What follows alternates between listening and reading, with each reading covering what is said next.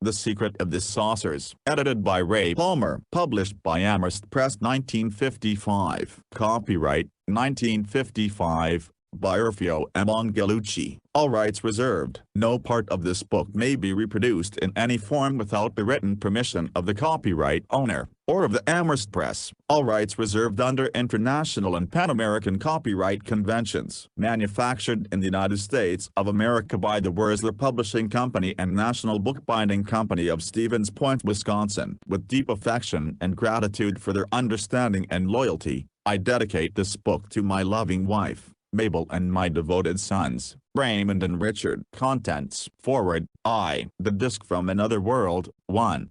Travel in a Flying Saucer. 16. My Meeting with Neptune. 37. We Can Appear and Function as Earthmen. Orfeo. 52. The Past is Never Dead. 58. Airplanes Do Disappear. 64. Flying Saucer Convention in Hollywood. 75. My Awakening on Another Planet. 84. The Trip East. 114. Neptune Again and Phenomena in New Jersey. 120. I Have a Vision. 133. How to Know a Flying Saucer. 145. Structure and Motive Forces of Flying Discs. 154. The True Nature of the Saucer Mystery. 160. The Secret of the Saucers. Forward. Many persons have asked me why the space visitors should have chosen me for contact rather than some other individual whom they considered eminently better qualified for such a contact than myself. Why, they infer, should the space visitors have picked so insignificant a non-entity as I for their revelations? In all humility, one tell you that I too have asked both the space visitors and myself that very question many times, and it is only within recent months that I have begun to understand fully just why one was chosen. But this is not the place in this book to disclose the reasons for their choice. After you have finished the book, however,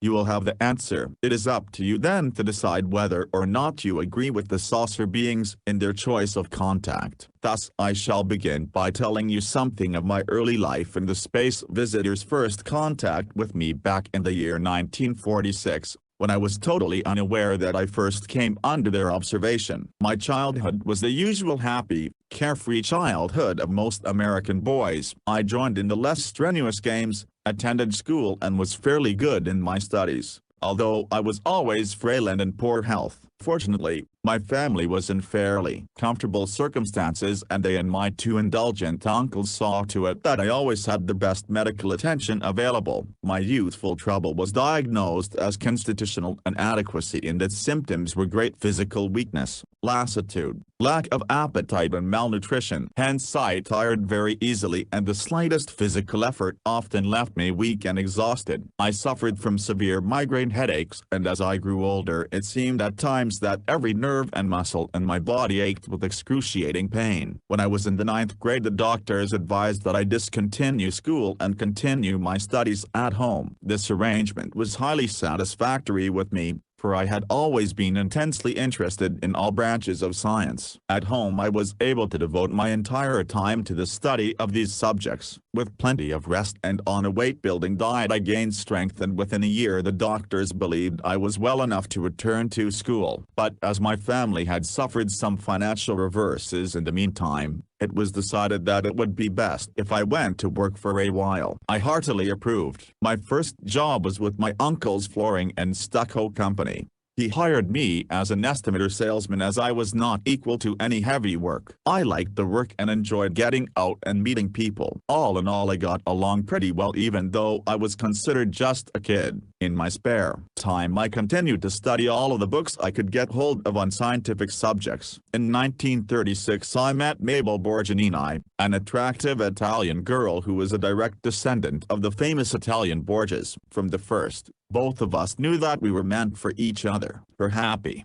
cheerful disposition helped me to keep from brooding over my health and physical inability to accomplish all of the things that I longed to do. It was the happiest day of my life when we were married. About a year later our first son, Raymond, was born and our cup of happiness was full. A little later I suffered a complete physical breakdown and was forced to give up my job. My weight fell alarmingly from 150 to 103 pounds and I was so weak that I could scarcely sit up. After a number of medical examinations and complicated tests, the doctors decided I was suffering from a neurovascular disturbance. They prescribed complete rest and continuous medical attention. Thus I entered a new world, a white world of doctors, nurses and hospital beds. For 18 long months I was confined to bed. My body was racked with excruciating pains and I was so utterly exhausted that I could not even read. Medical science was doing everything possible for me, but I knew that my doctors didn't believe that I would ever pull through. Frankly, I didn't much care whether I lived or died. Life was no longer desirable. To lie day after day on a white hospital cot with a body flayed with pain and too exhausted, even to think, is indeed a living hell. Death,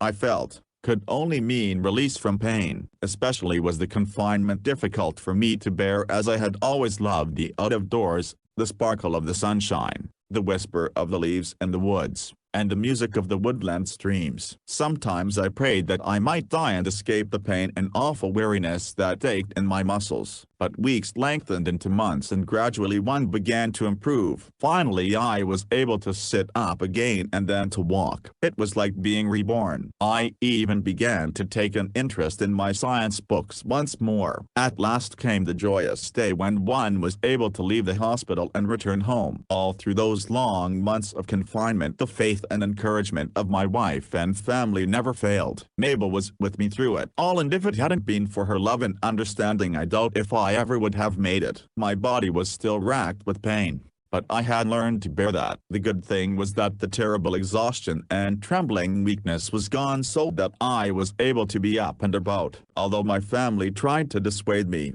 I insisted upon going back to work on my old job almost immediately. I had been inactive so long that I wanted more than anything just to be busy again. After I returned to work, I took up courses in night school. The old insatiable hunger for knowledge was gnawing at my very soul. I realized that science had discovered much, but there were still so many things to be learned. So many of nature's secrets yet to be revealed. I was obsessed with learning the true nature of the atom, discovering a cure for the virus diseases and especially for polio, that most ghastly of all crippling diseases. I felt that a satisfactory explanation for the creation and operation of the entire universe was yet to be worked out. What was the great mystery of the creation of matter, or the actual origin of the atom? These and other similar enigmas echoed in my brain night and day. The field of electricity and electromagnetic phenomena interested me in particular, probably because from earliest childhood I had an acute fear or phobia about lightning. During an electrical storm I suffered not only actual bodily pain, but mental perturbation and distress. Thus I became well versed in atmospheric static electricity. I conducted some simple experiments on my own. I noticed that all fowl and especially chickens are nervous and apprehensive during an impending thunderstorm. It was obvious from my own reactions that they too experience definite physical symptoms because of atmospheric conditions. Also, I discovered that chickens are subject to a range paralysis which in every respect parallels infantile paralysis in human beings. From my studies and experiments in this field I believed that I had discovered certain facts that might be highly significant in the treatment of polio. In my enthusiasm, I wrote a long, detailed letter on the subject to President Franklin Roosevelt, who was then in the White House. Through the efforts of President Roosevelt, my theories were heard by Dr. John L. Lavin, Jr., Director of Research, National Foundation for Infantile Paralysis. Dr. Lavin was interested and referred me to Dr. Joseph Stokes of the Children's Hospital in Philadelphia, who was working along the vitamin therapy line of treatment for polio. But I never called on Dr. Stokes. From what I learned of his work I knew that his ideas were directly opposed to my own theory that a certain vitamin of the B complex group was largely responsible for the nutrition of the polio virus. This view has since been substantiated by all research in virology. Returning to my studies and home experiments, I became interested in fungi and the atmospheric conditions affecting them. I studied the wild mushrooms and the particular atmospheric conditions which resulted in their sudden,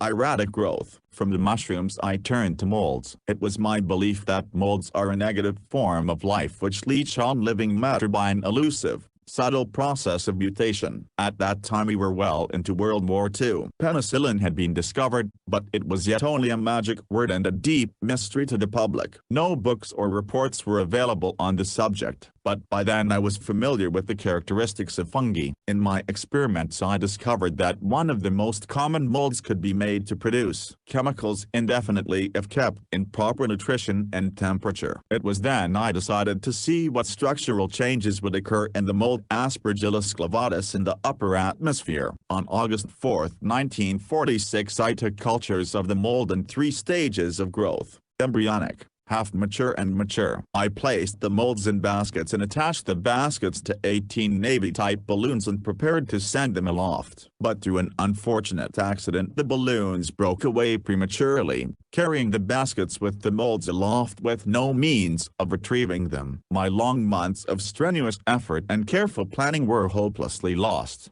Heartsick, I sighed heavily as I watched the balloons and my precious molds ascending higher and higher into the clear blue sky. It was a perfect day, just the kind of weather I had longed for to make my test, but now everything was irreparably lost. My family and a number of friends and neighbors were with me watching the experiment. Also on hand were a reporter and a photographer from the Trentonian, the Trenton daily newspaper. Everyone was silent, staring into the heavens, watching the balloons growing smaller and smaller as they gained altitude. Everyone there, and especially Mabel and my father-in-law, knew how keenly disappointed I was. Mabel put her arm comfortingly about my shoulders and murmured, "It's all right, Orfeo. You can try again." It was then that my father-in-law, Alfred Borgia, and I noticed a craft in the sky and called out, "Look, there's an airplane, Orfeo. Maybe it will follow your balloons."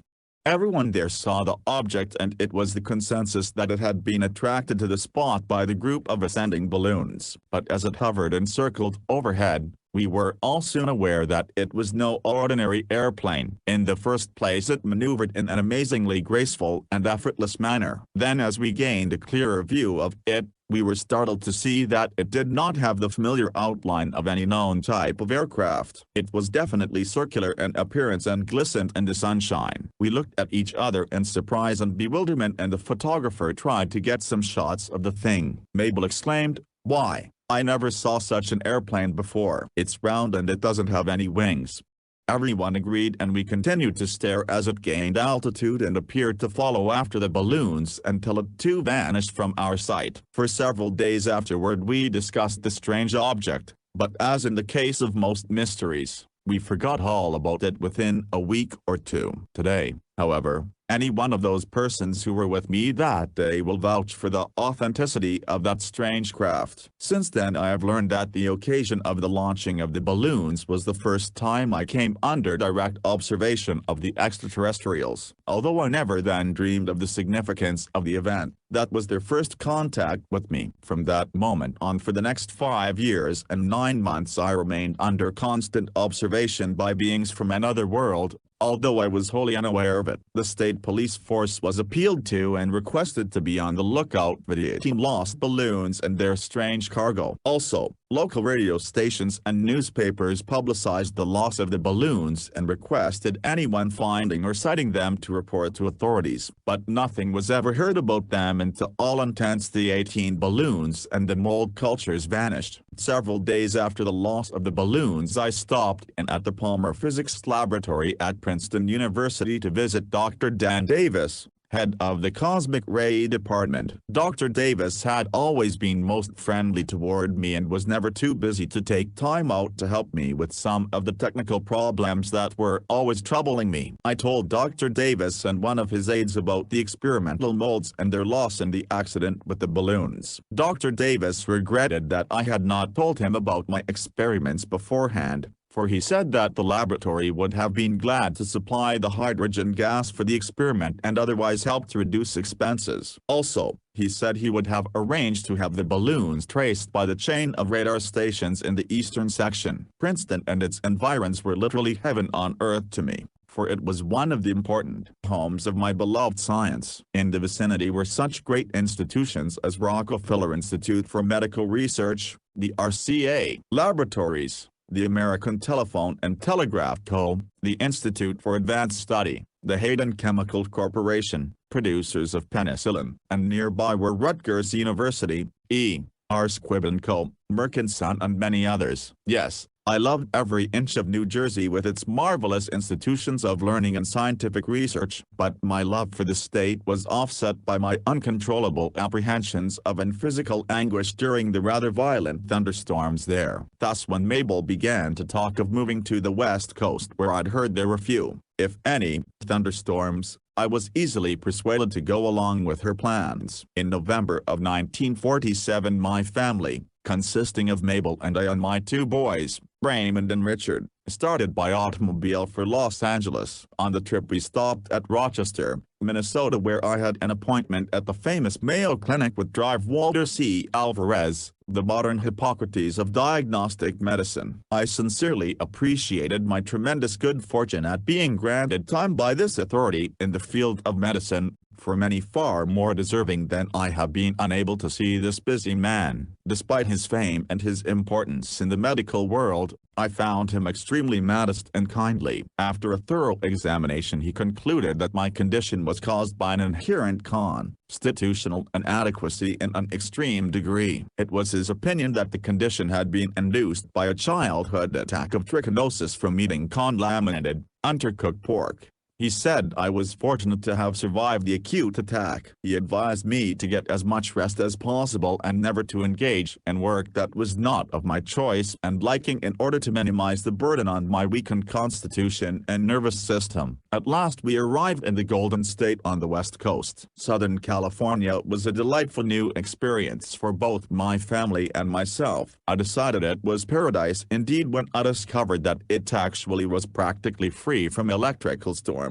And my boys and Mabel were thrilled with stretches of golden sand at the seashores, the mountains and the continuous semi-spring that prevails there at all seasons of the year. We spent 5 months in California sightseeing and enjoying the sunshine and the wonders of its scenery. At the end of that time we had to return to Trenton, as I had some unfinished business to attend to there. But I had purchased a lot in Los Angeles and we planned to return and make our permanent home there as soon as possible. For some years I had been working on a thesis titled, The Nature of Infinite Entities, which included chapters on such subjects as atomic evolution, suspension, and involution, origin of the cosmic rays, velocity of the universe, etc. While I was in Trenton I had the thesis published entirely at my own expense and mailed copies to various universities and individual scientists working on fundamental research. Of course I realized at the time it was presumptuous of me, but I was completely carried away with my tremendous enthusiasm for ideas which I believed I understood but could not properly formulate because of lack of technical training. It was my deep and abiding hope that some one of the scientists might understand what I was driving at and work out the technical and mathematical angles. Some of the men were interested,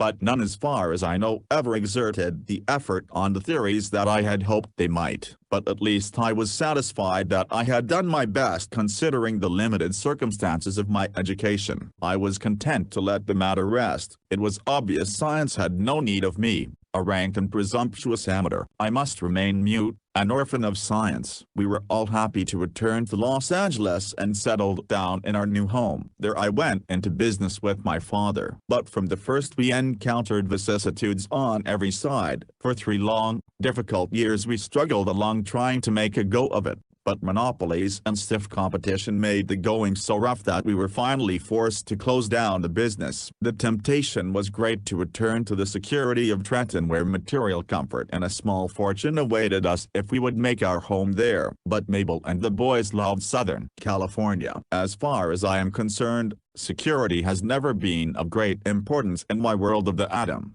the electron and the photon. Also, there were still those electric storms to reckon with. To an electrophobe like myself, this aspect is always of primary consideration. So we decided to forget security and gamble on keeping our home and making a go of it in Los Angeles, where we were all content. This was in the year 1948 and the flying saucers were then making headlines from time to time. But one was completely disinterested in the phenomenon. Like many other persons, I thought the saucers were some new type of aircraft being secretly developed here in the United States. I figured the information would come out in good time. For several months I worked as manager of the Los Feliz Clubhouse. In my spare time I endeavored to write a motion picture script. It was more of a hobby than anything else. I didn't really expect the script to be accepted as I'd had no writing experience. As the idea of space travel was quite popular in the films then, I concentrated on a story about an imaginary trip to the moon. Several studios were interested in the finished manuscript, but it was never made into a motion picture. When the clubhouse where I was employed was finally leased to a large organization, I made application for work at the Lockheed Aircraft Corporation plant at Burbank, California. The application was approved and I went to work for Lockheed on April 2, 1952. In the metal fabrication department. After about 6 weeks in metal fabrication I was transferred to the plastics unit at Lockheed. Since plastics had always interested me, I was pleased with the change. I was one of a 3-man crew working on rims, or plastic and glass housings for the radar units of the F-94C and F-94B Starfire jet aircraft. I liked my fellow workers, Dave Donegan and Richard Butterfield. Both were honest, sincere, hard-working typical young Americans. They had their feet firmly on the ground and although interested in new ideas and scientific developments, they were strictly on the material plane and not interested in abstractions. I was fortunate indeed to have two such men to cushion the shock of the fantastic chain of events in which I was so soon and unexpectedly to be involved. As I look back now it appears that an occult power of some sort had neatly arranged every smallest detail in advance, including the particular type of job I was in as well as the two men who were to be closest to me through all of my incredible experiences. Ours was the swing shift. The unusual hours appealed to me as well as the excitement of the new work and the motley assortment of people at the plant. But I did not know then what infinitely strange destiny fate held in store for me. Chapter The Disc from Another World. Friday, May 23, 1952, was an ordinary day in Burbank, California insofar as I was concerned. I got up at my usual time, worked around the yard for a few hours and later stopped in at the drive-in snack bar. After several cups of coffee and an exchange of good-natured banter with some of the customers, I left and went to my job at the Lockheed Aircraft Corporation plant. Things went along well enough during the earlier part of the evening, but about 2 o'clock I began to feel ill. An odd prickling sensation was running through my hands and arms and up into the back of my neck. I had a slight heart palpitation and my nerves were on edge. I felt just as I always do before a bad electrical storm. As the familiar symptoms increased I went outside expecting to find heavy threatening clouds,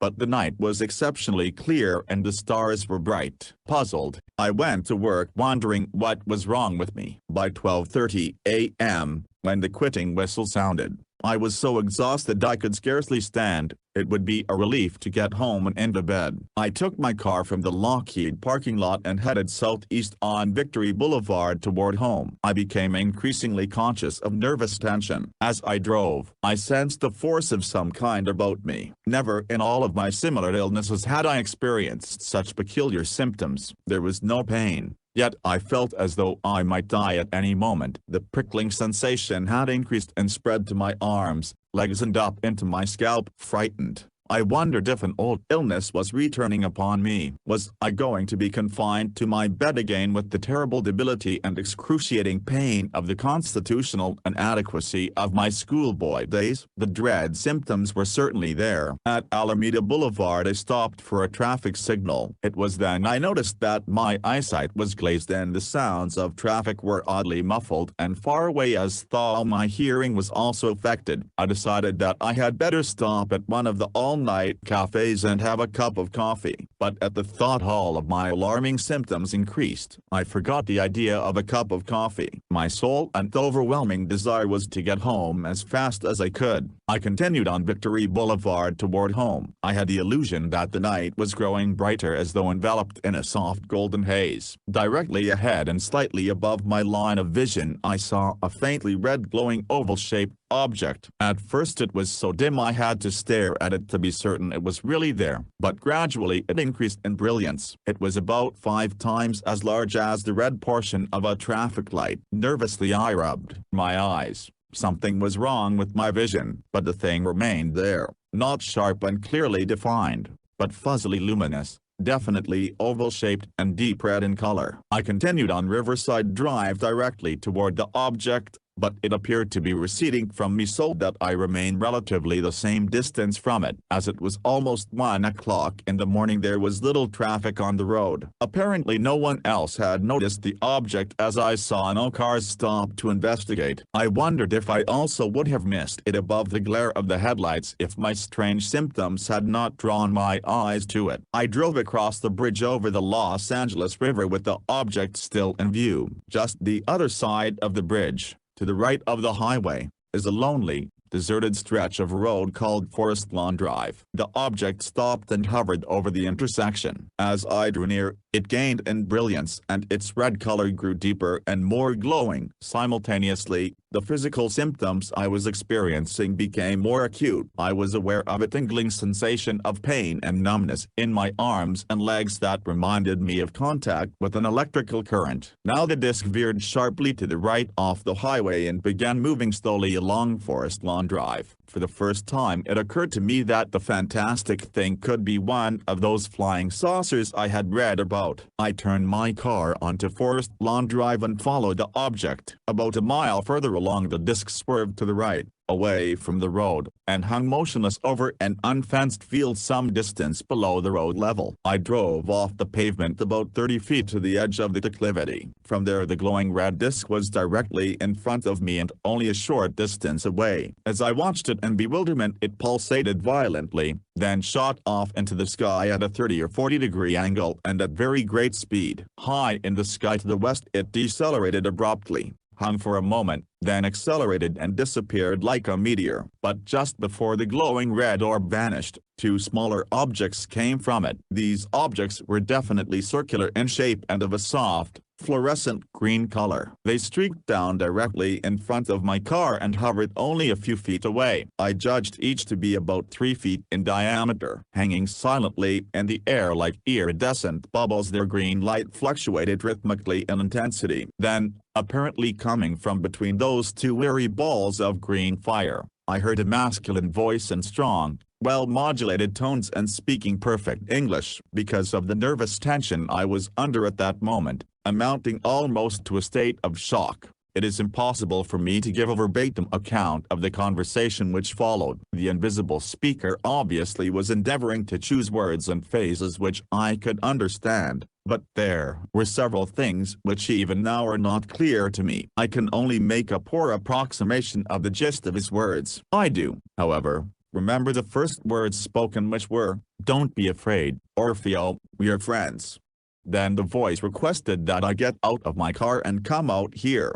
Mechanically, I pushed open the car door and got out. I didn't feel fear, but I was so weak and shaky that I could scarcely stand. I leaned against the front fender of my car and looked at the twin pulsating circular objects hovering a short distance in front of me. The glowing discs created a soft illumination, but I could see no person anywhere. I remember vaguely that the voice spoke again, calling me by my full name and words of greeting. It further stated that the small green discs were instruments of transmission and reception comparable to nothing developed on Earth. Then the voice added that through the discs I was in direct communication with friends from another world. There was a pause and I dimly remember thinking that I should say something, but I was stunned into utter silence. I could only stare in fascination at those fantastic balls of green fire and wonder if I had lost my mind. When the voice spoke again I heard these startling words, "Do you remember your 18 balloons and the mold cultures that you lost in the skies back in New Jersey,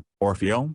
I was astounded to hear the strange voice recalling an incident out of the past which had happened so long ago that I had almost forgotten it. Yes, sir, I do. Do you also remember the strange, wingless craft that appeared to be observing your activities.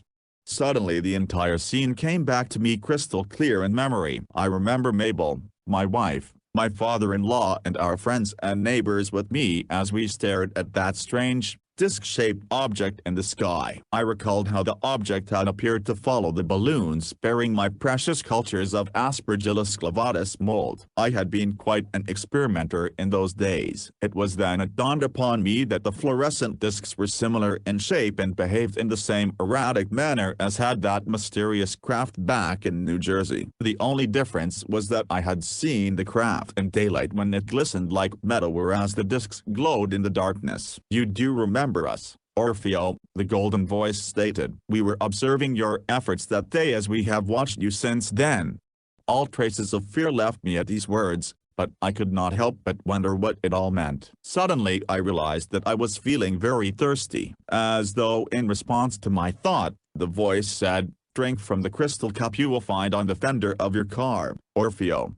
Astonished at his words, I glanced down and saw a kind of goblet on the car fender. It glistened in the soft light. Hesitantly I lifted it to my lips and tasted the drink. It was the most delicious beverage I had ever tasted. I drained the cup. Even as I was drinking, a feeling of strength and well-being swept over me and all of my unpleasant symptoms vanished. "Oh, thank you, sir," I said as I placed the empty cup back on the fender of my car only to see it disappear. At that moment another incredible phenomenon began to occur. The twin discs were spaced about 3 feet apart. Now the area between them began to glow with a soft green light which gradually formed into a luminous three-dimensional screen as the discs themselves faded perceptibly. Within the luminous screen there appeared images of the heads and shoulders of 2 persons, as though in a cinema close-up. One was the image of a man and the other of a woman. I say man and woman only because their outlines and features were generally similar to men and women. But those 2 figures struck me as being the ultimate of perfection. There was an impressive nobility about them.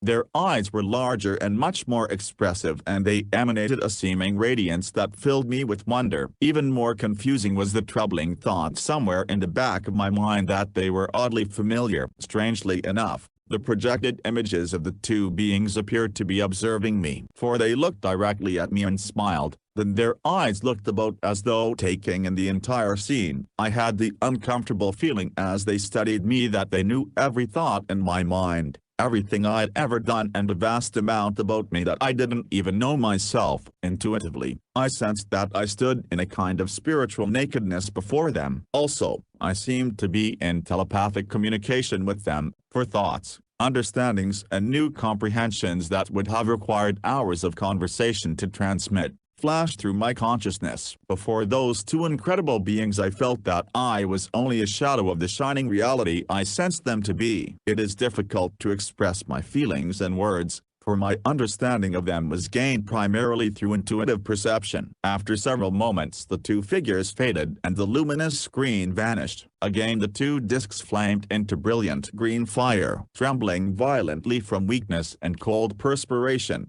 I was on the point of blacking out when I heard the voice again. It was more kindly than ever as it said something about my being understandably confused, but it assured me I would understand everything that had happened later on. Also, I remember these words, "The road will open, Orfeo." I didn't understand. Instead the thought flashed through my mind, why have they contacted me, a humble aircraft worker, a nobody?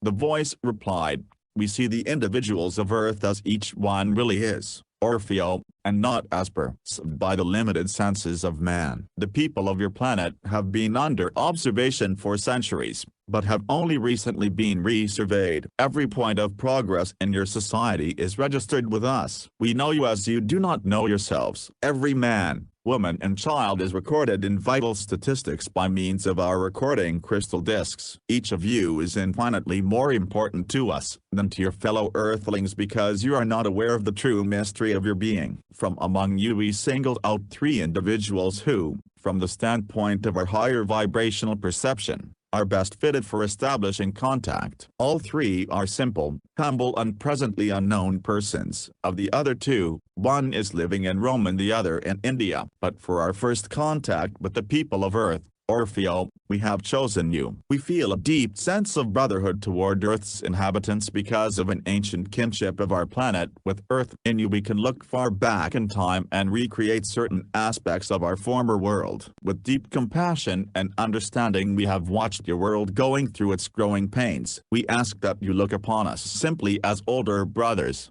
The voice continued, speaking rather rapidly. It stated that they were well aware that the flying saucers had been treated humorously by most people, as it was meant they should be. In this way they wanted the people of Earth to become only gradually aware of them and grow accustomed to the idea of space visitors. It was best that we receive them lightly at first for the sake of our own stability. The voice stated that the discs were powered and controlled by tapping into universal magnetic forces. Thus their activated molecules received and converted energy inherent in all the universe. It further explained that the complexities of the apparently simple structure of their disks were so great that to an Earthling a saucer would be considered as having synthetic brains, although each one is to a degree under the remote control of a mothership. Also, most of the saucers, as well as the spacecraft of other planetary evolutions, are of a circular shape and vary in size from a few inches to hundreds of feet in diameter. A disk,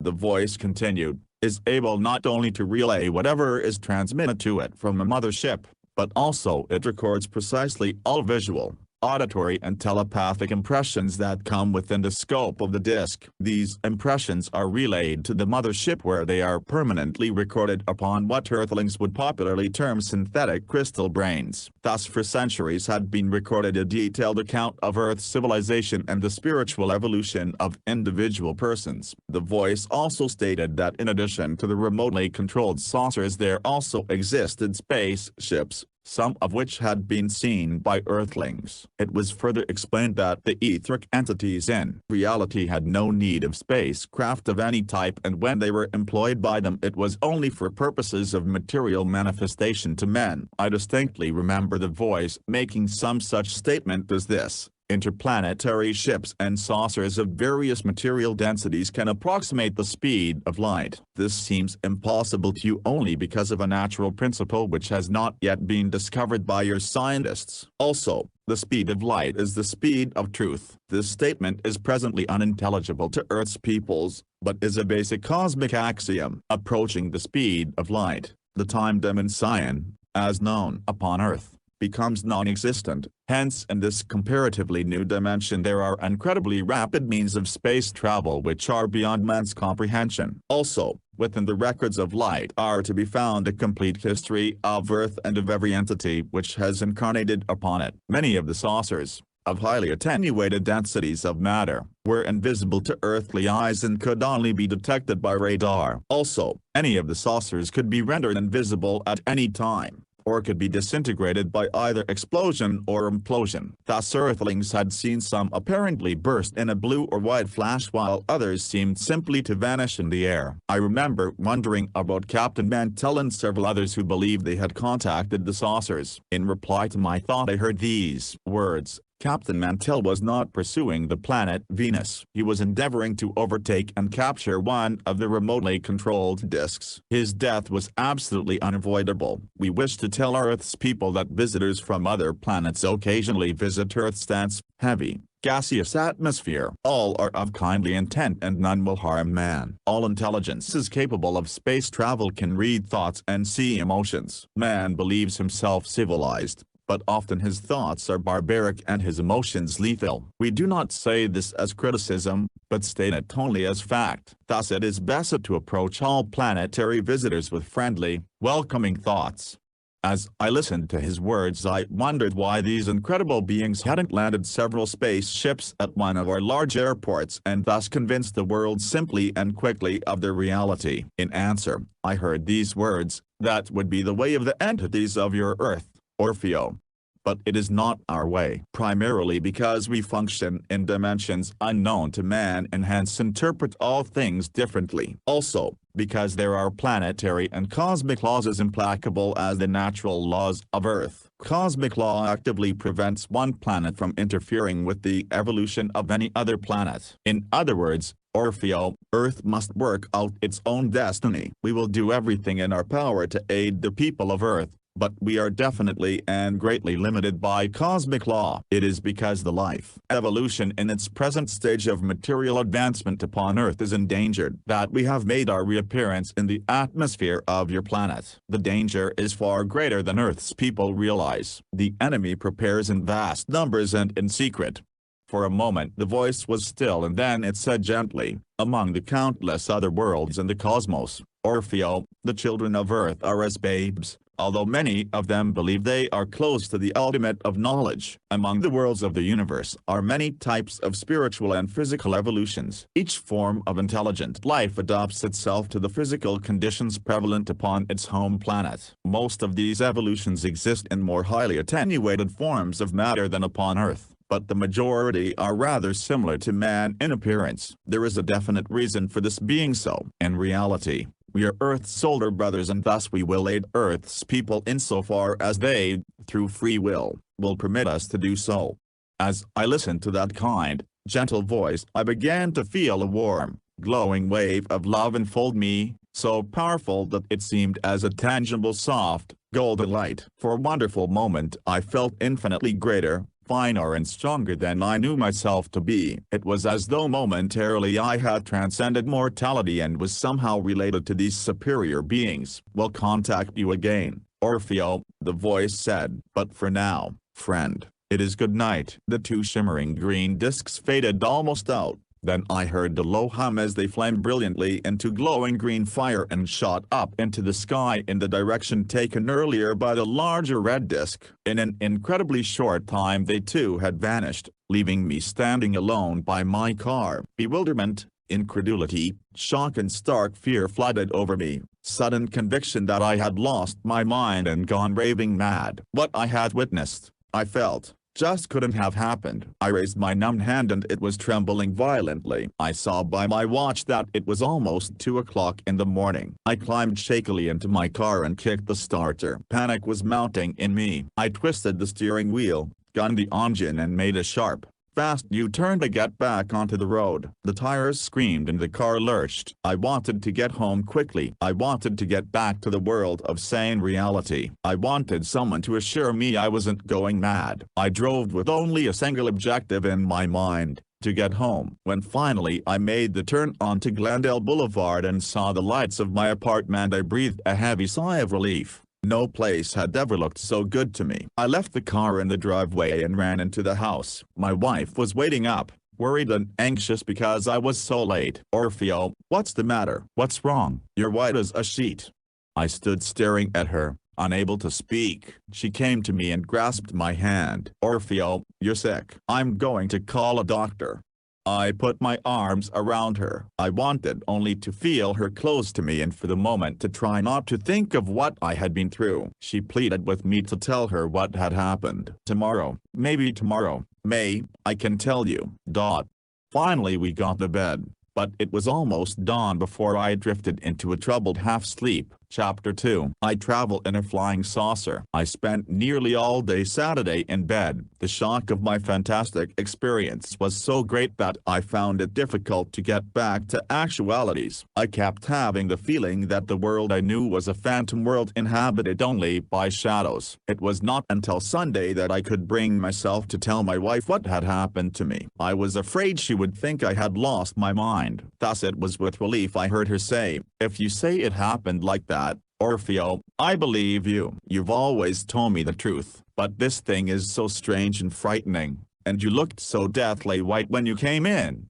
I could only put my arms around her as I replied, "It scares me too, Mabel. I don't know what to think." Sunday afternoon I took my 12-year-old son Richard and drove back to the spot on Forest Lawn Drive where I had seen the discs. There in the loose dirt I found the deep skid marks the tires of my car had made Friday night. Richard looked at me curiously and asked what I was looking for. I pointed to the skid marks and told him that was the spot where I had seen what could only have been a flying saucer. Richard stared incredulously. "But Dad, I thought you always laughed at people who believed in those things." "You're right, son," I replied, "but that was only because I didn't know any better." Friday night I saw 3 of the saucers from this very spot. Richard's eyes widened with interest. Then he began shooting questions at me so fast that I had to ask him to slow down. But I was glad he did not doubt my word. Seeing those skid marks where I had gunned my car in panic to get away from the eerie spot assured me of the reality of my experience. I was convinced that I had been in contact with beings from another world. Monday night I went back to my swing shift job at Lockheed. It felt good to be back at work again. The friendly banter, laughter and jokes of my coworkers were just what I needed. Beyond my family, I told no one of that first experience, as I knew I would be ridiculed. In fact, even at home very little was said about the saucers or my experience, for the subject invariably upset my wife and filled her with such apprehension that even the boys refrained from talking much about it. But when I was alone I thought long and often about those incredible beings from that other world. The voice had promised, "We'll contact you again, Orfeo." I wondered when they would get in touch with me again and how. Had they meant soon? Or would it be months or even years? These and hundreds of similar questions clamored in my mind. I wondered if I was under constant observation by them. If so, I thought that through telepathy I could signal them to return. One night I went back to that lonely spot on Forest Lawn Drive and tried to establish telepathic communication, but it was useless. No glowing red disc appeared. Only the night and the empty skies that gave back no answer. Weeks passed and still no further sign from them. Doubts began to trouble me. Time dulled the memory of that night and I began to wonder if my experience had actually been real after all. Then early in July there began a fresh flood of well-authenticated sightings of saucers in the skies over Southern California. Local newspapers carried banner headlines announcing flying saucers over Los Angeles. Some people were convinced we had interplanetary visitors and looked for mass landings at any moment. Later in the month additional sensational sightings were reported from many other states. It seemed the skies were filled with the baffling mystery objects that defied all natural laws and behaved more like phantoms than material realities. As I avidly read each new account I became convinced anew that I knew the secret of the flying saucers. But I longed for more knowledge. I hoped and prayed for another contact with those incredible beings I had seen so briefly that Friday night. July 23, 1952 I didn't go to work. I wasn't feeling well and believed I was coming down with the flu. I was in bed all day.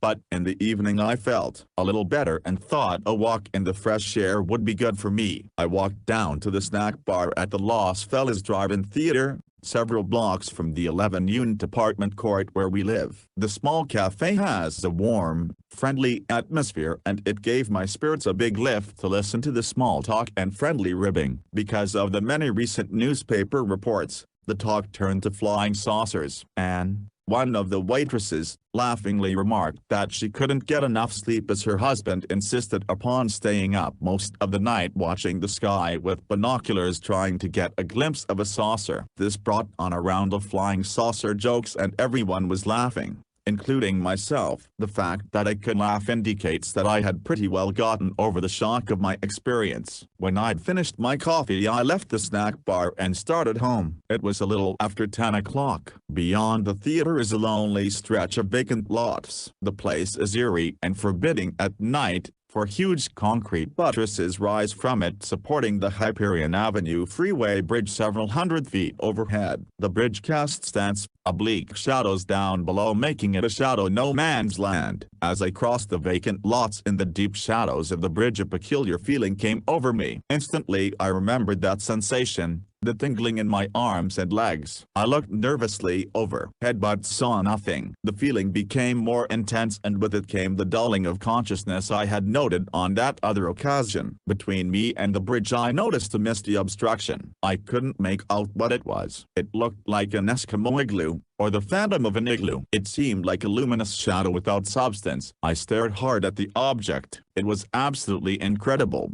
like a huge, misty soap bubble squatting on the ground emitting a fuzzy, pale glow. The object appeared to be about 30 feet high and about equally wide at the base, so it wasn't a sphere. As I watched, it seemed to gain substance and to darken perceptibly on the outside. Then I noticed it had an aperture, or entrance like the door to an igloo, and the inside was brilliantly lighted. I walked toward the thing. I had absolutely no sense of fear. rather a pleasant feeling of well-being. At the entrance I could see a large circular room inside. Hesitating only an instant I stepped into the object. I found myself in a circular, domed room about 18 feet in diameter. The interior was made of an ethereal mother-of-pearl stuff, iridescent with exquisite colors that gave off light. There was no sign of life, no sound. There was a reclining chair directly across from the entrance. It was made of that same translucent, shimmering substance, a stuff so evanescent that it didn't appear to be material reality as we know it. No voice spoke, but I received the strong impression that I was to sit in the chair. In fact, a force seemed to be impelling me directly toward it. As I sat down I marveled at the texture of the material. Seated therein, I felt suspended in air,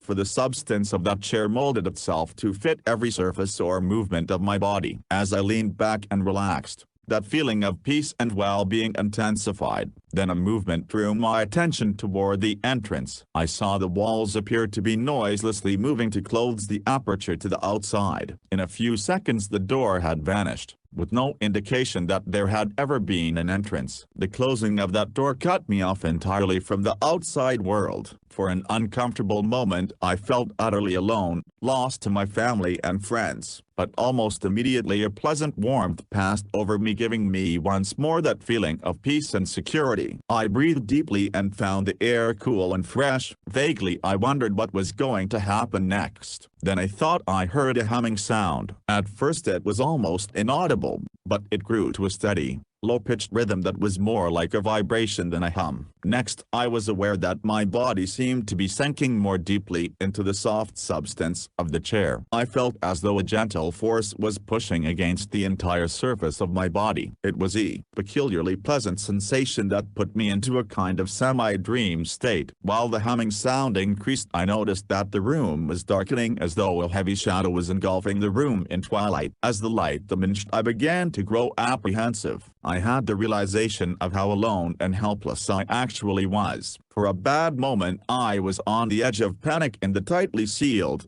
darkening room. Then, I heard music. It seemed to be coming from the walls. I couldn't believe my ears when I recognized the melody as my favorite song, "Fools Rush In." The panic within me subsided, for I realized how safe I was with them, they who knew my every thought, dream and cherished hope. Reassured, I settled back to enjoy the music. In a few seconds the interior of the room began to grow light again. Soon it was more brilliantly lighted than ever. It was at that moment that I noticed a glittering piece of metal on the floor of the craft. It was the shape and about the size of a quarter. I reached down and picked it up. It was different from any kind of metal I had ever seen, for it seemed almost to be alive in my hand. It quivered and began to glow almost like a live coal, yet it remained at the same temperature as my body. Now I noticed that the piece of metal was diminishing in size. It was as though some mysterious kind of sublimation or degeneration was taking place before my eyes. Could it be that contact with my hand was causing the substance to dissipate into the air? I placed it back upon the floor of the craft. There it ceased to quiver and the odd glow was no longer apparent. I leaned back in the chair and noticed my soiled,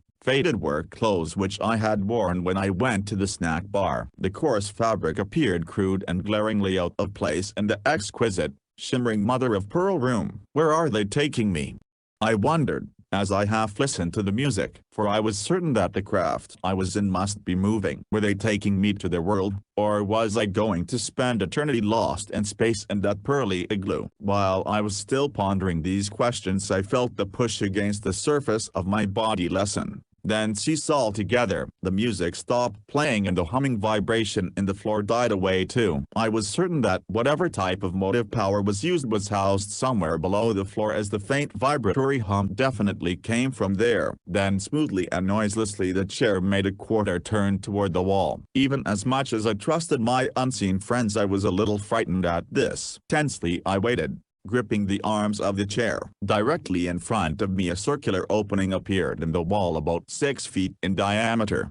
but everything appeared hazy through it. As I stared, the lights inside darkened. Then neither the entire craft or the sea turned slightly more to the left and the strange window widened about 3 more feet. I saw a huge globe surrounded with the shimmering rainbow. I trembled as I realized I was actually looking upon a planet from somewhere out in space. The planet itself was of a deep, twilight blue intensity, and the iridescent rainbow surrounding it made it appear like a dream vision. I couldn't see it all, for a portion at the bottom of the sphere was cut off by the floor line. Now I heard that voice I remembered so well. "Orfeo, you are looking upon Earth, your home. From here, over 1,000 miles away in space, it appears as the most beautiful planet in the heavens and a haven of peace and tranquility. But you and your earthly brothers know the true conditions there." As I listened to the tender, gentle intonations of that wonderful voice, an overwhelming sense of sadness came over me. I felt tears in my eyes. I who had not known the relief of tears since I was a small boy. My heart was so full of emotion that tears were the only possible expression. They flowed unheeded down my cheeks. I was not ashamed, for the tears seemed somehow to cleanse and purify me and to break down the hard, unfeeling, crystallized shell of the reasoner that I had come to pride myself upon being. The voice said softly, "Weep, Orfeo. Let tears unblind your eyes, for at this moment we weep with you for Earth and her children. For all of its apparent beauty, Earth is a purgatorial world among the planets evolving intelligent life. Hate, selfishness and cruelty rise from many parts of it like a dark mist." The words brought fresh tears to my eyes, as I thought of conditions on Earth and how they must appear to these perfected, compassionate beings who had extra-dimensional sight. There was silence for a moment. Then I noticed that the room was apparently revolving away from Earth.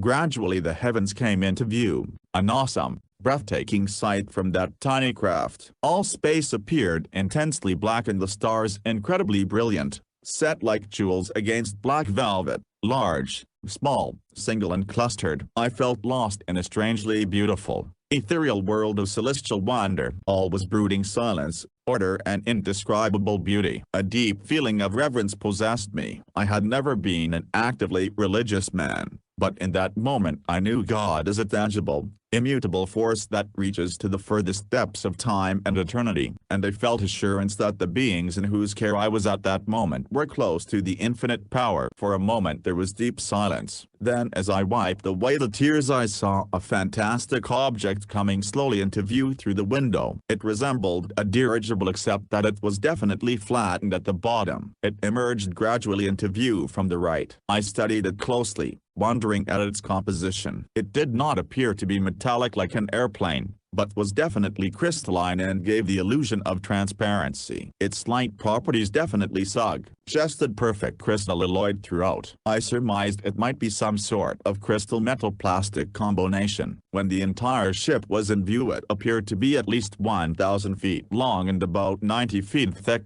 but it could have been a great deal larger, for there was no way to judge how close I was to it. I stared fascinated at the half-ethereal ship, scarcely conscious that I was again hearing music, but as my ears caught a startling, unfamiliar, strain, I listened intently to music such as I had never heard or could imagine. It is beyond description, for it was not music as we know it, nor was it played to our musical scale. It was strange, haunting drifts of melody that brought visions of star galaxies and planets spinning in notes of perfect harmony. The voice spoke again, "Brother of Earth, each entity of your planet is divinely created and immortal. Upon your world the mortal shadows of those entities are working out their salvation from the plane of darkness. Every person upon Earth and its adjoining planes of manifestation are definitely upon either the positive side of progression toward good, or on the negative side of regression toward greater evil. We know where you stand, Orfeo, but are you going to be content to drift as you have been?"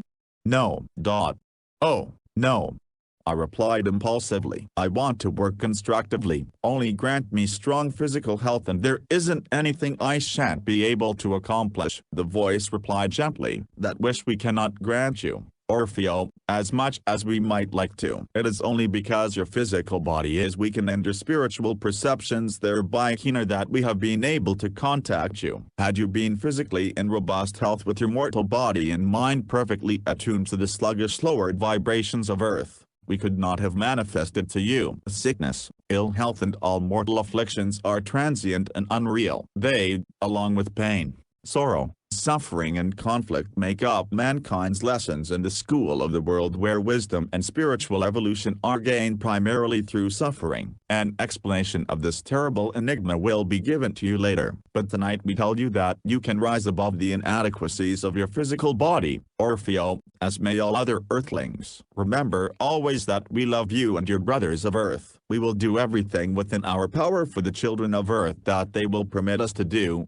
through free will. With these words, the huge ship I was observing began moving upward and toward the left. One large porthole after another opened in rapid succession as the ship ascended until what appeared to be 3 decks were visible and I could catch fleeting glimpses of the interior of the gigantic sky ship. The inside appeared to be of the same luminous mother-of-pearl substance as the interior of the craft I was in, but I saw nothing more, no sign of life. No furnishings or equipment such as we on Earth know. As I watched the ship I realized that the voice as well as the ethereal music had actually originated in the great sky ship. It came to me then that this must be a mothership and that beings in it had remote control over the movements of the saucers that skimmed and skipped through our atmosphere. It awed me to realize what a high degree of intelligence and what expert hands were behind the saucer phenomena. I felt ashamed of having pleaded for a healthy body, who had already been granted so much. As the craft moved further out into space I noticed what appeared to be a rotor at each end of the ship. I say rotor,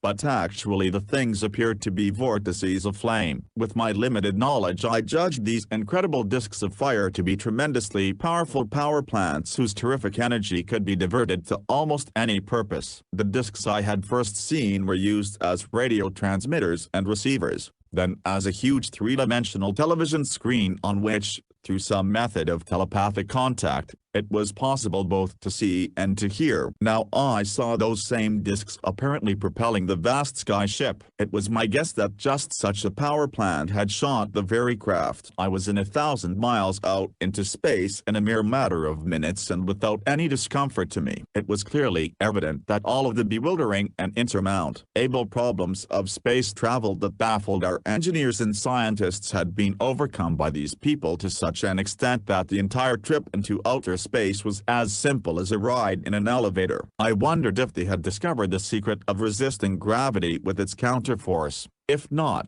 then by what other means had they conquered or neutralized gravity? I remembered that Earth scientists believed that a man in a spaceship would be absolutely weightless and apt to float about. I lifted my hand and let it drop to the arm of the chair. It behaved precisely as it would have on Earth. There must be an artificial gravity induced in the floor of the craft. I wondered too how they had overcome the menace of lethal cosmic rays, meteors, sky debris, etc. Surely my ship carried no tons of lead shielding scientists declared necessary for adequate protection from cosmic rays. Also, I wondered in what way they had mastered the terrific pressure and temperature changes so that I was never conscious at any time of variations in either. In their motive power, what was the fantastic secret of those green fireballs? Possibly they were vortices of magnetic power which operated almost silently and with astounding efficiency. What a wonder world their planet must be, I thought, as I gazed in awe at the crystalline dream ship passing from my line of vision. Slowly then the room turned back toward the left and the earth appeared once more with its shimmering rainbow halo. Dimly I could make out the faint outlines of the western hemisphere in varying shades of misty blue. Also I could see faint puffs of light scattered here and there which I judged to be the larger cities of the North American continent. 2 flying saucers darted into view and sped downward toward Earth.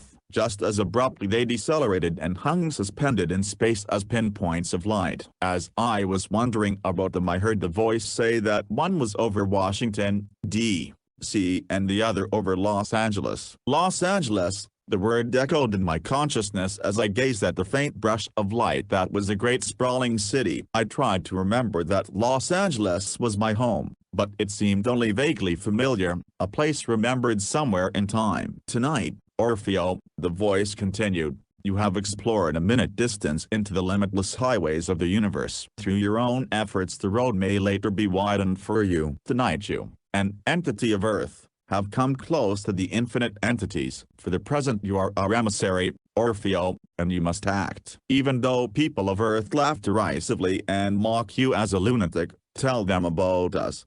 I will. I whispered haltingly, knowing that everything I said was heard by them even as all my thoughts were known to them. We know you will, Orfeo, the voice replied. Thus tonight a special privilege has been yours. We love the children of Earth and it is our desire to help them as the hour of crisis approaches. But only through such harmless ones as you can we work. The aggressive men of Earth want our scientific advancements. For these they would shoot our crafts from the skies, if they could. But additional scientific knowledge we cannot give to Earth except as we are now doing in a manner perfectly in accord and harmony with cosmic law. Already man's material knowledge has far outstripped the growth of brotherly love and spiritual understanding in his heart. Therein lies the present danger. To add to the destructive phase of man's scientific knowledge is not permitted. We are working now to turn that knowledge to constructive purposes upon Earth. Also we hope to give men a deeper knowledge and understanding of their own true nature and a greater awareness of the evolutionary crisis facing them. At present we are working along all constructive lines of human endeavor and especially in the fields of medicine and healing. Surely you cannot fail to see the tremendous advances which have been made in this direction within the last few years. Even greater discoveries are at hand, including success in the fight against cancer. Thus shall we continue to work with and through men. I listened to the compassionate voice, trying to imprint every word on my consciousness, but I have forgotten much and these words are only a poor attempt to recall all that I heard. The voice continued speaking, we know your mind is filled with questions. One question in particular troubles you and it concerns the entity the world knows as Jesus Christ. May we set your mind at rest. In allegorical language, Christ is indeed the Son of God. The star that burned over Bethlehem is a cosmic fact. It announced the birth on your planet of an entity not of Earth's evolution. He is Lord of the Flame, an infinite entity of the Sun. Out of compassion for mankind's suffering he became flesh and blood and entered the hell of ignorance, woe and evil. As the Sun Spirit who sacrificed himself for the children of woe, he has become a part of the oversoul of mankind and the world spirit. In this he differs from all other world teachers. Each person upon Earth has a spiritual, or unknown, self which transcends the material world and consciousness and dwells eternally out of the time dimension in spiritual perfection within the unity of the oversoul. And the illusion of time is written man's choice through free will, whereby he set in motion the cause of error which inevitably resulted in effect, in which mankind entered mortal consciousness or the living death of his present existence. Thus was he separated from his eternal and perfect self. His one purpose upon earth now is to attain reunion with his immortal consciousness. When this is accomplished he is resurrected from the kingdom of death and becomes his real immortal self, made in the image and likeness of God. Your teacher has told you, God is love. And in these simple words may be found the secrets of all the mysteries of earth and the worlds beyond.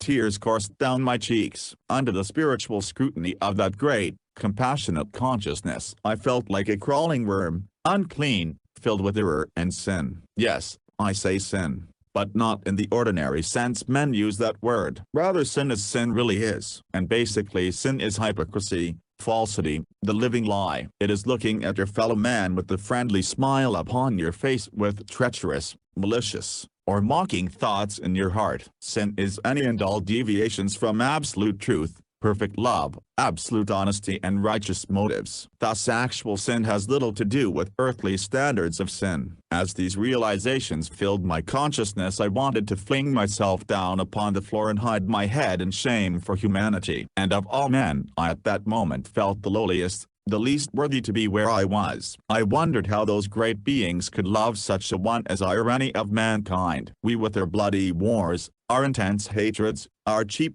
shoddy intolerances, our greed and avarice and our cruel inhumanity to our fellow men. I hid my head in my hands and wept bitter tears for a creature so full of error and hypocrisy and yet so puffed up with egotistical pride over our little material knowledge. At that moment, as in a dream, I heard the strains of the Lord's Prayer, played as though by thousands of the violins. As I crouched in the chair, fresh tears poured from my eyes. My heart was filled with humility, contrition and with gratitude. Gratitude that these great ones had even considered our miserable selfish existence. Above the exquisite strains of melody, the voice said, "Beloved friend of earth, we baptize you now in the true light of the world's eternal."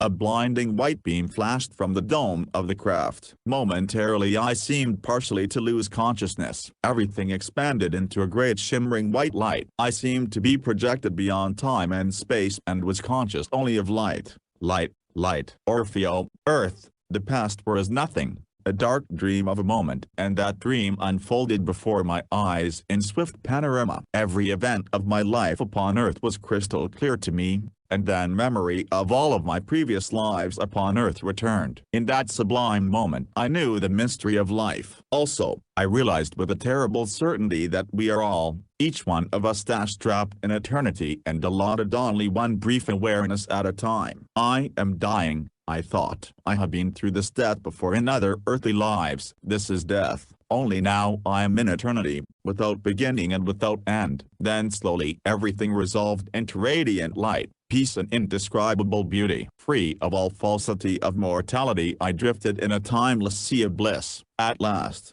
as from a vivid dream, I regained consciousness. Dazedly, I looked about the interior of the craft. Everything was the same, but it seemed 10,000 years had passed in what must have been only a few moments. I was half conscious of a burning sensation on my left side just below the heart, but I thought nothing of it then. Ethereal drifts of music were in the air. Far away, I could feel, more than hear, a pulsing vibration beneath the floor of the craft. Also, I was again aware of the gentle push of my body against the cushioned chair. I realized I was being taken back to earth. In an incredibly short time the wall opened and I saw the familiar surroundings. Yes, I knew I was home again. But I also realized a little sadly that Earth could never again really be my home. In the spiritual evolution of mankind, I had been expendable in this life. Thus had I passed through death and attained infinite life. As I got up from the comfortable chair, I reached down and picked up the strange,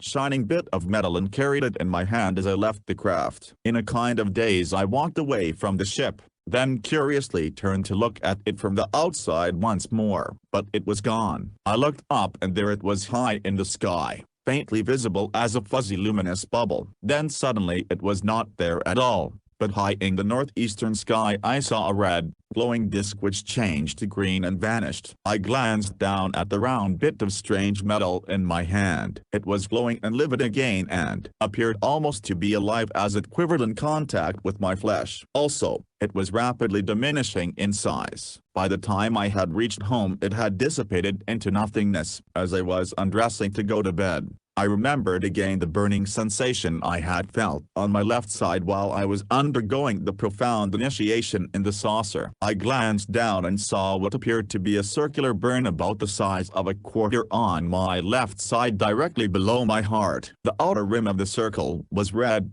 inflamed and slightly raised, as also was a small dot in the center of the circle, the symbol of the hydrogen atom. I realized they had impressed that mark upon my body to convince me beyond all doubt of the reality of my experiences in the cold light of the coming days. Chapter 3. My meeting with Neptune. Following the emotional shock of that profound and bewildering trip in the saucer, I went about in a veritable daze for weeks. I continued on the job at Lockheed and resumed the routine of my daily affairs. But I was like an automaton, a dweller in two worlds and at home in neither. It is almost impossible to explain my state of mind. But the great spiritual illumination I had received in the saucer left me something of a stranger to my own planet, Earth. I longed to tell the world, to blazon out the truths of my discoveries, Yet I knew that for the greater part I must forever remain silent. Among other glimpses of reality, I attained the realization that time is non-existent. What we call time exists only in the physical worlds and is an illusion of the senses. Also, I know now that our concept of space is entirely erroneous. But who could I convince of these and other truths? Who would believe me? But because they had requested that I tell our earthlings of my experiences, I told many persons about my trip in the flying saucer. Nearly everyone laughed and ridiculed me. I was the butt of numerous jokes. Someone was always wisecracking, "Are your saucer pals going to show up tonight,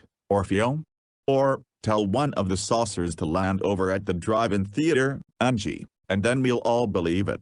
Such remarks invariably brought forth gales of laughter at my expense. But I no longer cared. I knew, and that was enough. As my story got around, several newspapers printed derisive accounts of the saucer man. It cut deeply to see the embarrassment and humiliation it all caused my two sons. They knew people were saying their father was a screwball. They didn't want to go to school because their companions laughed at them. I knew it all hurt Mabel too. Mabel pleaded with me to forget my experiences. I tried to explain to her why I had to tell about them, and we had some bitter misunderstandings on the subject. I wanted so much to do something constructive, but I didn't know how to go about it. I began calling various military and defense offices. The personnel of several of the smaller ones laughed openly and passed me off, I know, as a crackpot. But it was with tremendous relief I found the really important offices referred me to men who were genuinely interested. They questioned and cross-questioned me concerning the information I gave them. A little later I began giving weekly talks to small groups of interested people about space visitors. At first these meetings were held in private homes, and then as the attendance increased we met in the Los Feliz clubhouse. In what little spare time I had I began writing down my experiences and planned to publish them in a small news sheet, for I believed I could reach more people that way. But as the days and weeks passed following my fantastic trip in the saucer and nothing more happened,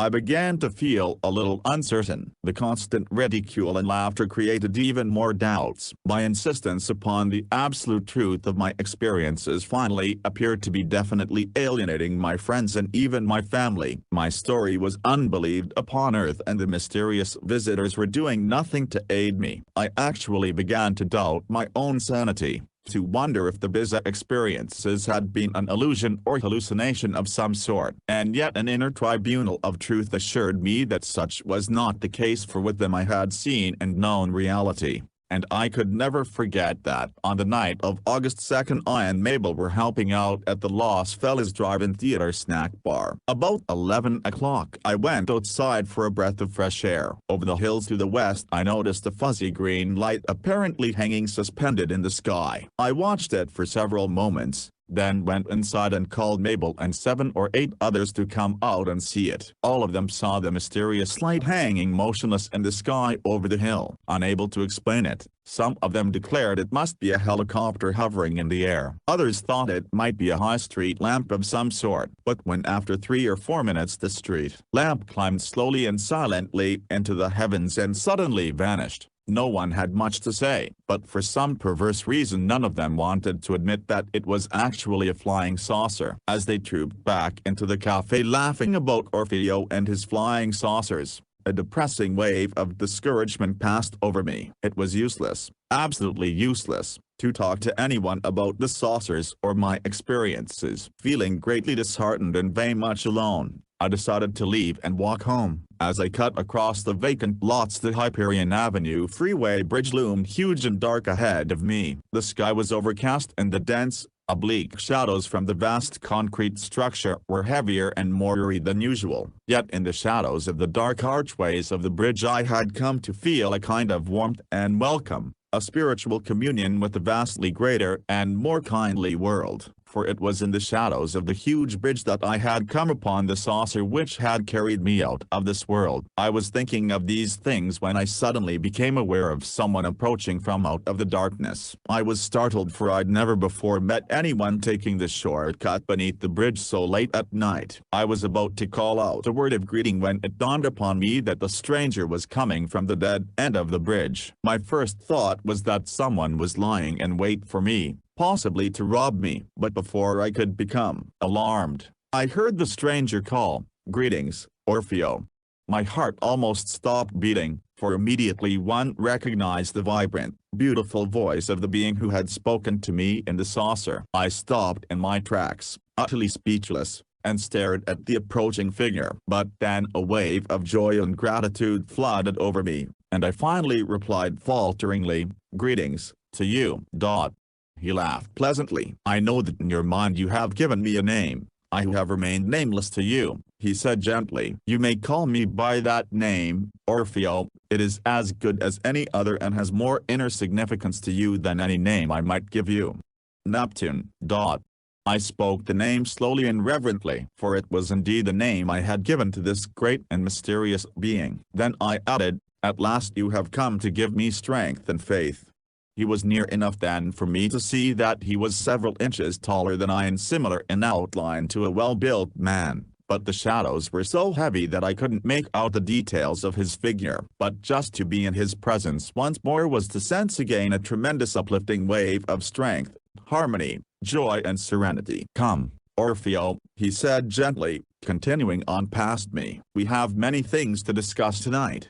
I followed him as he strode ahead of me through the dense shadows. I could hear his solid footsteps upon the graveled path, which convinced me beyond the shadow of a doubt that he was no phantom or illusion. He led me to a better lighted area near the bend of Glendale Boulevard where it goes up and over the bridge. I was actually trembling in anticipation of my first actual look at the mysterious visitor from another world. When he turned I saw his face, the same wonderful, expressive countenance I had seen on the luminous screen. I again noticed especially his extremely large, dark and expressive eyes and nobility and beauty of his features, which actually seemed to radiate warmth and kindliness. Then I noticed that he was wearing a kind of uniform, bluish in color, perfectly tailored and tightly fitted to the outlines of his body, but it was apparently without seams, buttons, pockets, trimmings or design of any sort. In fact, it fitted so perfectly that it was almost like a part of his body. But as I studied him I became aware of an astonishing phenomenon.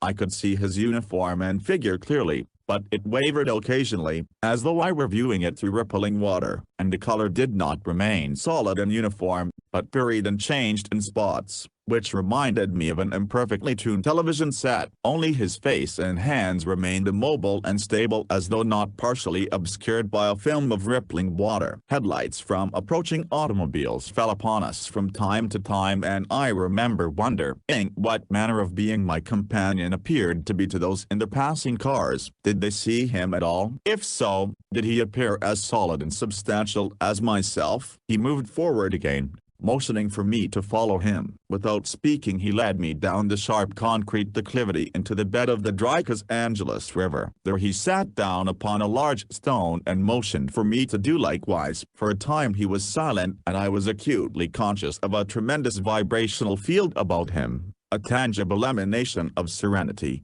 brotherly love, and ineffable joy. At last, he said, "You sense and understand intuitively many things I cannot say directly to you, Orfeo. You have just fully realized that we are not like Earthmen and that we function in dimensions unknown to your world. Earth is a three-dimensional world, and because of this it is preponderantly false. I may tell you that to the entities of certain other worlds Earth is regarded as the accursed planet, the home of the reprobate, fallen ones. Others call your Earth the home of sorrows, for Earth's evolution is evolution through pain, sorrow, sin, suffering and the illusion of physical death. Believe me, all evolutions are not similar to Earth's, despite the present beliefs of your scientists."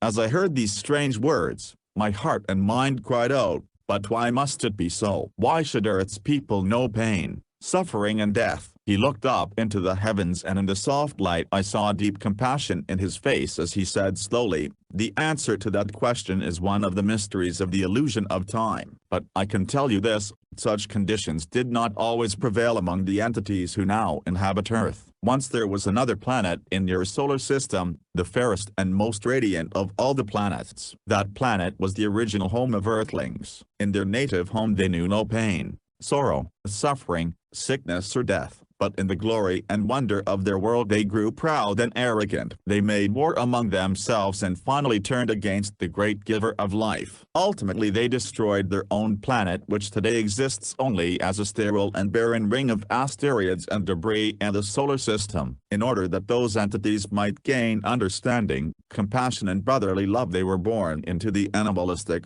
material evolution of a lesser planet. Earth, suffering, sorrow, frustration and death became their teacher. Their symbol became the man-beast. Each man must work out his own destiny in salvation. In the illusion of time and through repeated births and deaths, each entity slowly and painfully evolves spiritually toward its former glorified state of divinity. Eventually all the entities of Earth will again attain their lost heritage. They will have learned understanding, compassion and true love for God and their fellows. I pondered his strange words thoughtfully, thinking as I did so that what he had said explained many apparent mysteries about man and his lot upon earth. But soon my attention was distracted once more as I saw the figure of Neptune strangely waver again. Suddenly the question was in my mind, was he really there in the truest physical sense? Or was he an immaterial projection into the physical world from another dimension? Did I see him in his true form, an ordinary state of being? Or merely a projected approximation of a man's appearance? These strange thoughts frightened me a little and carried me into too deep waters. A reassuring smile lighted his face. Don't be alarmed, Orfeo. The answer to the troublesome question in your mind is both yes and no. On Earth form, color, individuality and the material aspect of things is all important. In our world these illusions are of practically no importance at all. Suffice to say that for you I am an approximation of myself as I really am. I can't make it any clearer in three-dimensional terms. I thought about my own troubled fellows of Earth. Impetuously, I asked, what about Earth now? On the surface all seems fairly calm, but I know we are only drifting on dangerous and treacherous waters. In their hearts many people are troubled and afraid. There is the ever-constant fear of the H-bomb and of other horribly destructive weapons being developed in the laboratories. Also there is the creeping menace of communism that is threatening the world, and so many other things. When Neptune spoke his voice was calm and dispassionate. Communism, Earth's present fundamental enemy, masks beneath its banner the spearhead of the united forces of evil. Along with good, all men have evil in their hearts to a degree, but some are much more evil than others. Communism is a necessary evil and now exists upon Earth, as do venomous creatures, famines, blights, tyrannies, cataclysms. All are negative forces which awaken the positive forces of good in man and cause them to act. Thus are they combated, understood, and ultimately their unreality becomes apparent. For evil is always eventually self-destroyed.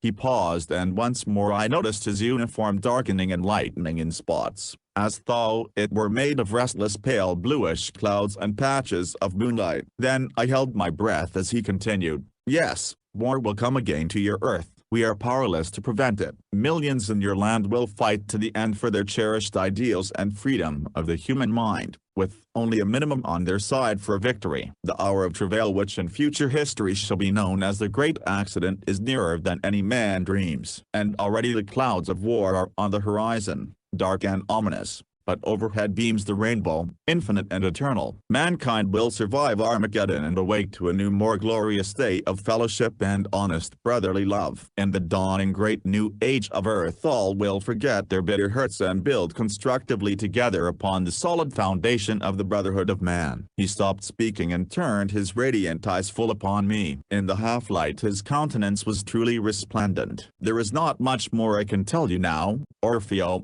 he said. Since the first publicized modern sighting of our discs in the year 1947, thousands upon Earth have come to believe in us. Many have actually seen our discs. Some have seen us clairvoyantly. Others have communicated with us clairaudiently. Still others recognize the truth of our existence and greater scope of our being through intuitive perception. But as far as official proof of ourselves, for which so many clamor, we cannot offer that. Official proof of the existence of our discs will come, but for us to attempt physically to contact mankind through any so-called authoritative source would be only useless and possibly disastrous for them. Nearly all three-dimensional beings have no concept of, nor could they possibly understand, extra-dimensional beings. Tonight in visiting you I have broken a code, the code of hands-off, as regards any interference in the affairs of Earth. Active cosmic law will see the necessary amends made."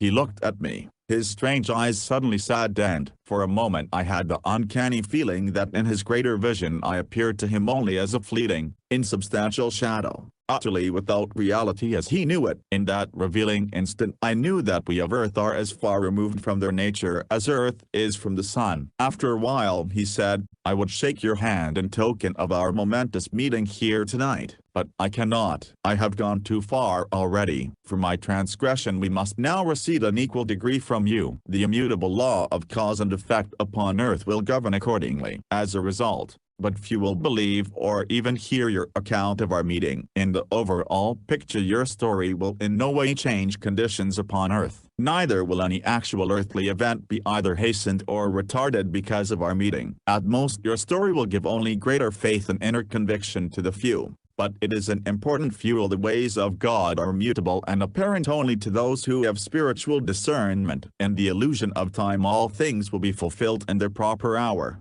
I found that I was trembling and my nerves fairly quivering. Whether from sheer emotion or actually from being within the vibratory range of Neptune, I don't know. I longed to thank him, to express the great feeling of gratitude in my heart, but I didn't know quite how. I said, "From the bottom of my heart I thank you, Neptune. I pledge my very life to you and the beings of your world, that greater understandings may come to mankind. We know you will not fail us, Orfeo," he replied. "No other contact may be made at this time, but have no further doubts about the reality of your experiences. The road is open now, walk it as you will. Your failure will be my own, but I smile upon you for the increased numbers who will come to know us in a truer aspect and to believe in us because of you. Strength and encouragement will be given to the millions who will rise courageously to meet the fiery trials ahead. I tell you this, the great accident is very close and the fury of the next war will break when it is least expected. When men are talking of peace, I cannot say more." With these prophetic words, Neptune extended his hand to me, but recalling his words, I did not grasp it. He smiled and his face actually seemed to radiate light. "Orfeo, my brother," he said with genuine affection, "for my sake you refuse to break the code. My trust is forever in you, Orfeo. In your simple action you have cleansed me from my contact with this ground." He paused, then added, "Soon we shall recede from Earth, Orfeo, and yet in reality we shall never be far away. Later, we shall return, but not to you, beloved friend." You will understand the meanings of these words later on. When I made no reply, he said, "I'm thirsty, Orfeo. Perhaps you know where we might get a drink of water?" "Oh yes, yes sir," I answered eagerly, getting quickly to my feet. I remembered a small nearby store that remained open all night. "Please wait here, I'll be right back."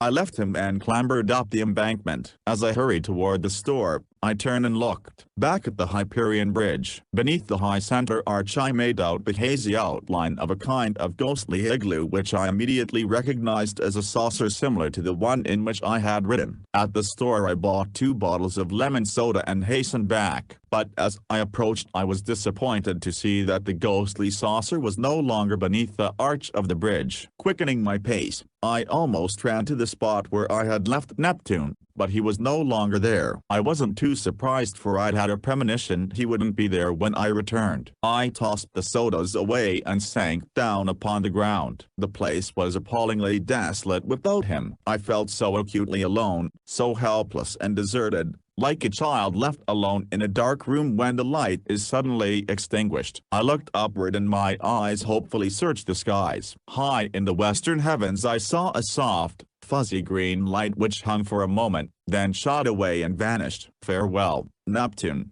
I said softly as I felt my eyes grow moist. "I know now Earth is not yet ready for a meeting with the beings from your world, but in the dawning of Earth's great new age, that day will come, friend, when we have learned the meaning of true brotherly love, when we have overcome to a greater degree the evil inherent in our selfish hearts. Then perhaps we will be worthy to meet the infinitely wiser and gentler brothers of your world. In those days your fellows will visit us openly and joyfully. No longer will Earth be the accursed planet, home of sorrows. Chapter 4. We can appear and function as Earthmen, Orfeo. At first I told no one of my strange meeting with Neptune, for I knew only too well that my new story would meet with even greater disbelief and ridicule. But I immediately set to work writing down my further experiences. I had already placed my first experiences with the saucers in manuscript form and planned to publish it as the first edition of a small personal newspaper, the 20th Century Times. But I had experienced difficulty in finding a publisher. Now I was glad the paper was not yet in print, for I could include my most recent experience with Neptune. I worked hard on the manuscript in my spare time, but the emotional and physical strain I was under began to tell on my health, and I felt the return of many of my old symptoms of extreme weakness and fatigue. In October of 1952 I applied for a leave of absence from my job at Lockheed. This was granted, and by an odd coincidence the first day of my leave started on the day the first strike in the history of Lockheed was called. I had the feeling that I had been saved from additional nervous stress and strain. Fortunately, the strike ended well and work resumed at the plant within a few weeks. With time off from work, I was soon able to complete the manuscript. Also, with the additional rest, my health rapidly improved so that I was strong enough to return to work within a month. The fellows at the plant knew of my interest in the saucers, and many of them also knew of my first two experiences. I was in for a lot of ribbing from them, but on the whole it was good-natured, friendly ribbing, so I didn't mind. Several of those with whom I worked most closely frequently asked me for some kind of proof of the reality of my experiences. I told them of the shiny piece of strange metal I had picked up on the floor of the craft, and explained how within a matter of minutes it disintegrated into nothingness. Also I told them of the burn I had received during my initiation in the saucer, which had resulted in a mark on the left side of my chest. Some of them looked at the mark in the form of the symbol of the hydrogen atom, but these things were not sufficient proof for them. One night at work several of them had been kidding me about my experiences. El Cerda quipped, "Just what kind of liquor you drinkin', Angie, that sends you out to this world?" Walter Sarbacki chimed in, "Yeah, tell us so we can take a ride in a saucer too." We had just rolled out a heavy dive. Al and I were removing the finished radome from it when suddenly there was a loud crackling sound as though a wooden plank had snapped. At the same instant I felt a shock in my right hand and a stinging sensation in my index finger. The boys were startled. Al yelled, "What happened, Angie?"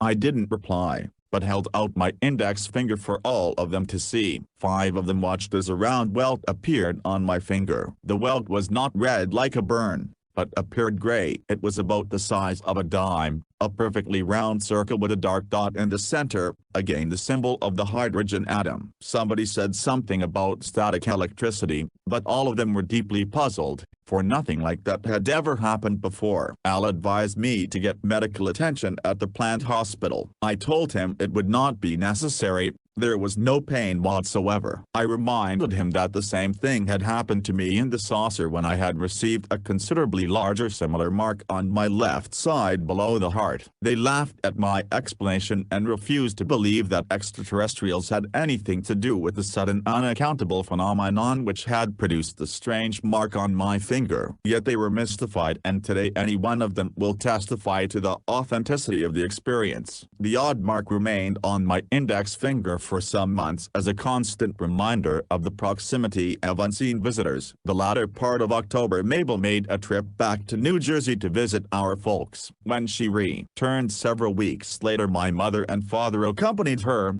as they wanted to spend a month or two in California. Mabel wired me to meet them at the Greyhound bus depot. I was eager to see Mabel again and looking forward to a reunion with my dad and mother. I drove downtown the night they were to arrive. As thrilled as a kid, it was around 6 o'clock and the streets heavy with traffic. Parking my car, I walked toward the bus terminal. It too was bustling with activity. In all of the excitement, flying saucers and space visitors were the farthest things from my mind. But as I entered the front door of the bus terminal I stopped in my tracks and stared. unable to believe my eyes. Directly in front of me and facing the newsstand was a familiar face. I knew I couldn't be mistaken. It was Neptune. He glanced up and his dark eyes told me that he was expecting me. He was dressed in an ordinary dark business suit and carried a briefcase under his arm. A dark blue felt hat with snap brim shaded his eyes, and he appeared as real as any person in the depot. After the sudden shock of surprise, I started forward to greet him,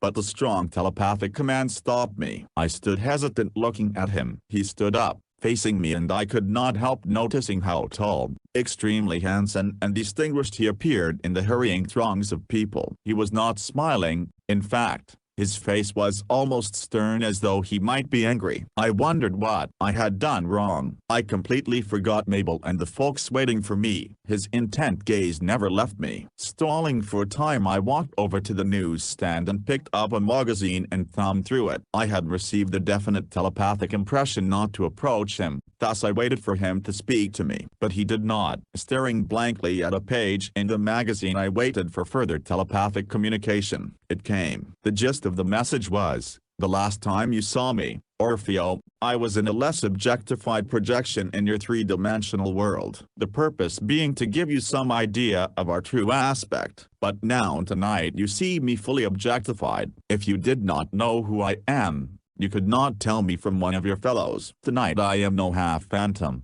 but can move among men as an earthman. It is not necessary for you to speak to me. You have gained the understanding. You know now that we can appear and function as human beings."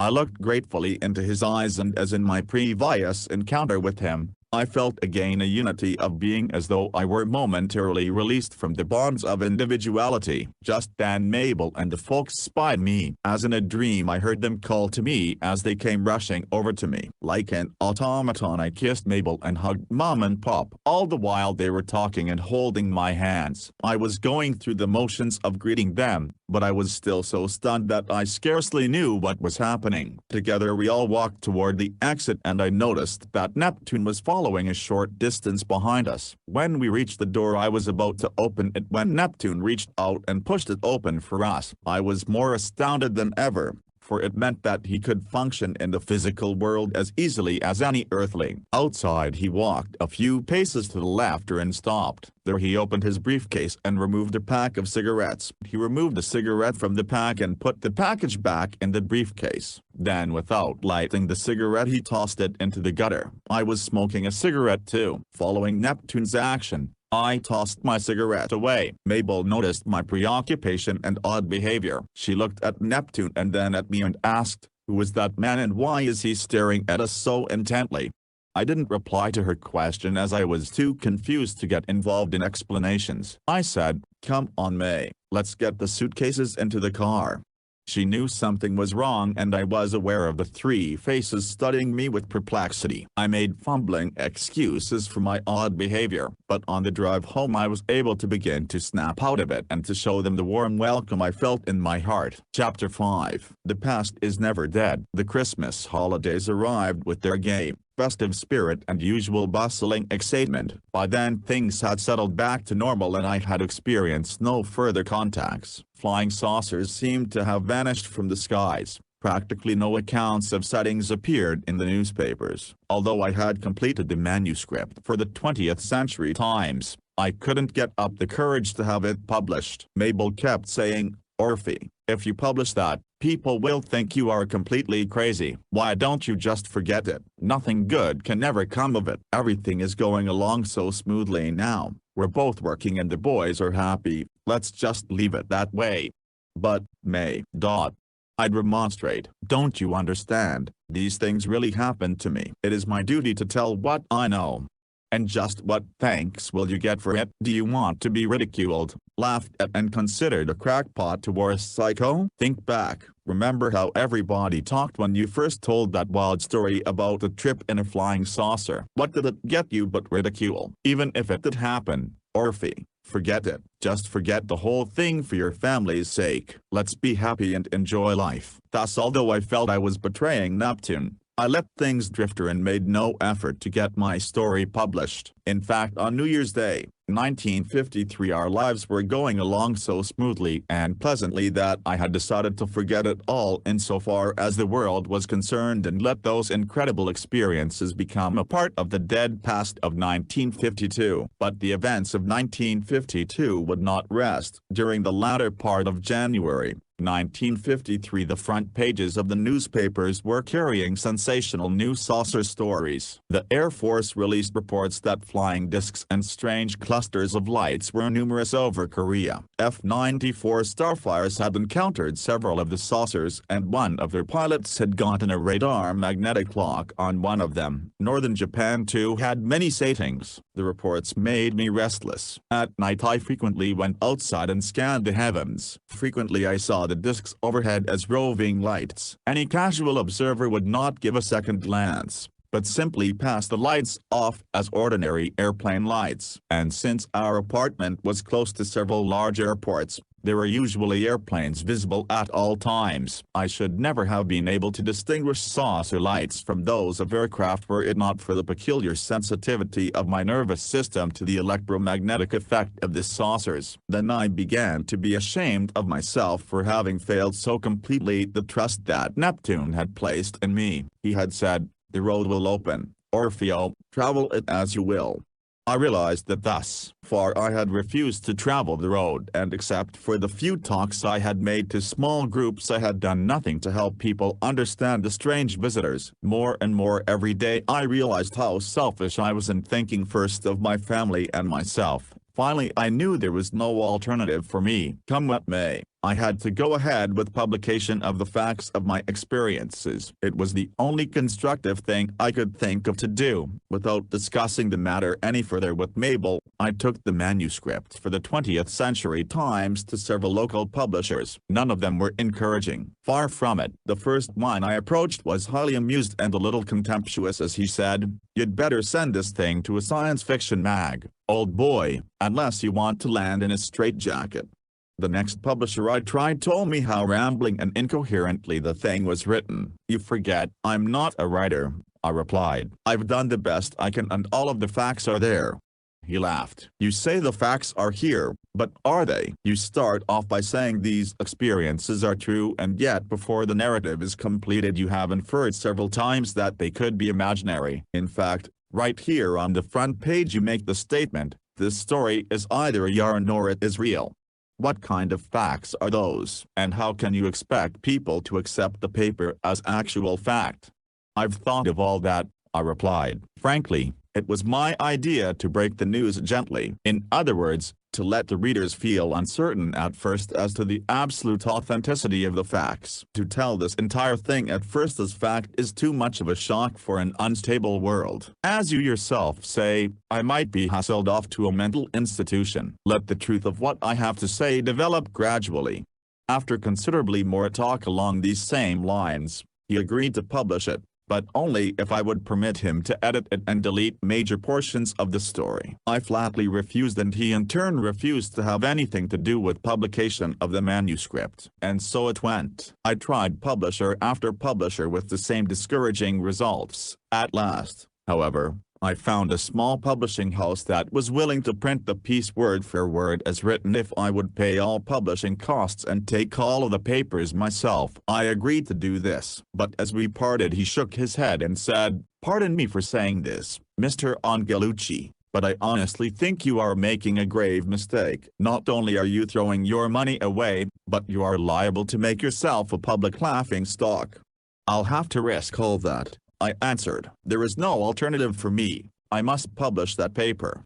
Thus on February 19, 1953, the one and only issue of the 20th Century Times came off the press, an 8-page, tabloid-type newspaper which carried word for word an account of all my experiences. I felt it was wise for me to release. I breathed a huge sigh of relief when I saw the paper, for I felt that I had satisfied a debt. When I walked into our apartment with an armful of the papers, Mabel took one horrified look at one of the sheets and sank down in a chair. "Oh Orfeo, you didn't do it. You didn't. This thing is dynamite. It can wreck us. Wreck your job, my job and the boys' schooling. This can finish everything we've built up here." "I'm sorry, May, I replied doggedly. Believe me, there is no other way out for me. I've got to live with myself, so I had to do it. I hope you will try to understand. But I knew May didn't understand, and as copies of the paper got around, many of her predicted reactions occurred. People began ridiculing me outright, and several papers published sarcastic news items about me and my experiences, subtly inferring that I wasn't all there. Believe me, it wasn't easy to bear,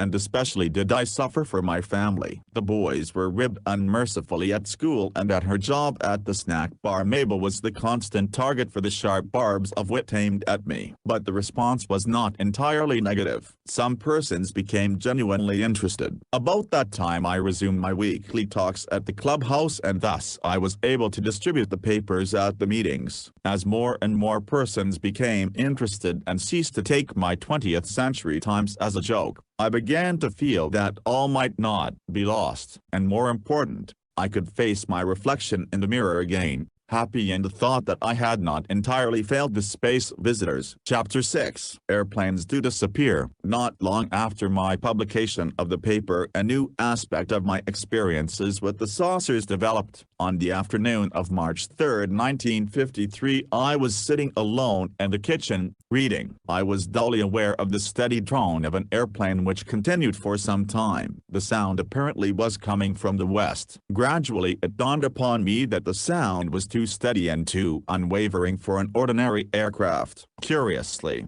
I got up and looked out the door. Coming from the north, I saw what appeared to be an ordinary small aluminum airplane. From where I was standing in the doorway, there was nothing unusual in the sound of the craft, as it assumed the normal crescendo of direct approach. I stepped out of doors and watched it fly directly overhead until it was fairly in the face of the sun, when suddenly and astoundingly the plane was no longer there. Just as mysteriously, the sound of its motor ceased abruptly too. I never saw the plane again.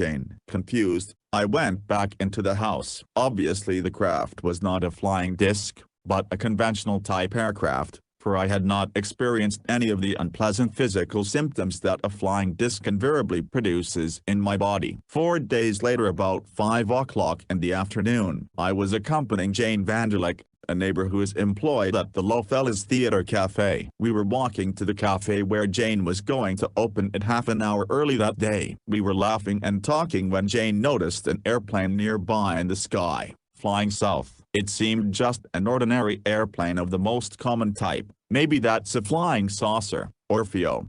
I thought she was kidding me and replied, "Not you too, Jane." But her eyes were serious. "I mean it, Orfeo. There's something peculiar about that airplane."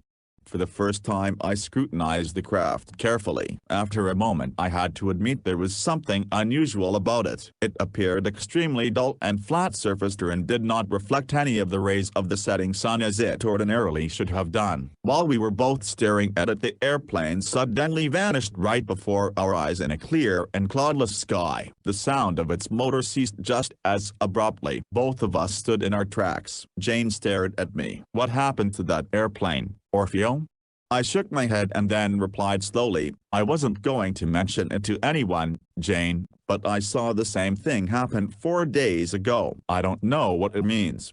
We stood there for some minutes, our eyes vainly searching the skies for some trace of the vanished plane. I requested Jane to remember every detail of the strange incident. She promised that she would. "If you ask her about it today, she will verify the experience just as I have related it to you." Several days later I was with a group of employees sitting around the Lockheed plant. It was about 5 minutes before 4 in the afternoon. We were waiting for the shifts to change preparatory to going on duty. My good friend, but most confirmed skeptic, Richard Butterfield, was with us. While we were talking idly, an apparently ordinary two-engine airplane came into view over the hills. Butterfield's attention was attracted to the craft. He arose from the bench and stared up at it as though he was spellbound. His behavior reminded me immediately of Jane Vanderlyck's actions a few days previously. Her eyes had been attracted to that particular plane just as Butterfield's eyes were now drawn to this one. Yet neither of the planes had any effect upon me. The crowd all noticed Butterfield's depth absorption in the small plane. Some of them started laughing and began ribbing him. I remember someone shouting, "Look, he ain't never seen an airplane before." but Butterfield paid no attention. Finally, almost as though talking to himself, he said, "What is that?" Several voices helpfully jibed in with wisecracks about his being sorely in need of an optician's advice. One fellow remarked scathingly, "Any dope can see it's nothing but an ordinary two-engine airplane."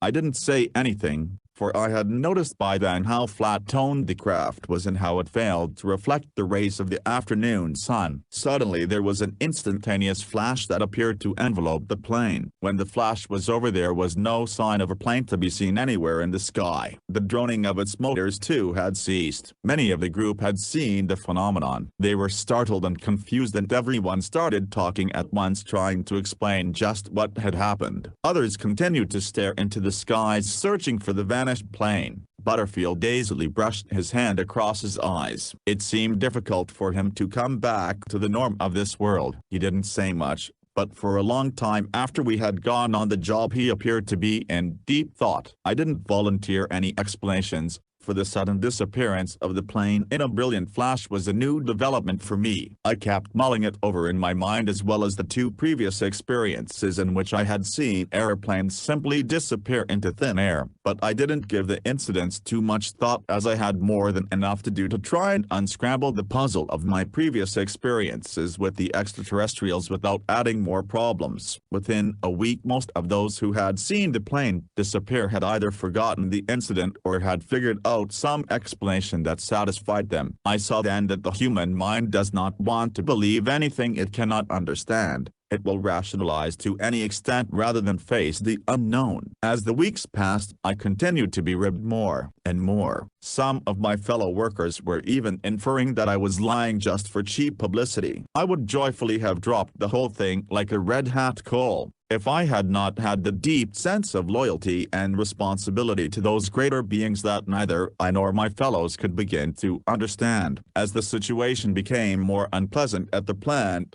I finally decided to turn in my notice, for by then my experiences were fairly well known throughout Southern California, and thus I was in for constant ridicule. I knew I'd either have to shut up about space visitors or else quit my job. I decided on the latter. My last 3 weeks at work were rather memorable. On August 14th, Ernie Oxford and I were working on an airplane part outside the building. He, like all of the others when they got me alone, was harping on the space visitors in my wild story and at 20th Century Times. He was contentiously declaring that neither he or his girlfriend could swallow such a story. I told him that it was his right to believe only what he wished to believe. Then I suggested that we forget the subject and concentrate on the job we had to do. But Ernie couldn't be stopped. He kept on telling me what a big mistake I was making. While he was berating me, I looked toward the Burbank Mountains, and there directly over a ridgetop was a flying saucer. I touched Ernie on the shoulder and pointed to the saucer. He dropped his tools and stared. Don Quinn, working nearby, saw us gazing into the sky and came running over. While we were watching the thing, it appeared suddenly to flip and vanished. Ernie kept asking, "Where did it go?" And after that experience he was quiet for a while. Then he began talking about the saucers and nothing else. He still didn't believe my story, but he knew he had actually seen a saucer. Friday, August 21st, at 9:15 in the evening, the entire shift was hard at work. My mind was preoccupied and I was busy on an airplane part. Suddenly a tremor passed over me. I knew it could mean only one thing. I put down my tools and walked to the huge door, which was open only about a foot. As I looked out into the night, I saw a light in the skies which appeared to be approaching the plant. While I watched, the light stopped and midair and changed from amber to red. There was no doubt in my mind about what it was. I called to some of the fellows in the plant and beckoned them to join me. A number of them hurried over and we pushed open the door and went outside. All who came were rewarded. Every one of the men saw the red disk hanging overhead in the sky. While they were staring, I glanced at their faces and I was deeply impressed with what I saw. Momentarily, they were like changed men. Wonder, awe, and belief were in their faces. Thus I was struck with the realization of what the mere sight of a single disc can do to the thinking of a number of persons. While I was watching their reactions, They all turned suddenly and looked questioningly at me. I glanced up into the sky to see that the disk had vanished and only the moon and the stars were overhead. I asked where the disk had gone and all of them started to tell me. From the many explanations I learned that the saucer had appeared to move until it was directly below the moon where it began to ascend. As it ascended it changed in color from red to amber and then to the silvery color of the moon. As it climbed higher its color became indistinguishable from the moon so that they could not tell what actually happened to it, but it had vanished. All of that had happened while I was watching their faces. We trooped back into work and all of the men were quiet and thoughtful. At the 10-minute break I told them that on the following night at the second break I was going to ask each one of them to tell his story of what he had seen. Every man told precisely the same story. In all there were 12 men. I failed somehow to get the names of 2 of the fellows, but here are the names of the other 9. Dave Donegan, Al Durand, Dave Remick, Michael Gallegos, Richard Becker, Richard McGinley, Bruce Bryan, Ernie Axford, and Louis Posco. Every one of these men will affirm the details of this sighting. The phenomenon did not happen fast. They all had plenty of time to observe and impress details on their minds. All of them believed they had seen a flying saucer. Hence, I was enabled to leave my job with much of the stigma of untruth taken from the account of my experiences I had printed in all good faith in my 20th Century Times. Among those 12 men there are 2 who are still deeply perplexed. They are Ernie Oxford and Michael Gallegos, for they had seen me drop my tools and go to the door as though beckoned by an unseen force. They said I behaved as though I were under a spell. Both of them started involuntarily to follow me, but on second thought remained on the job until I called them to come out. Both of them insist that I must have received a message of some kind from the disk. When I told them that it was only a physical reaction and a deep intuitive feeling that space visitors were near, they believed I was holding something back from them, for they said that for a moment they too had felt something indescribable. With that I agree fully and I was happy that I was no longer alone. Friday, August 28th was my last work night at Lockheed. I was outside working on an airplane part. That night Don Quinn was my partner. He was among those most skeptical of my saucer experiences and like the others he always insisted upon talking about them when we were together. He was telling me what a big mistake I was making in giving up my job and getting myself generally ridiculed. But I was used to such talk, and let him talk on. I glanced up into the sky and saw a silvery disk moving southeastward along the mountain rim. I immediately called Don's attention to it. He dropped his tools and stared and immediately began demanding to know what it was. Why does it behave that way? How can it hang in the air like that? I didn't reply to any of his questions. Suddenly, it too just disappeared. Poor Don stared at me incredulous and bewildered. He admitted its flight characteristics were like nothing he had ever seen or heard of. Yet he would not fully go along with the flying saucer explanation. Actually, he could not quite believe his own eyes. Thus seeing is not always believing, for I have seen other persons actually see a saucer and refuse to believe the evidence of their own sight. It was during August that many of the strange events included in this chapter occurred. It was also in August that a revealing press release came through International News Service which recalled to my mind those cases of the airplanes which mysteriously vanished in thin air. The news item follows. Planes seen over Arctic Washington, August 1st. INS. An Air Force spokesman disclosed today that roughly 12 unidentified airplanes have penetrated the U.S. defense perimeter in the Arctic within the last year. The spokesman said that the invaders were not identified as Russian, so no protests could be made to Soviet authorities. Some of the planes were tracked on radar scopes while others were seen to give off white vapor streaks. But before U.S. fighter pilots could give chase, they would mysteriously disappear out of radar range, the spokesman said. He asserted that the raiders crossed the edge of the U.S. radar perimeter in Greenland and Alaska, but added they also flew elsewhere over the North American continent. The Air Force has given pilots strict orders not to fire upon any unidentified plane unless a hostile act has been committed or is about to be, such as a bomber flying over U.S. territory with its bomb bay doors open. Could it be that those mysterious disappearing airplanes I had seen had penetrated the U.S.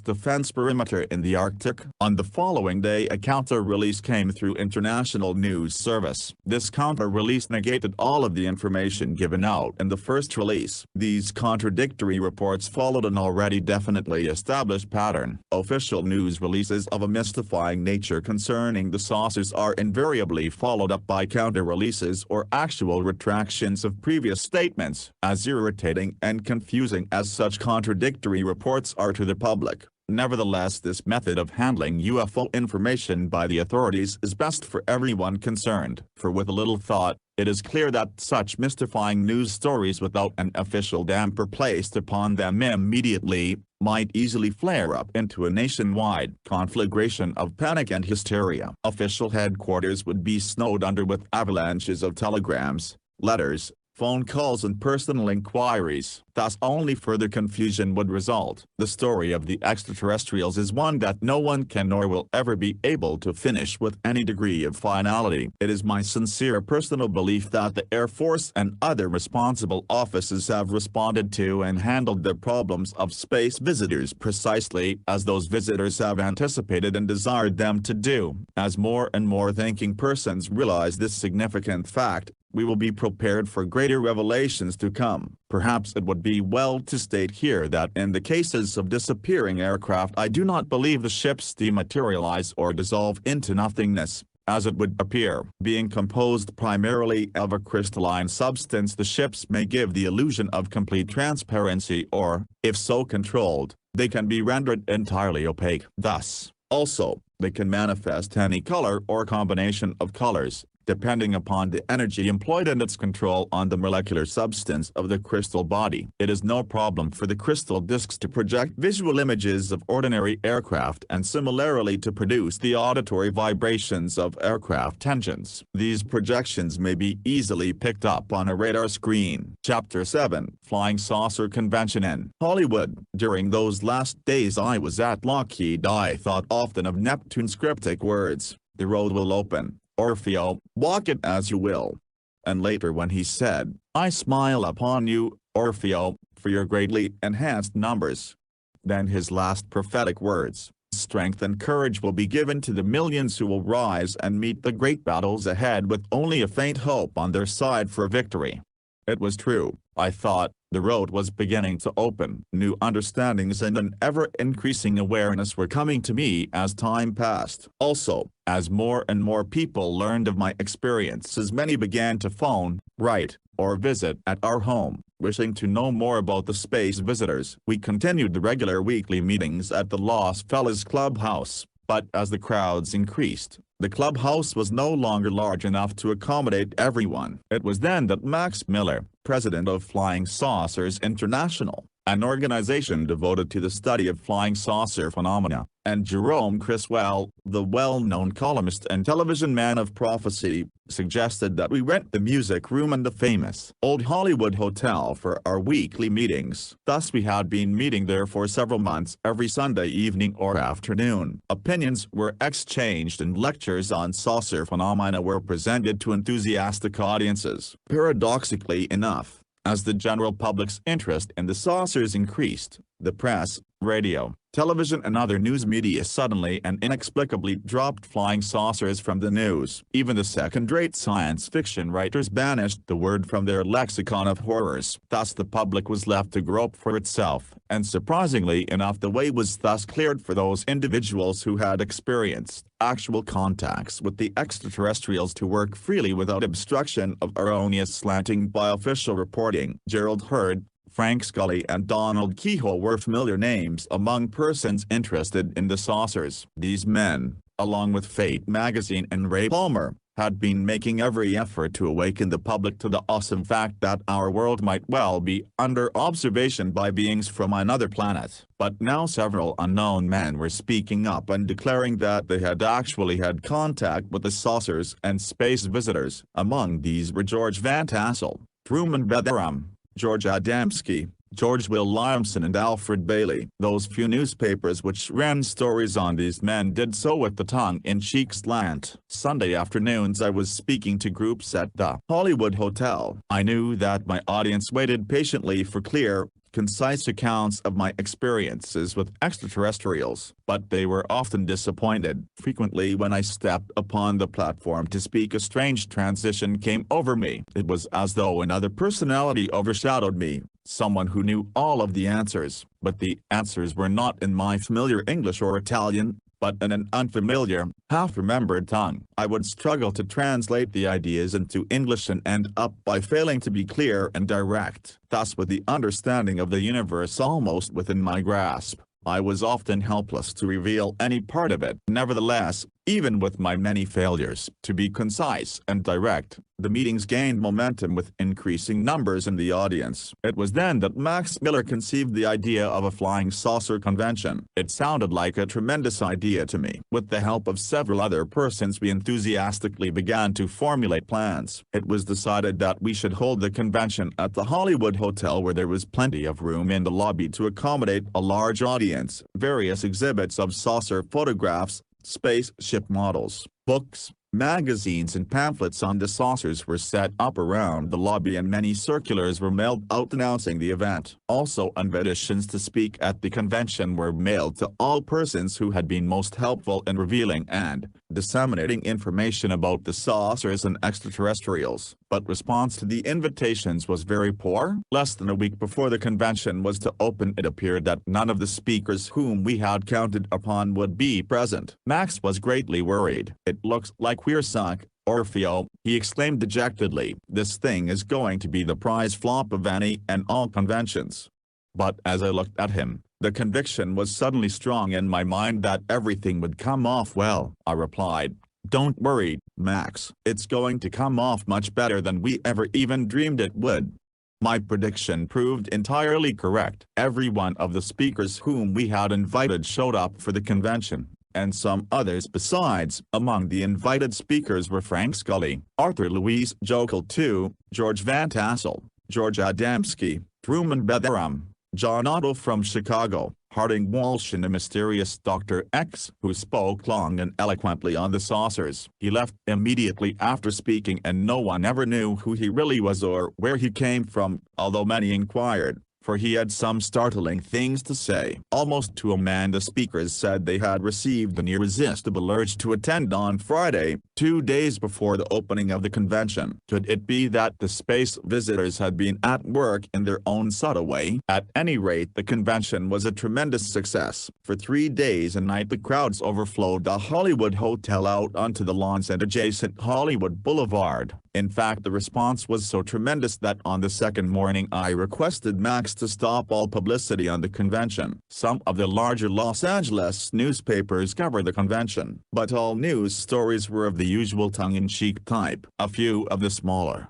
more rabid papers tried to expose it as nothing but a promotional money-making scheme. The convention was a hectic one. I was busy night and day and carried on practically without sleep. When I wasn't speaking, people were surrounding me and bombarding me with endless questions. Many were skeptical and did not hesitate to be belligerent about it. But all during my 10 months of speaking at the weekly meetings and the 3 nerve-wracking days of the convention, I never once lost my temper. A power beyond my own consciousness or control carried me through. In trying moments of heckling or confusion, an upsurgence of peace and calm would pick me up and give me strength equal to the occasion. However, on the last night of the convention, the power that was sustaining me suddenly failed and I lost my temper for the first time. A lone woman who had been especially persistent in seeking me out and cornering me to revile me and hurl quotes of scripture at me was responsible for the outburst. She knew I was wrong and she was right, and she had books, diagrams and Bible verses to prove it. When at last I literally blew my top, she joyfully picked up her data and departed, shouting that my temper proved I was an agent of the devil. Within an hour I lost my temper several times again. The most trying experience of the convention occurred when a large group of materialists were literally giving me the works in a stubborn, derisive effort to get at the bottom of my story and ferret out obvious flaws from a common-sense viewpoint. Sincere, open-minded, honest persons who are willing to investigate the advent of space visitors never resort to such sneering interrogations. They ask honest, sincere questions on points they do not fully understand, but they have an honest desire to know. not to discredit, to sneer and to disparage. This particular group had their minds set upon exposing me. Their methods, although entirely on a mental plane, would make the medieval Inquisition seem innocuous. Like little demons, they parroted elementary physics and could see practical, intelligent action only behind the Iron Curtain. They knew I was a cheap publicity seeker who did not hesitate to lie about space visitors or anything else to further my own ends. No words of explanation could possibly prove anything to them they did not wish to believe. I had undergone just as bitter and insinuating criticism before, but I was exceptionally tired that last night. I felt almost as though I were melting away before their venomous onslaught, collapsing at the seams, as it were, and suddenly I felt very human and down to earth. I was on the verge of exploding in anger again when a kind of veil was drawn over my conscious mind. The gesticulating figures before me faded to babbling, inconsequential shadows. As they continued their violent attacks, my thoughts drifted calmly back to a scene of a few weeks before. I was attending a convention of science fiction writers at the Hotel Commodore in Los Angeles. Since my experiences with the extraterrestrials, I have become interested in the field of science fiction, for I have found that many scientific truths are adumbrated,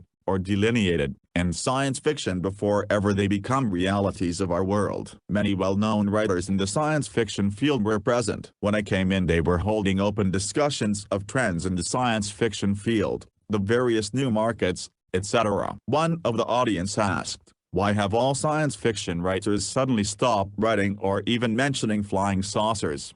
A speaker replied authoritatively that the subject had become taboo with them. Another member of the audience demanded to know why this was so, since the saucers had actually given such an impetus to the science fiction field. The speaker had no adequate answer for that one, but lamely explained that the saucers were old stuff now. I was becoming impatient with the proceedings and was on the point of leaving when the guest speaker of the evening was announced. He was Mr. Gerald Hurd, the well-known science fiction writer and author of Is Another World Watching? Mr. Hurd spoke with great eloquence and a deep, penetrating philosophy. He berated the writers for turning out material of an inferior grade and warned that the public would not continue to stomach it, much less to buy it. Many of them squirmed uncomfortably in their seats. As he neared the end of his stimulating and thought-provoking talk, his eyes met mine where I was seated near the back with two companions. I noticed that he seemed tired and shaken. As our eyes met and held, a kind of mutual understanding passed between us. It was as though vortices of light opened between us in never-widening circles. Dimly, I could hear him terminating his speech with these words, "There is one in this room tonight. I do not know who he is, but he's going to upset the whole apple cart." He paused. Then his voice reverberated as he added, "He is the awakener. He has not yet appeared, but he well may be here in this very room tonight." "Thank you."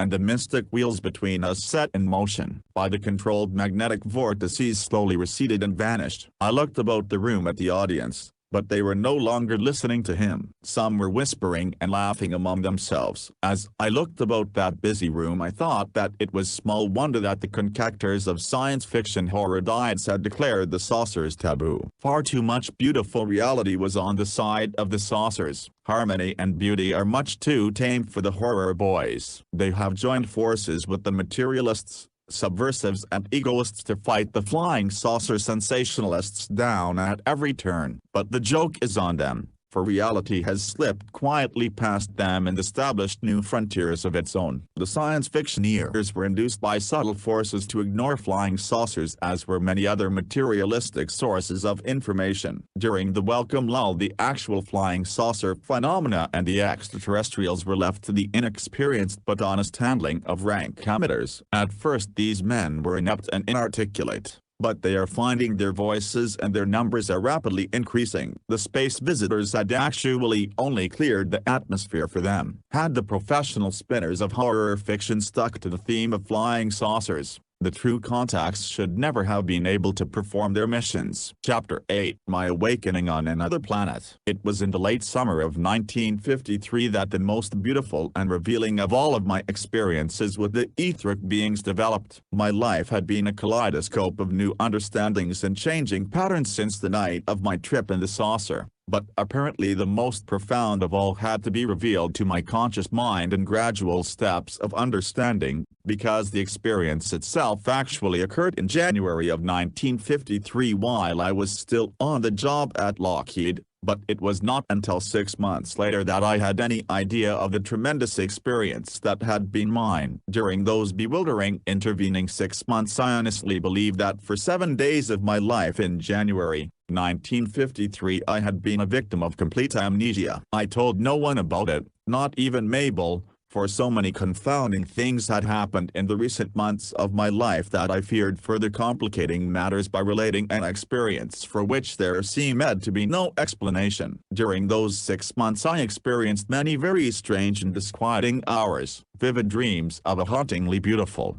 half-familiar world troubled my sleep. Sometimes I would awaken trembling and bathed in perspiration, feeling that I was close to conscious remembrance of an exquisitely beautiful experience that would explain many things. Also, frequently during the days, fleeting, tenuous memories drifted into the borderland of my consciousness. Even more perplexing were those occasions when, while speaking to groups of persons at the Hollywood Hotel, I felt as though I were being somehow overshadowed by another greater personality, a personality who thought neither in my familiar English or Italian, but in a strange language which it seemed I once knew but now could no longer remember. In order to clarify the experience itself, I must go back to that day in January 1953 when it began. I did not go to work that afternoon as I was just recovering from the flu, but I was feeling so much better that I believed I could go back on the job the following day. Mabel was at work at the cafe and I was alone. About 4 o'clock a rather strange, detached feeling came over me. I was aware of a familiar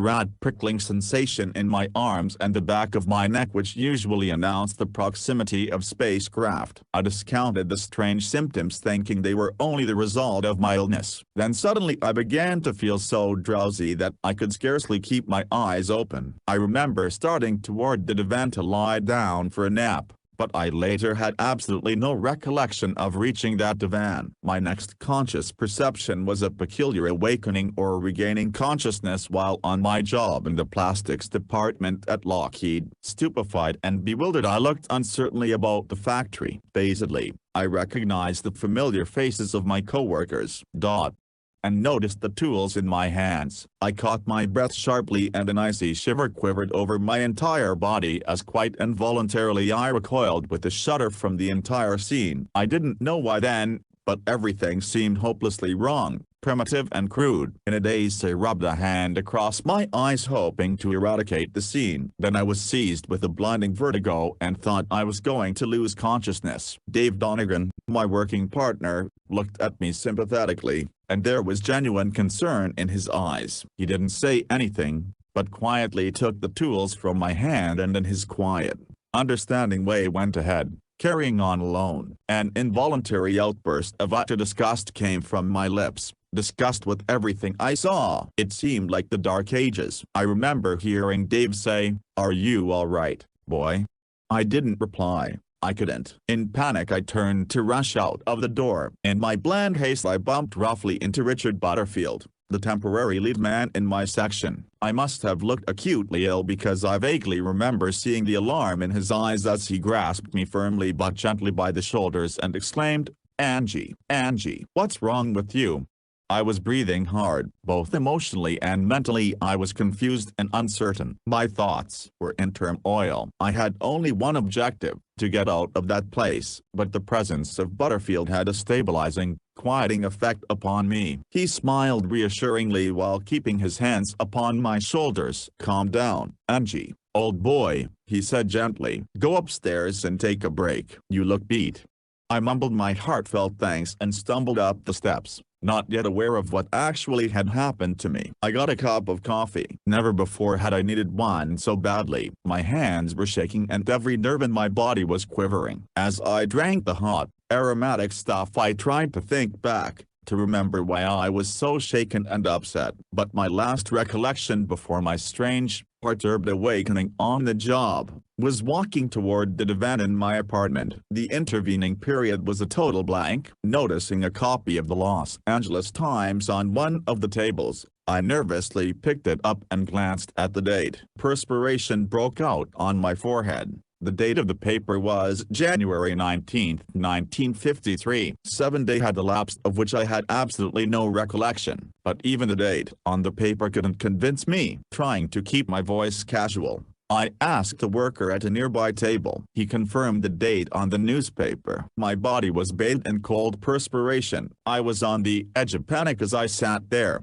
my hands trembling so that I could hardly take a sip of coffee. I couldn't believe that 7 days and nights had passed, leaving not a trace of memory in my mind. Later in the afternoon, when I was feeling a little better, I went back downstairs on the job. But it was a real effort to behave in a normal, rational manner with my thoughts in turmoil. Cautiously and discreetly I questioned Dave and other fellow workers about those 7 previous days. From their replies I gathered that I had been on the job every day and had apparently behaved in my usual manner until my strange awakening and violent outburst that afternoon. At home I didn't mention my inexplicable loss of memory to Mabel, and apparently she had noticed nothing unusual in my behavior during that entire week. It seemed that in every way I had behaved in my accustomed manner. I had eaten my meals, slept, gone to and from work and helped Mabel out at the snack bar. As usual, it was fantastically incredible. I told no one what had happened to me, but in my own mind I was utterly baffled and deeply troubled about those 7 lost days out of my life. Imagine yourself in my place. Suppose that for an entire week your waking consciousness had been obliterated so that you could not remember a single event. Wouldn't you be deeply disturbed? Wouldn't you begin to wonder if you might not be psychopathic? In all sincerity I can tell that you would, for those were my own panic-stricken thoughts. But as the days passed I gradually settled down into the routine of daily life. Often I tried hard to regain the memory of those 7 lost days, but it seemed hopeless. Months passed and I had about decided that for those 7 days I had suffered from complete loss of memory. Except for the disquieting thoughts and vivid dreams, I had no intimation of what was coming until that memorable night in the first week in September, 1953. I was feeling unusually restless that evening. Shortly after 10 o'clock I went out for a walk. As always, my feet seemed involuntarily to carry me toward the Hyperion Avenue freeway bridge. In its dark, mysterious shadows I always found a kind of spiritual peace and comfort, for it was there I had met and talked with Neptune, the man from another world. I was thinking of these things as I clambered down the concrete embankment into the almost dry bed of the Los Angeles River. Walking over to the spot where Neptune had talked with me, I sat down disconsolately upon the ground. I rested my head upon the stone where he had sat, and gazed thoughtfully up into the heavens and thought of the spiraling, endless wonders of the universe. Lost in reverie, a feeling of deep inner peace and tranquility came over me. Noisy, clattering earth with all of its troubles, dissensions and animosities seemed remote and relatively unimportant. As my thoughts drifted pleasantly, I felt again the odd sensation which was always my first awareness of space visitors. But I was deeply puzzled, for Neptune had last told me, "We will return, Orfeo, but not to you."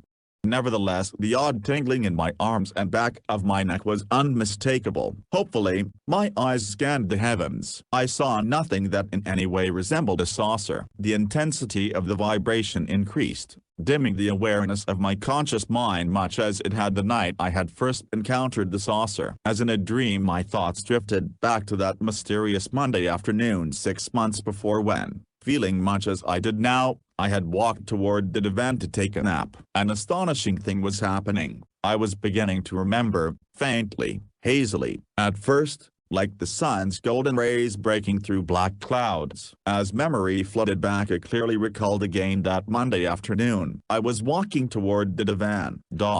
My eyes were so heavy I could scarcely keep them open. In a daze I sank down upon the divan and immediately fell into a deep sleep. Only now I could remember waking from that sleep. My awakening was in a strange and wonderful world. I was no longer upon Earth. Some fantastic transition had taken place. I awoke in a huge, fabulously beautiful room, a room the substance of which glowed ethereally with soft, exquisite colors. I was lying upon a luxurious couch, or lounge. Half awake, I glanced down at my body, but it was not familiar. My body was never so perfectly proportioned or of so fine coloring and texture. I noticed that I was wearing only a fine white garment, closely fitted and covering my chest, torso and upper part of my thighs. A finely wrought gold belt was about my waist. Although the belt appeared to be made of heavy links of embossed gold, it was without weight. My new body felt amazingly light and ethereal and vibrant with life. Full consciousness did not come to me at once. My first thoughts upon waking in that shining world were nebulous. Somehow the thought persisted in my mind that I was recovering from a long and serious illness. Thus I reclined there in a kind of pleasant lethargy as one does who has been very ill. Random thoughts drifted in my consciousness. Everything was so new and different, and yet it was hauntingly familiar. My handsome new body was not my body, and yet it was. The exquisite room with its ethereal, softly glowing colors was like nothing ever dreamed of upon earth, and yet somehow it was not strange and alien to me. Only one thing seemed unfamiliar. Far away outside the huge, windowless room I could hear the continuous rumble of distant thunder. Oddly enough, the thunder did not fill me with apprehension as had always been the case in the past. Gradually the dark mists began clearing from my mind. Incredible memories were coming back to me, memories of another world, a different people, another life, lost horizons, deep buried memories. Forgotten vistas were surfacing to my consciousness. I remember this world, I thought rapturously. I remember it in the same way that a condemned prisoner remembers the sunshine, the trees, the flowers of the outside world after an eternity chained in a dark and odious prison. This is my real world, my true body. I have been lost in a dimension called time and a captive in a forbidding land called Earth. But now, somehow,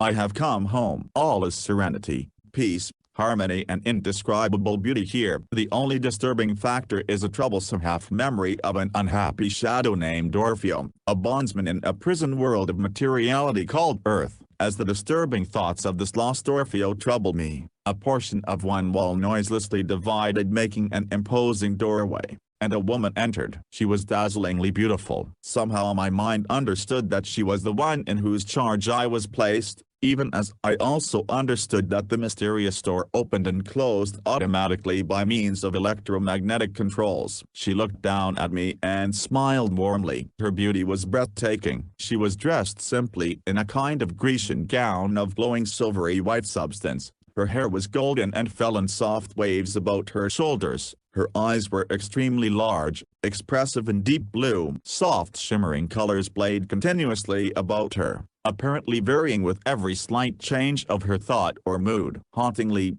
the thought was in my mind that I remembered her from somewhere. She seemed to sense my perplexity and reassuringly said that I was looking very well and would soon be up and about. Then she touched a control on a crystal cabinet near my bed. In response, a large section of the opposite wall opened, revealing a huge mirror. I looked into its crystal depths, but the man I saw was not Orfeo, nor yet was he a stranger to me. Paradoxically, I remembered and yet I didn't remember. "I have gained weight," I remarked, not knowing just why I made such a statement, then added, "Also, I feel much better now." She smiled and replied, "On the contrary, you have lost weight. According to all earthly standards you are now almost weightless." Her strange words puzzled me. I glanced down at my body, which appeared to be solidly substantial in addition to being much larger and more finely proportioned. "It's all a matter of the scale on vibration in which you are functioning," she explained. "The vibratory rate of dense matter which makes up the planet Earth is extremely low, hence earthly bodies are sluggish, dense and cumbersome. Vibratory rates here are quite high in matter, so tenuous that it would seem non-existent were you in a dense physical body. Because you are now in a body of a corresponding vibratory rate, the phenomena of this world is as real to you as your Earth world." As I listened to her speak, I thought I remembered her name. "You are Lyra?" I said half-questioningly. She nodded her head. I was about to ask her about herself when I was conscious again of the continuous, low rumble of thunder from outside. I became curious to go out of doors and look around. Turning to Lyra, I asked, "May I go outside now?" She shook her head. "You are not yet strong enough, but I promise that before the 7th day you shall see all, Neptune." Her words startled me. Why had she called me Neptune? I wondered. I was not Neptune, neither was Neptunil. And what did she mean by the seventh day? I was about to ask her these questions when she turned and looked expectantly toward the far wall. In a moment the mysterious door appeared and a tall, strikingly handsome man entered. It was Orion. In some confused way I recognized him at once and felt a surge of affection for him in my heart. As with Lyra, shimmering waves of translucent color played about him, seemingly reflecting his thoughts. He smiled warmly and said, "We have missed you, Neptune." I brushed my hand across my eyes in a dazed way as I replied, "But I am not Neptune, there is some mistake." "Are you certain?" he asked gently. "You will recall that Neptune was the name you gave to our brother who first contacted you upon Earth. That name has always held a strange, deep significance for you, perhaps because it was once your own name." As he spoke, the odd realization possessed me that he was indeed speaking the truth. In their world, I was, or had once been, Neptune. But the other Neptune? I asked. Who, then, is he?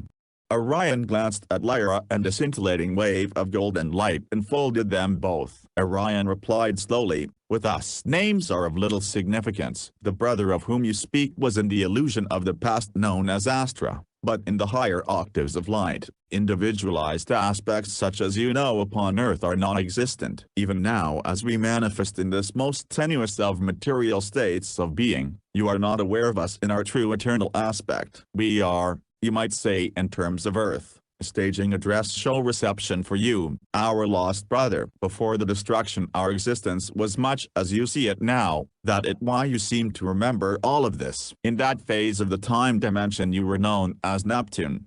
Something was wrong, terribly wrong, somewhere. I thought, if only I could remember clearly.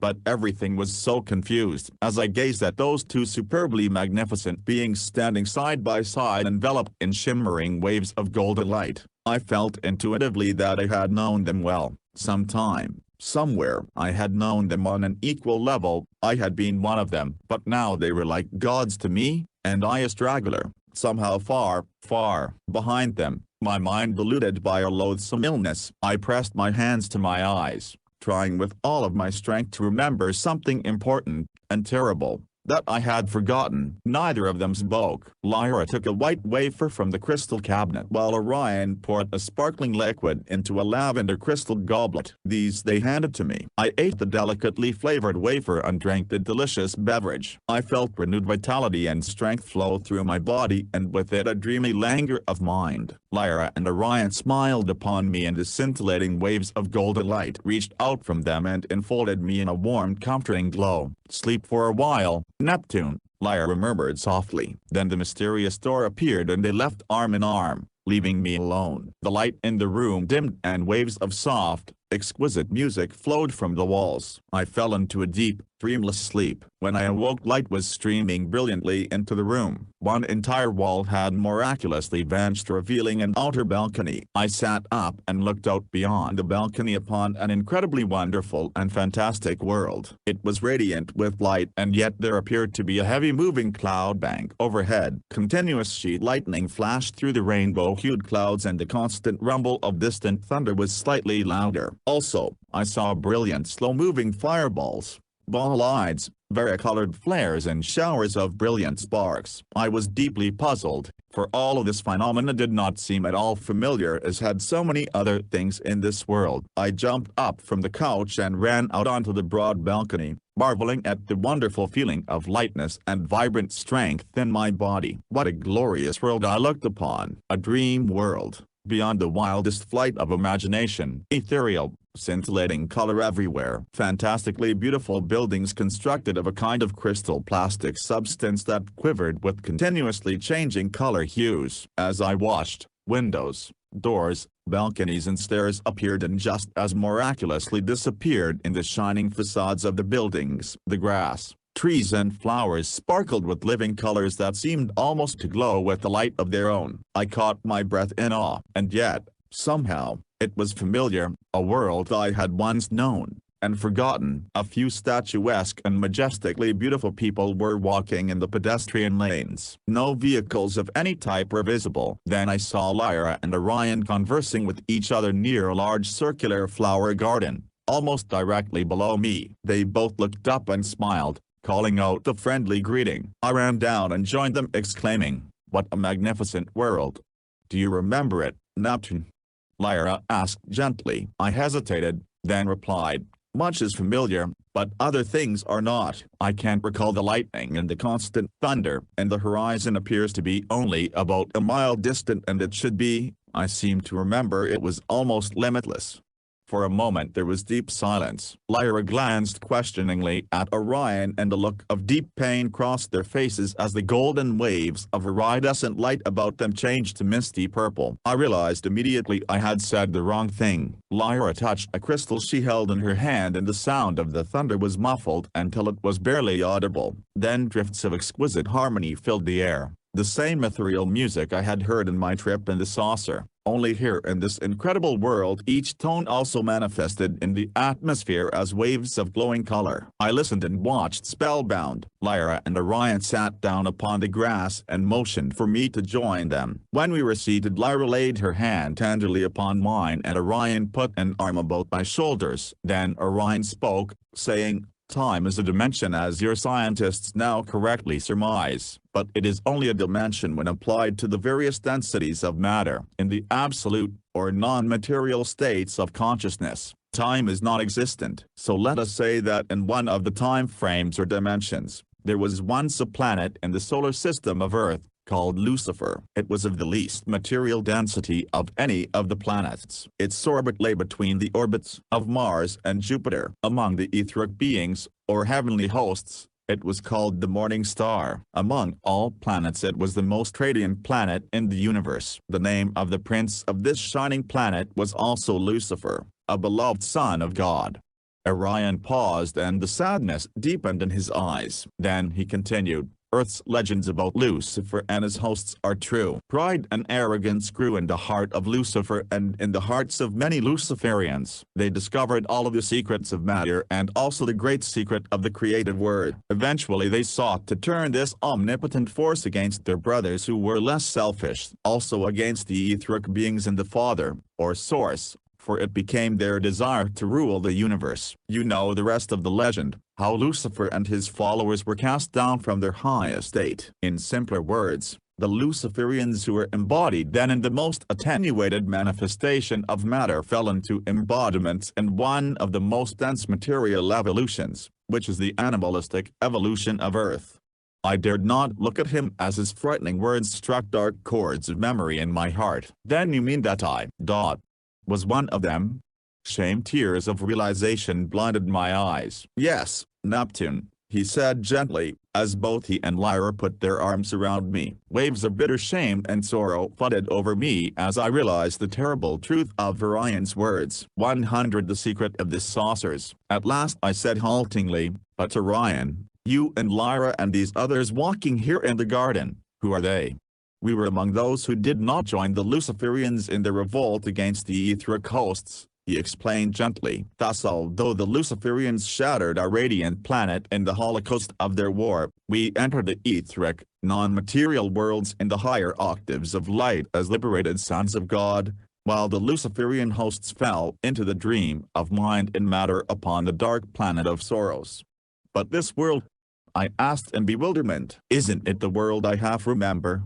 "Yes, Neptune," Lyra said compassionately. "This is a tiny part of what is left of that world. You mentioned that many things were unfamiliar, such as the thunder and lightning and the nearness of the horizon. These conditions are new to you, for we are on one of the larger planetoids of the shattered planet Lucifer. It is only a few hundred miles in diameter, hence the nearness of the horizon. The thunder, lightning and constant play of color phenomena in the atmosphere are the result of magnetic disturbances because of the vicinity of other asteroids. The clouds you see above are not clouds as you know them upon Earth, but they serve to obscure the debris of our wrecked planet. Only rarely do we leave our etheric state of being and enter our former time frame in individualized manifestations as you see us now. I was stunned into utter silence and the deepest sorrow. I bowed my head as I thought of the magnificent world I had lost, the great heritage I had cast away to become a bondsman chained in a steel-like dungeon of dense matter with its erroneous manifestations of sin, sickness, corruption, evil, decay and repeated deaths. Sobs racked my body as I thought of my blinded, lost fellows of earth. At last I murmured hesitantly, then all of the peoples of earth have fallen from this former high estate? Orion shook his head. No, not all, Neptune, but vast numbers of earthlings are former Luciferians. About the others we will explain to you later. The revelation when it comes will explain many of the enigmas of your planet. Suddenly, a terrible thought came to me, almost causing me to collapse in horror as I recoiled from it. Stark terror was in my eyes as I looked first at Lyra and then at Orion. I dared not voice what was in my mind. Orion, discerning my thought, shook his head and his wonderful eyes radiated sympathy and understanding as he said, "No, Neptune, have no fear. You are not in reality Lucifer. In fact you are one of the Luciferians who least wanted to join the others." Relief flooded over me, leaving me weak and shaken as I heard Orion's voice continuing, "Lucifer is presently incarnated upon Earth, but we may not disclose to you his present identity. He has incarnated many times upon Earth and every name is familiar even to grade school children. But some of those names would surprise you, for they are not what you might expect." I sighed heavily, trying to comprehend all the shattering things which had been revealed to me by Lyra and Orion. Rather incongruously I remembered the phenomena of the flying saucers upon Earth, which caused me to ask, "But if we destroyed your great planet, why are your discs visiting Earth now? Why did Astra contact me? Why don't you leave us to the fate we deserve, each one of us buried in his individual grave of living death?" Lyra's hand gripped mine and Orion's arm tightened around my shoulders. "Love is stronger than life and deeper than the boundless depths of time and space," he said softly. "While our brothers are lost in the hell of unreality and turn their blinded, imploring eyes to the mute heavens, we can never forget them. We intercede unceasingly for your people's liberation. Thus today every bondsman upon Earth has within himself the power through the mystery of the etheric Christ Spirit to cancel his captivity. Eventually all of mankind deep drowned in time and matter will surface to reality when they recognize their basic unity of being. When man is for man honestly and sincerely and not selfishly arrayed against himself, the hour of deliverance from the underworld will be close at hand. We wait now beyond the great, sad river of time and sorrows, with open arms and hearts to receive among us our lost and prodigal brothers in that great day when they rejoin us as liberated sons of God. Our discs, or saucers as Iridaman termed them, are in your space-time frame as harbingers of mankind's coming resurrection from the living death. Although our discs are essentially etheric, that is, non-material, they are controlled in such a way that they can almost instantaneously attract substance to take on any degree of material density necessary. Various other types of spacecraft are now permitted to visit Earth for certain purposes. These are from other worlds and also space islands of various densities of matter. Some are on the borderline between materiality and non-materiality, but all are operated by intelligences highly spiritual in nature. All are on a mission of love to their brothers of the dark world, but mankind's understanding of their ultimate intent and purpose will only become fully apparent further along in Earth's time dimension. We do not say that there are no negatives in the universe who have not attained primitive modes of space travel, but at present Earth is fully protected from these by both cosmic law and the etheric hosts. When Orion finished speaking there was silence. I sat with bowed head and contrite heart as realization of the full import of his words came to me. As Neptune, fleetingly restored to my lost, immortal state, I saw that we of Earth are in reality in an underworld of illusion where we mistake false shadows for reality and dream selfish dreams of separateness from our brothers. As these thoughts were in my mind, the ringing of musical chimes sounded from the Segreen building. As though this was a signal, everyone arose and entered the building. Orion led us to a large dining hall. 5 men and 5 women were already there, standing at their places at a huge table. At one end of the table was a cross wing with 3 vacant places. Orion indicated that I should take the middle place while he and Lyra seated themselves on either side of me. It was an exquisite room, and although there appeared to be no direct source of light, the room was brilliantly lighted. The substance and colors of the room and everything in it seemed to glow with the soft, radiant light of their own. Vaguely,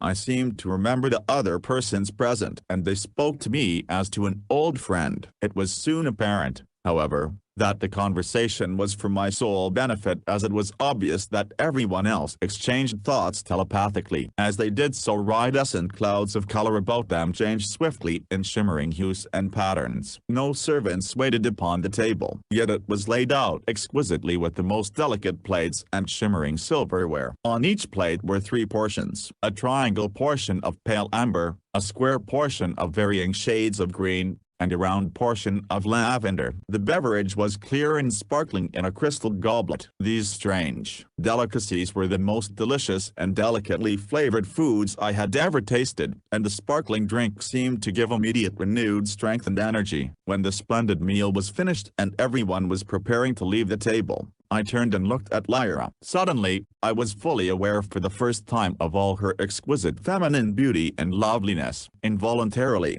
a wave of desire for her swept over me. She turned away from me and all conversation in the room ceased. I glanced hastily about. All of the others were standing silently with bowed heads. On an opposite wall I saw my reflection in a huge mirror, and embarrassment flooded over me as I saw an ugly mottled red and black cloud enveloping my head and shoulders. I felt impure and unworthy to be in that shining assemblage. The others left quietly, but I had the comforting feeling of their deep sympathy for me and their understanding for my human weakness. Also, I had the strong telepathic impression that sexual desire is merely another of the erroneous manifestations of materiality. Upon earth it is neither wrong nor sinful in any of its manifestations except when it is used for selfish, destructive and cruel purposes. If motivated by love, altruism and unselfishness, the sexual appetite is no more erroneous than any of mankind's other desires, but in the higher spiritual worlds it is non-existent. Orion touched my arm as we were leaving the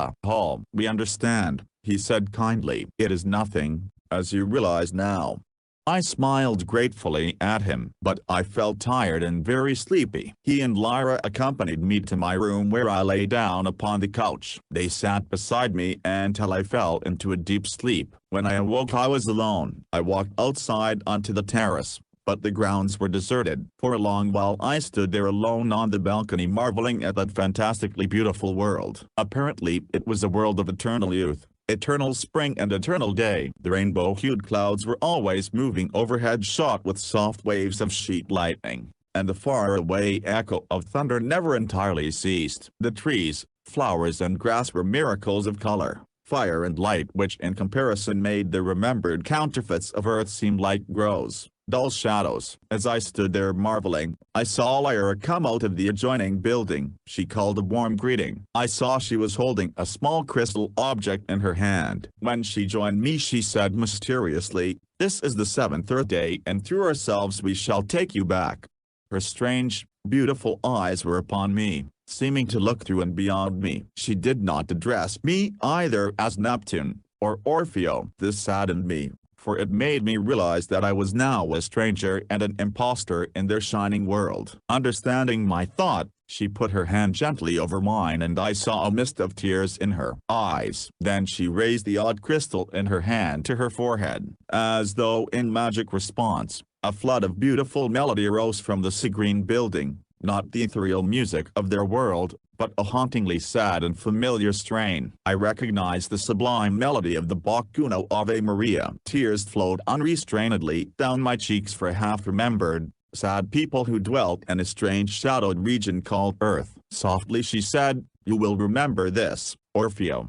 That name sounded strange upon her lips, like the name of an utter stranger. I bowed my head in bitter regret for Neptune who was, and who now was not, and for the false shadow of Orfeo who is. Confused and perturbed, I turned hastily from her and hurried into my room. Somehow I had the feeling that the secret of liberation lay in the mysterious crystal panel near my couch, but as I reached eagerly for the controls on the panel, I felt a gentle restraining hand upon my arm. I turned and looked into Lyra's wonderful eyes, shining with sympathy, compassion and purest love. My own heart swiftly responded. Then suddenly, miraculously, we were as one being, enfolded in an embrace of the spirit, untouched by sensuality or carnality. Intuitively, I remembered that this was the embrace of spirit, shared by all of those in the light of God's infinite love throughout the entire universe. What a tragedy, I thought, that I and my lost brothers of Earth know mostly only the counterfeit embrace of sexual desire and animal passion. At that moment Orion came in the door, and as he stood transfixed, his vibrant love too unfolded us in its pure, golden unselfish light. All boundaries of self were lost in a unity of being. "Our lost brother is home at last,"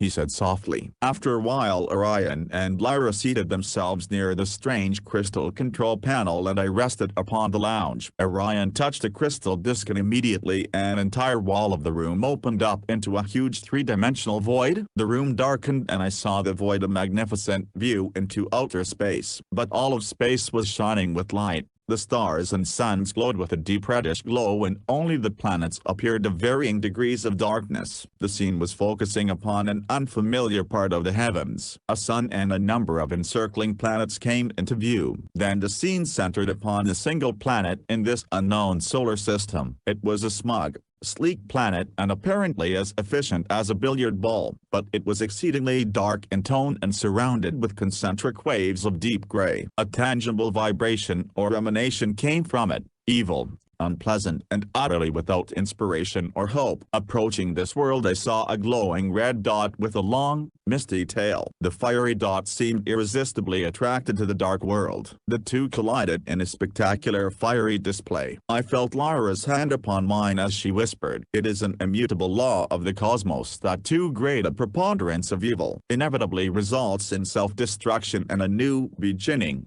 The scene shifted to a different part of the universe. Another dark, misty world came in view, although it was not as dark as the first world. About this world there was a vibrant feeling of life and hope. But again I saw a fatalistic fiery red dot approaching, and it was evident that this world too was doomed. I shuddered to think of conditions upon that planet at that moment of doom. But then I held my breath as I beheld two tiny dots coming forth from that world, apparently to intercept the fiery comet. Intuitively I realized that the dots were remotely controlled by intelligent beings upon the planet who were concentrating the magnetic impulses of the dots upon the comet. Suddenly the comet exploded, leaving the world unscathed. I breathed a sigh of relief. Once more the scene shifted and focused upon a third world. Obviously, this was an in-between world, neither as dark and hopeless as the first, nor yet as light and inspired as the second. To the left of this planet appeared another smaller body. I recognized it as our moon and the planet as Earth. From the planet several tiny spaceships went out to the moon and did not return. Then a tiny fleet of spacecraft went out to the moon, but some of these returned to Earth. Suddenly, terrifyingly, to the right of the planet Earth, appeared the red, fiery dot of cosmic doom. Rapidly it increased in size, leaving behind it a fiery tail of flame. It was evident that the comet was being drawn irresistibly toward Earth. Neither Lyra nor Orion spoke, but the strange voice said, "In the time dimension of Earth it is now the year 1986. I shuddered and waited anxiously, but the portentous scene slowly faded from the screen. I turned excitedly to Orion. "But what happens to Earth?" Orion and Lyra both looked compassionately at me as Orion gently replied, "That depends entirely upon your brothers of Earth and their progress in unity, understanding and brotherly love during the time period left them between the so-called now and the year 1986. All spiritual help possible will be given them, not only by ourselves but by others from all parts of the universe. We believe that they and their world will be saved, but in no time frame or dimension. is the future ever written irrevocably? If they bring upon themselves self-destruction of their planet through too great a preponderance of evil there, it will mean another fall for the entities of Earth into even denser meshes of materiality and unreality. As you love your brothers of Earth, Orfeo, fight to your dying breath to help them toward a world of love, light and unity. With those awful and awesome words, he got up and slowly walked from the room, leaving me alone with Lyra. She smiled gently into my eyes and touched the mysterious crystal panel. Immediately the incredible, huge, three-dimensional screen became active again. But no longer were we looking into the boundless depths of space and time. Instead, I saw the familiar outlines of the Lockheed plant in Burbank. There was the shop in which I worked. The scene shifted inside the plant. I saw the rhythms and my working companions, Dave Donegan and Richard Butterfield. An unpleasant sensation came over me as though I were fainting, as though I were fading into the huge screen and becoming an active part of the scene I was viewing. Terrified, I turned to call to Lyra, but she was no longer there, only a mist. Then I blacked out. My next conscious perception was my strange awakening on the job at Lockheed, with all of my incredible experiences of those 7 days seemingly utterly obliterated from my mind. Thus 6 months passed with only hazy, troublesome intimations of what had happened to me in those 7 lost days. But that night, as I rested my head upon the rock down in the Los Angeles riverbed, it all came back to me crystal clear. Also, I remembered again my frightening,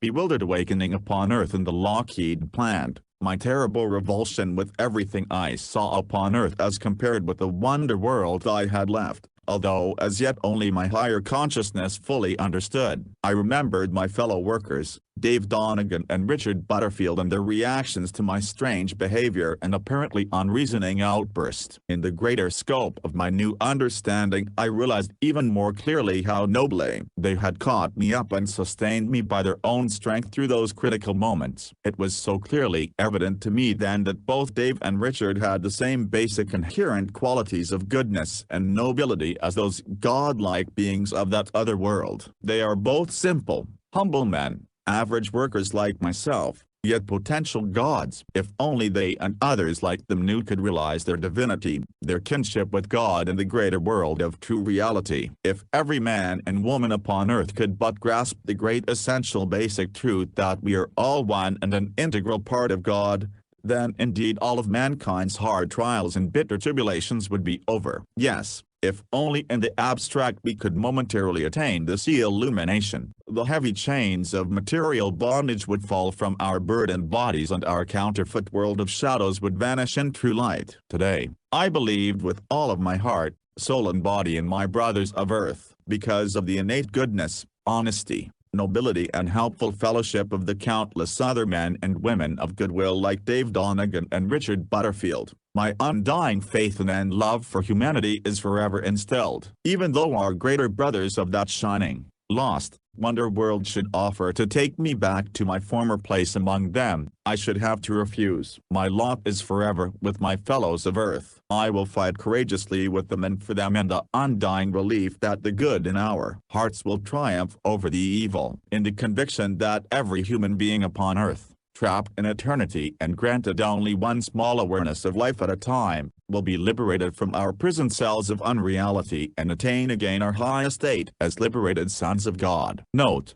the language spoken by the beings of that other world was neither my familiar English nor Italian, but another language which I fully understood and remembered while with them. But today my conscious mind recalls their language only as a meaningless jumble of strange words. Although I have a full understanding in my own language of all that passed between us, I can clearly recall only a few words of that other language. Those words were spoken to me by Lyra when she first came into the room. I am certain she said, "Undozi peslo," or something very similar, meaning no, you have lost weight. Chapter 9. The Trappist. Memories, fantastically beautiful memories of that other infinitely greater lost world, haunted me for days. I was like a different person. In the light of my new understanding, my conception of all things was changed. I viewed everything from a new perspective. Thus I felt more than ever like a stranger here upon Earth. One afternoon when I was in downtown Los Angeles, I stood on a street corner and watched the hurrying throngs of people. All were so earnestly intent upon personal ambitions,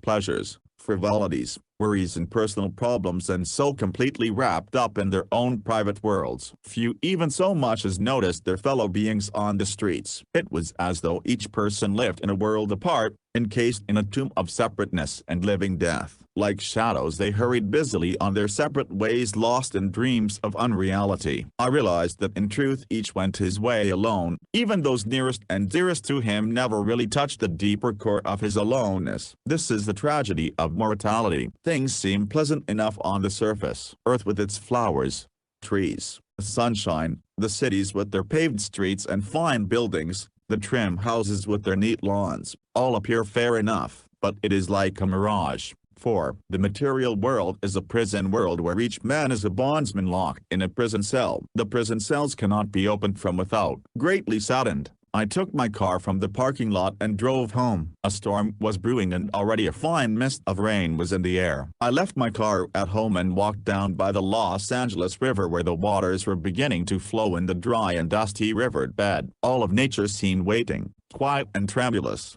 for the life-giving drops of precious water that would drench the sun-baked land and give new life to the dying trees and parched hills. The dense clouds were dark and ominous overhead. How symbolic, I thought, of our isolation from the rest of the universe. Spiritual intelligences throughout time and space dwell in unity, communicating throughout the universe, all a part of the great harmony of the Father. But man here on his tiny planet is cut off from contact with those other worlds and fully content to vision himself grandiosely as the highest intelligence in the universe. If only we could realize how wrong we are. We exist here on our world in a kind of solitary confinement. Our much vaunted atmosphere is one of the bars that prevents us escaping from our prison world. Also, to a great extent, it prevents contact with outside intelligences. For most of our radio and television waves are bounced back down to us by the many layers of ionized gases in our stratosphere and beyond. Hence it is much more difficult for us here on this planet to establish outer space contacts than for most other planets. Why is this so? Why are we so completely isolated and cut off from contact with the rest of the universe? I turned for home as the full fury of the storm broke. An onslaught of wind lashed the trees,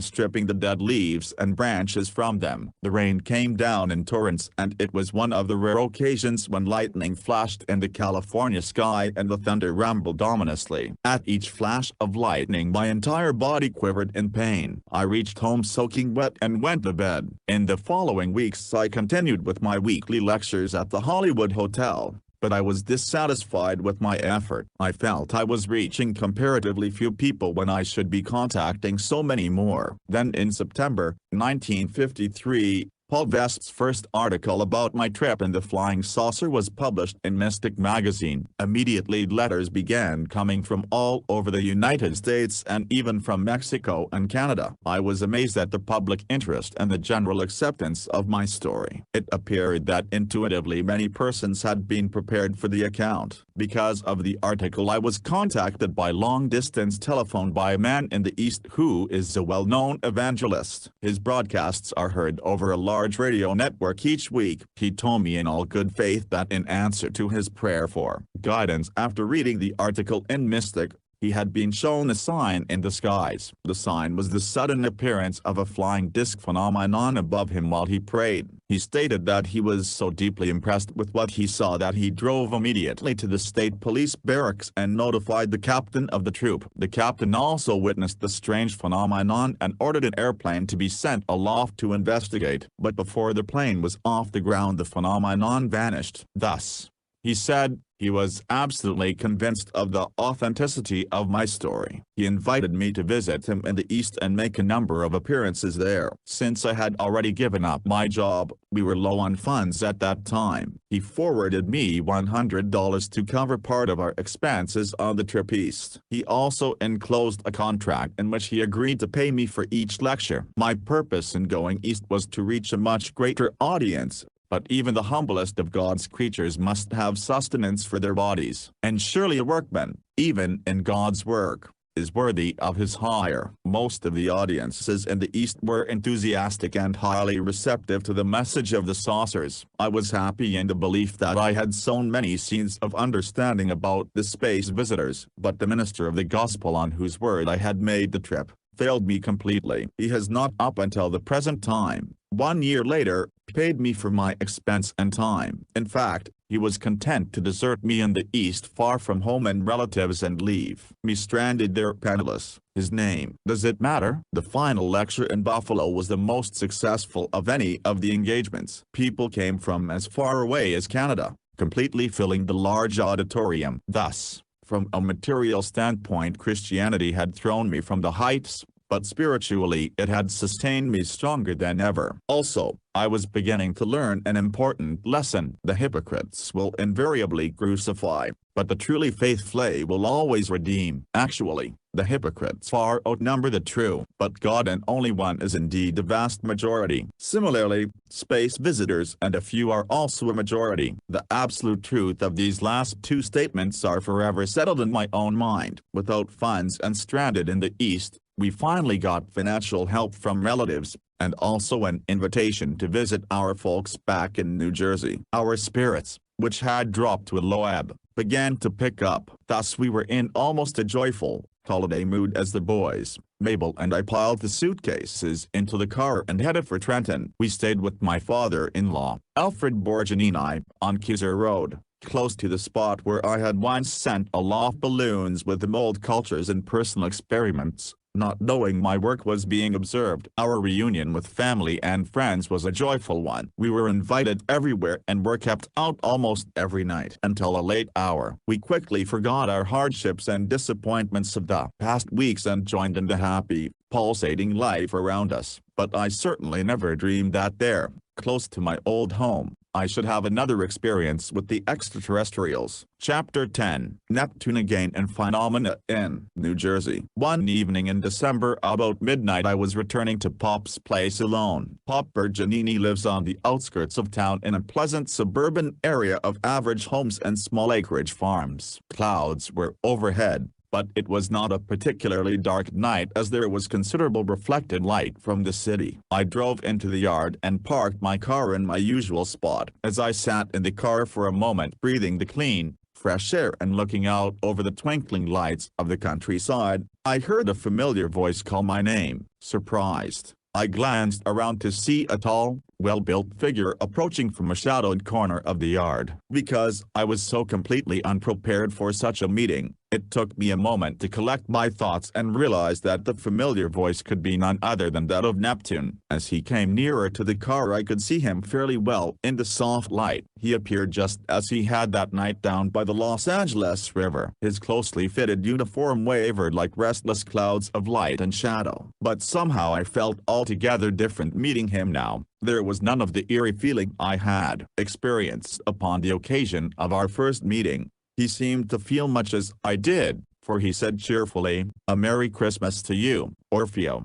His warm, radiant smile was still the same, as was his noble bearing and everything else about him, yet I was able to comprehend and understand him so much more easily now. I wondered, had he descended closer to my level, or had I, since my strange awakening in that other world, risen nearer to his? He answered the question for me. "You are indeed a dweller in two worlds now, Orfeo. Sometimes it is difficult for you to determine which world is substance and which is shadow, or if both are not merely differing degrees of substance. But you have done well, considering all that you have been through in these last 2 years. In reality you are now liberated from your planet, Earth, and are a citizen of the cosmos. For 7 Earth days you were conscious in our world as it existed in time, while I kept watch over your physical body as it performed its normal duties here on Earth. Thus in a way I am a part of you even as you are a part of me. There now exist eternal bonds of understanding between us."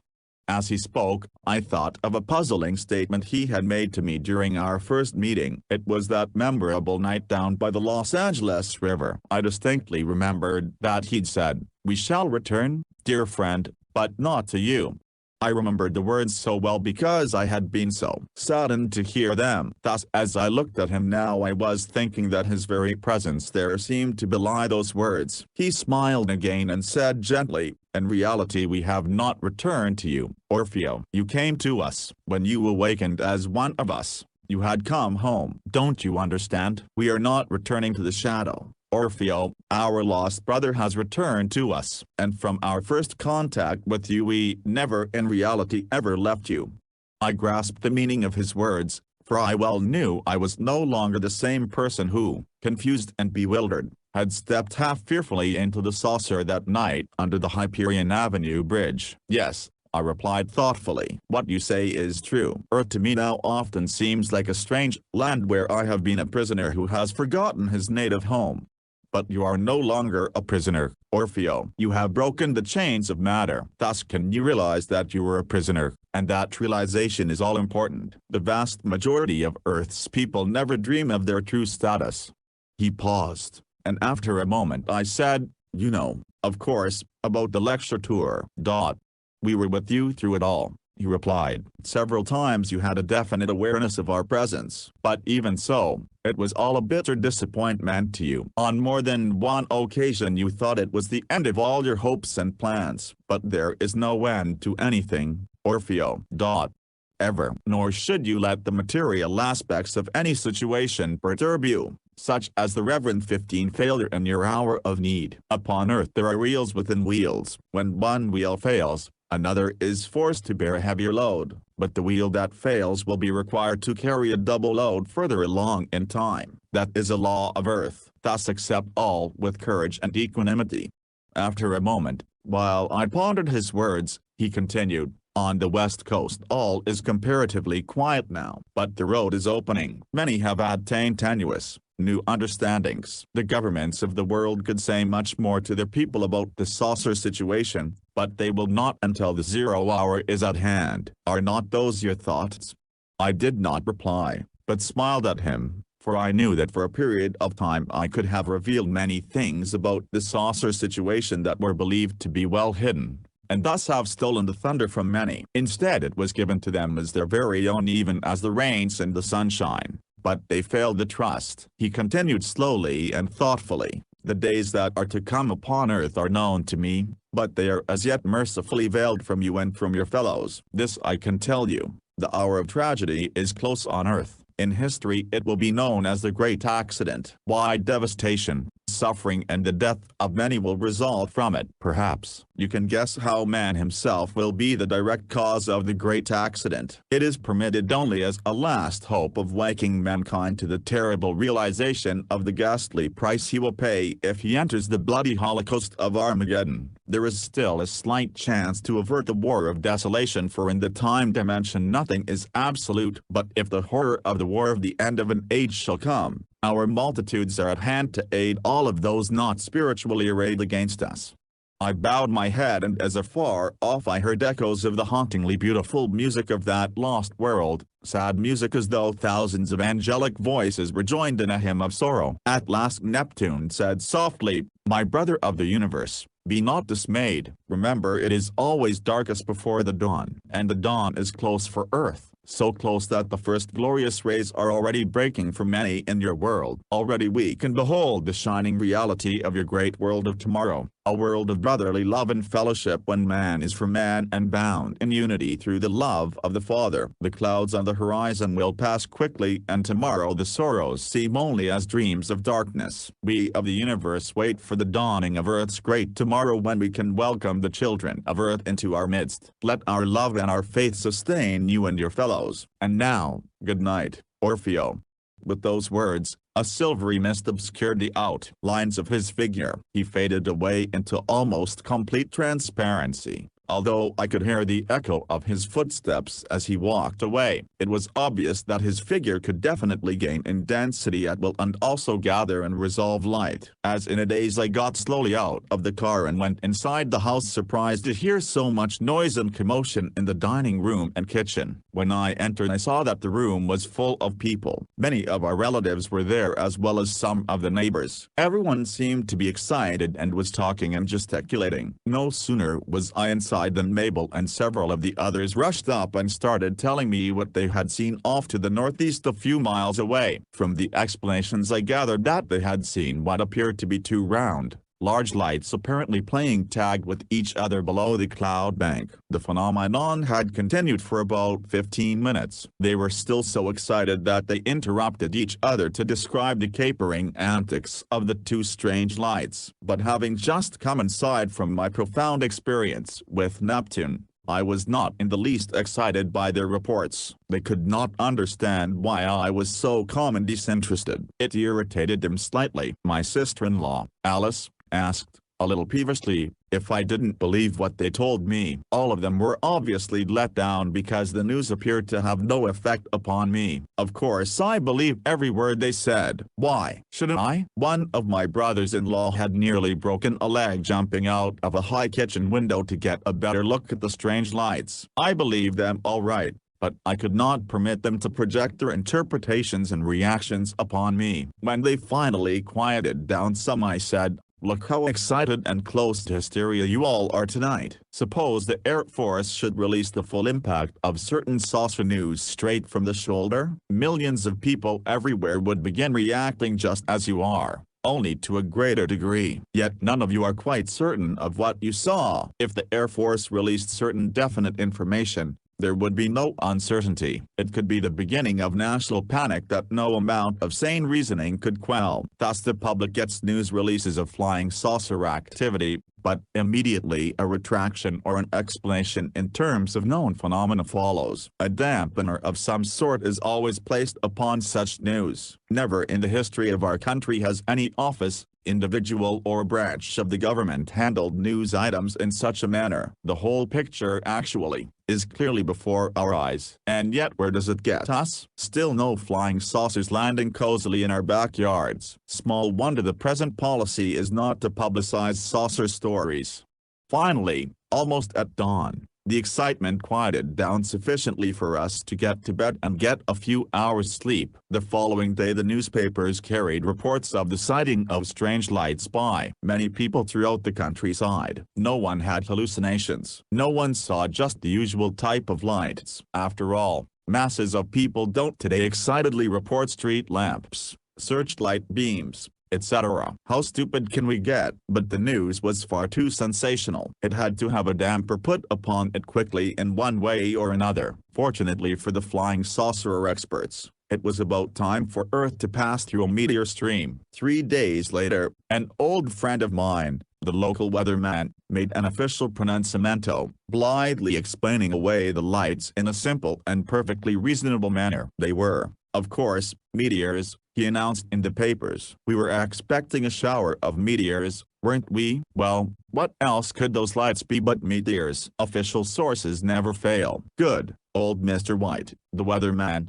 God bless him. I like him. I have always liked him, even though he always lost in his guesses with me, with the local farmers, and with most other prognosticators concerning the condition of the weather on the following day. I have seen him lose for weeks in succession and never guess the weather correctly in one instance. This delightful game has been going on for years. The weather perversely remains pretty unpredictable even for the experts. But coming out so badly in his rounds with the weatherman had no compunctions in tackling the flying saucers. Thus Mr. White, or his press secretary, is still attempting to explain away those confounded meters to a number of stubborn individuals, for it just so happened there was an overcast of clouds and mist that night. Two of the mysterious lights played around with each other below the clouds for nearly 15 minutes. They were round, large, white lights without the fiery tails respectable meteors are supposed to flaunt. Now, Mr. White, these people, dozens of them, are either falsifiers,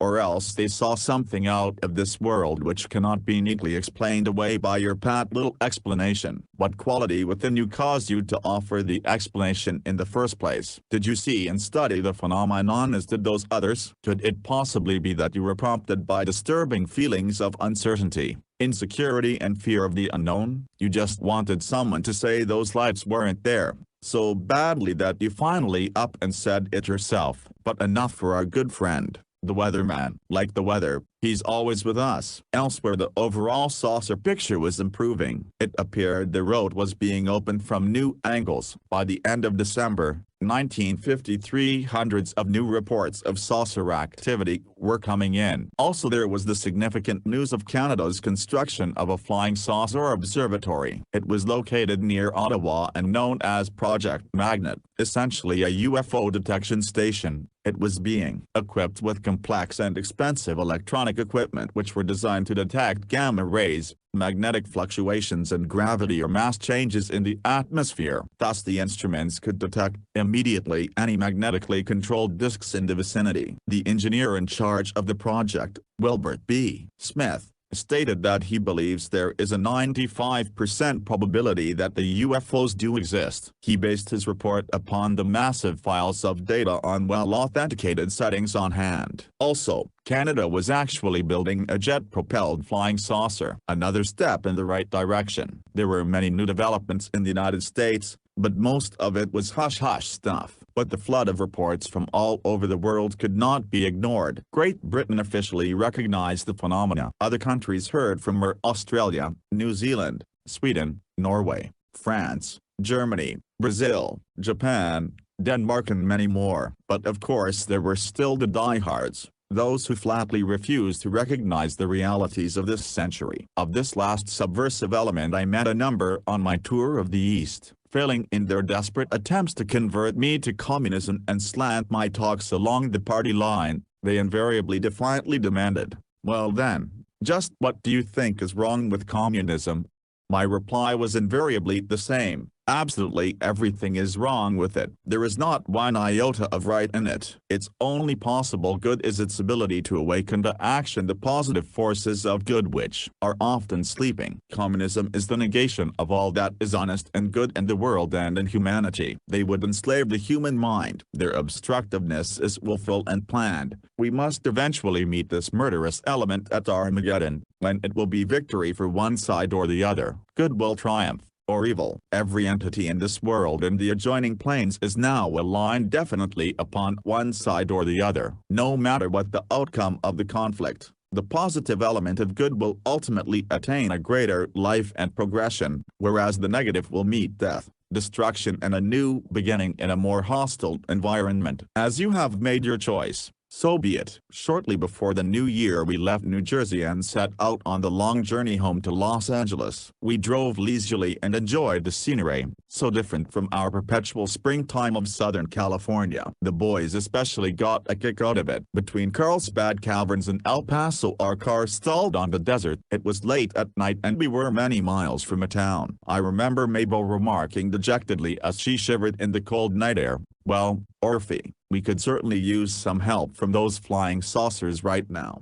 I smiled at her attempt at humor in our unfortunate situation, but the boys hopefully scanned the heavens as though aid might be imminent. As for myself, I had learned that the space visitors never in any way interfere in mundane affairs. Thus, of course, no glowing disc obligingly appeared to succor us. A very much down-to-earth truck did, however, and we eventually made it to the next town where I discovered that the tiny wire had become disconnected and short-circuited the electrical system. I felt rather foolish as I thought of how grandiosely I had been expounding the principle of infinite electromagnetic power in flying saucers, but was utterly helpless in handling a simple problem in the electrical generation of my own car. The experience caused me to remind myself sharply that I could actually get lost between worlds, unless I kept my feet firmly upon terra firma, my home as of now. Back home in Los Angeles I had the unpleasant feeling of being definitely let down, and I didn't know where to begin to start picking up the threads of my previous activities. The entire situation appeared as being rather futile and much too big for me to have any effect. But several days after our return I received a phone call from Mrs. Dorothy Russell of Manhattan Beach asking if I would give a talk before the prominent Neptunian Club in her city. She didn't know it, but she was responsible for picking me up out of the depths and launching me once more upon my mission. Neptunian Club, I thought as I hung up the receiver. Could the name be just a coincidence?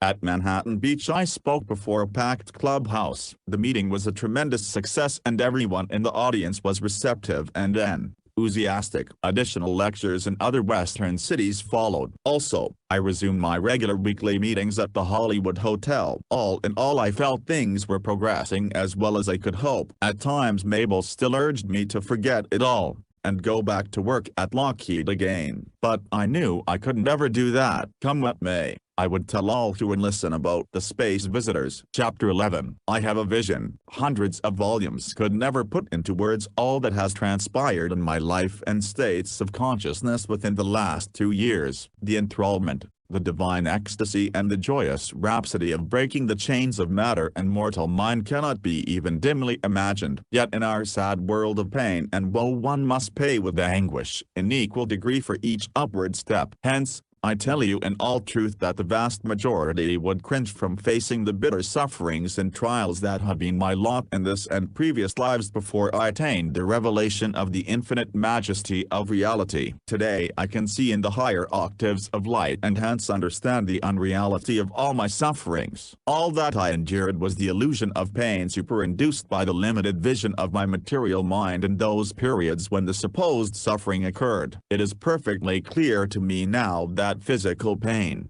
mental anguish, material obstructions, defeats, disease, adversaries and adversities exist only within limited material consciousness. My sufferings seem to be real in the erroneous three-dimensional physical plane of existence and within the time dimension, but in the light of the truth of my eternal self, the supposed suffering is in reality non-existent. To many people what I have just said may sound like an absurd paradox, but thousands of others will understand my meaning, for they themselves have been through this evolutionary process in varying degrees. As one emerges into the truth of spirit from false material consciousness, an entire new concept of materiality is attained. Increasing numbers of persons will go through some stages of this understanding within the next few years, for material adversity in all of its many aspects will be stepped up to a considerable degree. We are at the beginning of the days of sorrow. Today it rained again in Los Angeles. Water is flowing in the bed of the Los Angeles River. In the late afternoon the sky began clearing. As evening was coming on I walked down to the river, stood on the bridge and looked over the concrete guardrail. I looked down upon the spot where I had sat at Neptune's feet. A great wave of emotion swept over me, shaking me to the innermost depths of my being. Ah,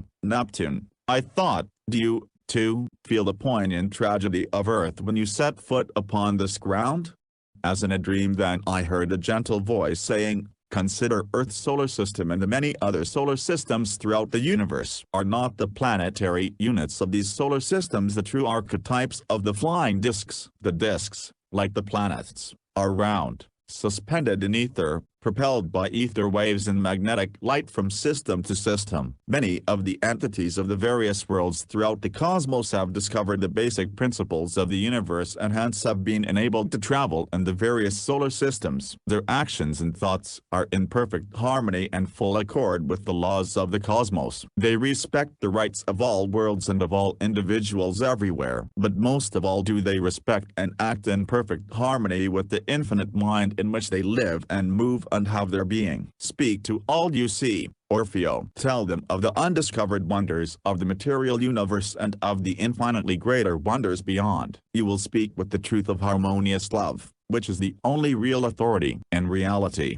all is light, eternal light throughout space, the reverse of the testimony of the material mind. Within the spiritual universe only the points behind the planets give the illusion of darkness, where a mere trifle of light is occulted by the body of the planet. But in reality darkness is only an illusion created by the false thoughts of material consciousness. All who come out of the illusion of darkness into the light will never again be lost in the illusion. Throughout the universe entities wait eagerly to aid your brothers of Earth. But the choice is up to each individual, for every mortal being has been equally endowed with free will. You, Orfeo, have walked through the valley of the shadow of death and emerged into eternal light. Help others to do likewise.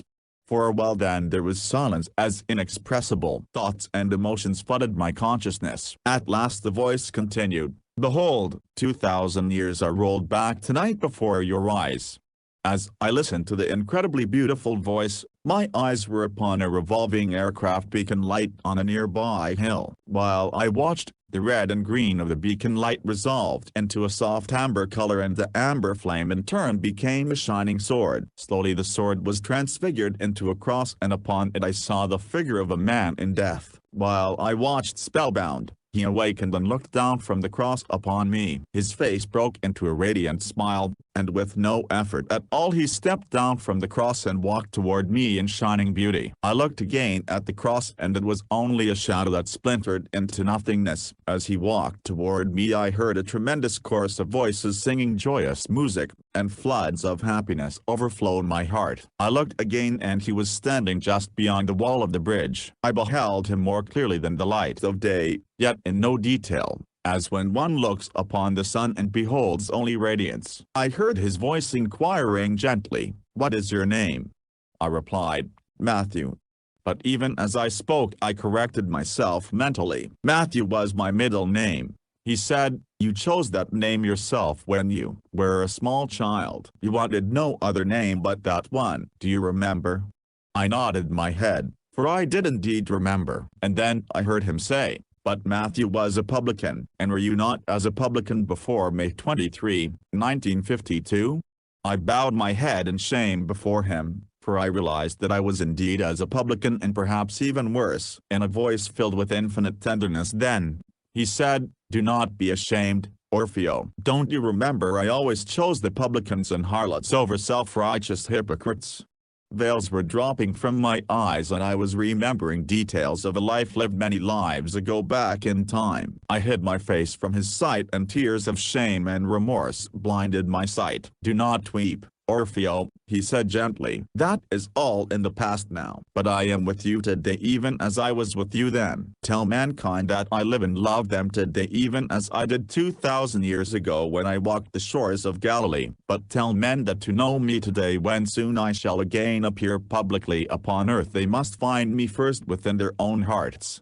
He paused, and my eyes could no longer bear to look upon the radiance of his beauty. And then he said, "Remember, Orfeo, wherein it was revealed to you not long ago that beings from other worlds now walk upon the earth. Each is a double of the other, and they have of their own free will entered the valley of sorrows that is earth, to help mankind. One moderates another when too little is accomplished, or when certain limits are exceeded. No man upon earth shall know them except the ones to whom they reveal themselves, and who publicly claims to be one is not at all. Only by their fruits may they be known. This is the beginning of the mysteries of the new age."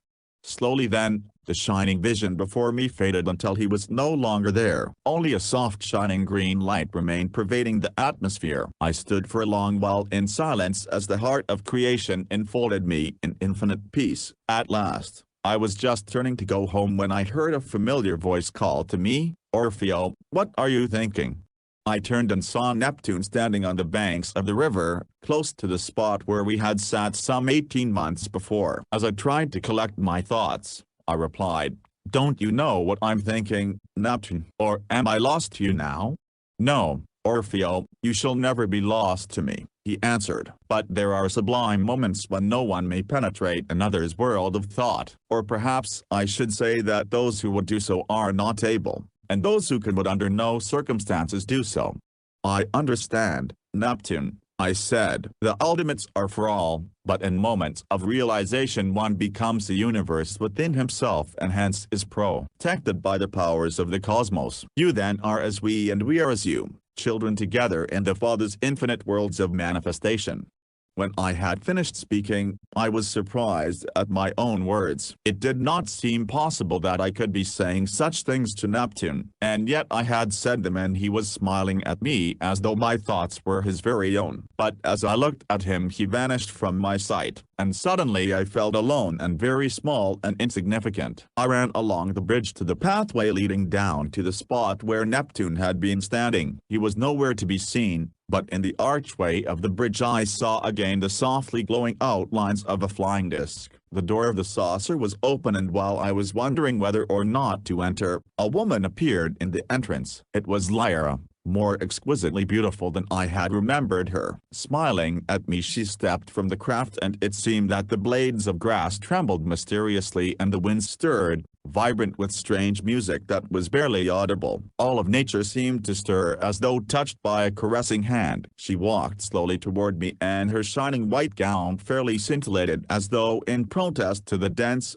irrational atmosphere of Earth. All of the infinite love for man and his Christly potential which I was feeling at that moment, was blissfully culminated in the wonder of her presence. She who encompassed all love, all compassion and all understanding, and whose radiant eyes were a benediction. When she was closer to me, I saw that her gown shimmered like restlessly drifting moonbeams, just as had Neptune's darker uniform here in our dense atmosphere. In her hand she was holding a glass which she held out to me, saying, "Drink from this glass, Orfeo, and your normal consciousness shall return. You will then be an equal with your own fellows and able to show them the way."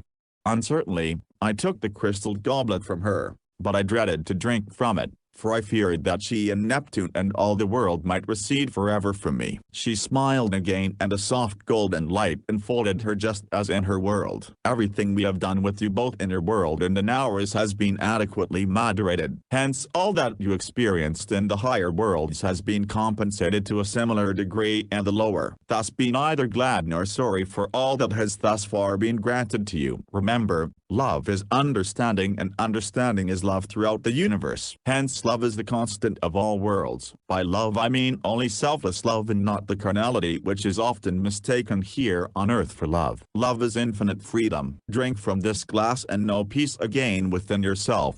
Slowly I raised the glass to my lips and drank. When I had finished, I let the glass fall to the ground, but heard no sound of it. The drink seemed to clear my head and to give me a feeling of strength and normalcy. Lyra had not faded as I feared she might. Rather, she appeared to be more real than ever before. "We must go now, Orfeo," she said gently. Her words greatly saddened me, for I dreaded to think of her leaving me. But only for a moment, for I immediately realized none of them would ever in reality leave me again. Slowly, I said, "I understand what you meant about the drink, Lyra. For now I feel that I am at home again upon earth as I used to be. I shall never forget you, Lyra, for I am a part of you and Neptune and Orion in your world, even as you are a part of me. I know now there is no death other than that which men upon earth call life. Also, I know there is no evil act in the world which cannot be atoned. Lyra, you shall be with me always."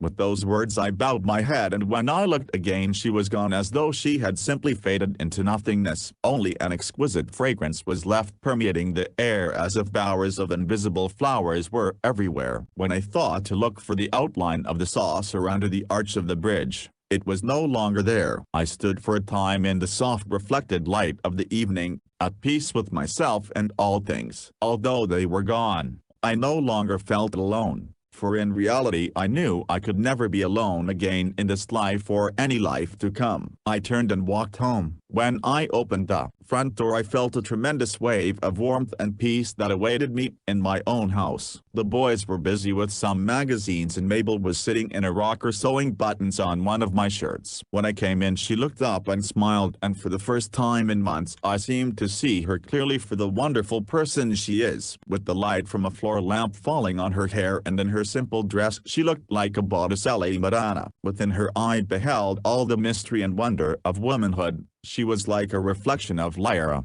the highest potential of feminine evolution. "We missed you, Orphe," Mabel said. "Where have you been?"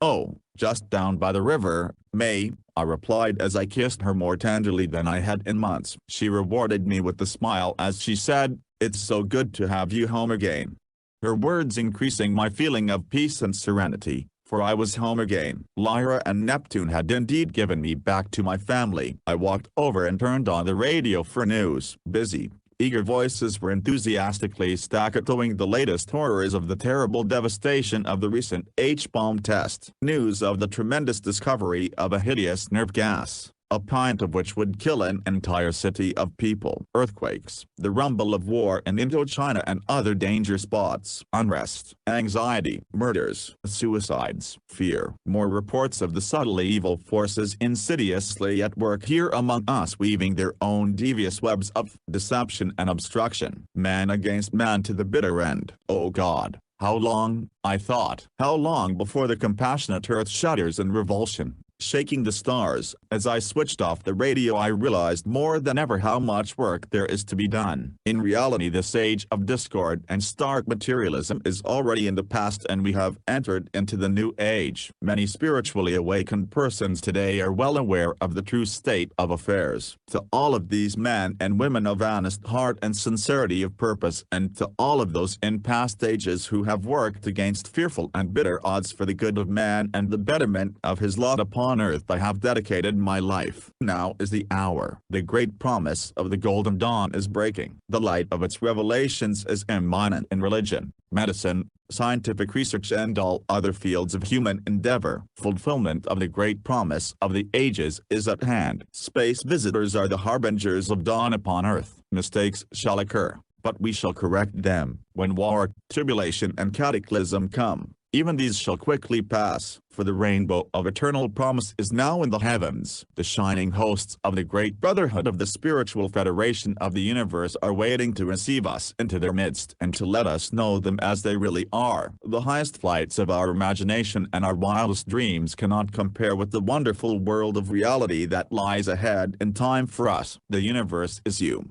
and you are the universe. The infinite numbers of entities in God's mansions in the cosmos are essentially as you and I, as we are and have ever been in true spiritual reality. If we will but waken from our dark dreams of death, they will lavish life and beauty upon us. Thus choose for yourself. There is no in-between road today. We have come to the dividing of the way, and it is now one path or the other for every entity upon earth and its adjoining planes of manifestation. Chapter 12. How to know a flying saucer. A flying saucer can manifest its presence in many ways. A few persons whose neurological sensitivity is similar to mine may detect the saucer's presence by physical symptoms such as I have described earlier in this book. Only recently Mr. Vernon Tyler, director of the Santa Monica Municipal Airport, had such an experience. He relates that on Wednesday evening, March 24, 1954, he retired early. About 10 o'clock he was almost asleep when he felt an odd prickling sensation along the back of his neck and down his arms and spine. He said the hair on the back of his neck felt as though it were standing up, which reminded him of some sort of electrical phenomenon. He was wide awake immediately and filled with a peculiar sense of urgency, as though he were in contact with something or someone. He jumped out of bed and went to the window and looked outside,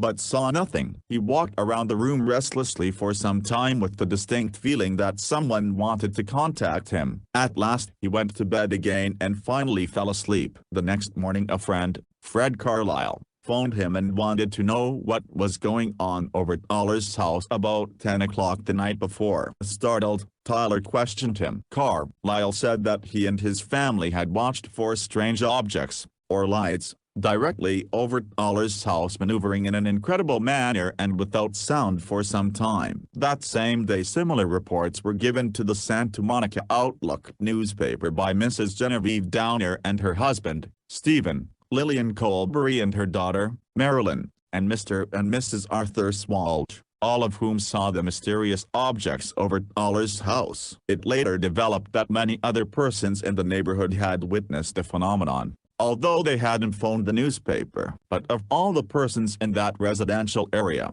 Tyler was the only one known to have experienced the unusual physical symptoms. Later on, when he read the article I had written about my physical symptoms and saucer contacts, he stated that his sensations were identical. Thus, physical reaction to the electromagnetic qualities of a saucer are unusual. If you experience them, you may be certain your body is attuned to extrasensory perceptions, since a crystal disk may be as small as 2 inches in diameter and can penetrate material densities. A disk may be present in a hollow room at any time and may or may not be visible to the eye. In the darkness they sometimes appear as softly glowing floating lights which appear and vanish suddenly. Many persons have seen a flying saucer and have failed to recognize it as such. Hence we are going to list here the most common manifestations in order that you may better judge a UFO should you see one. The roving star. One of the most common appearances of the disks and the least reported are those which merely rove around in the night sky. Often they are mistaken for airplane lights or a star. But if you hear no sound of an airplane motor and the star appears to move,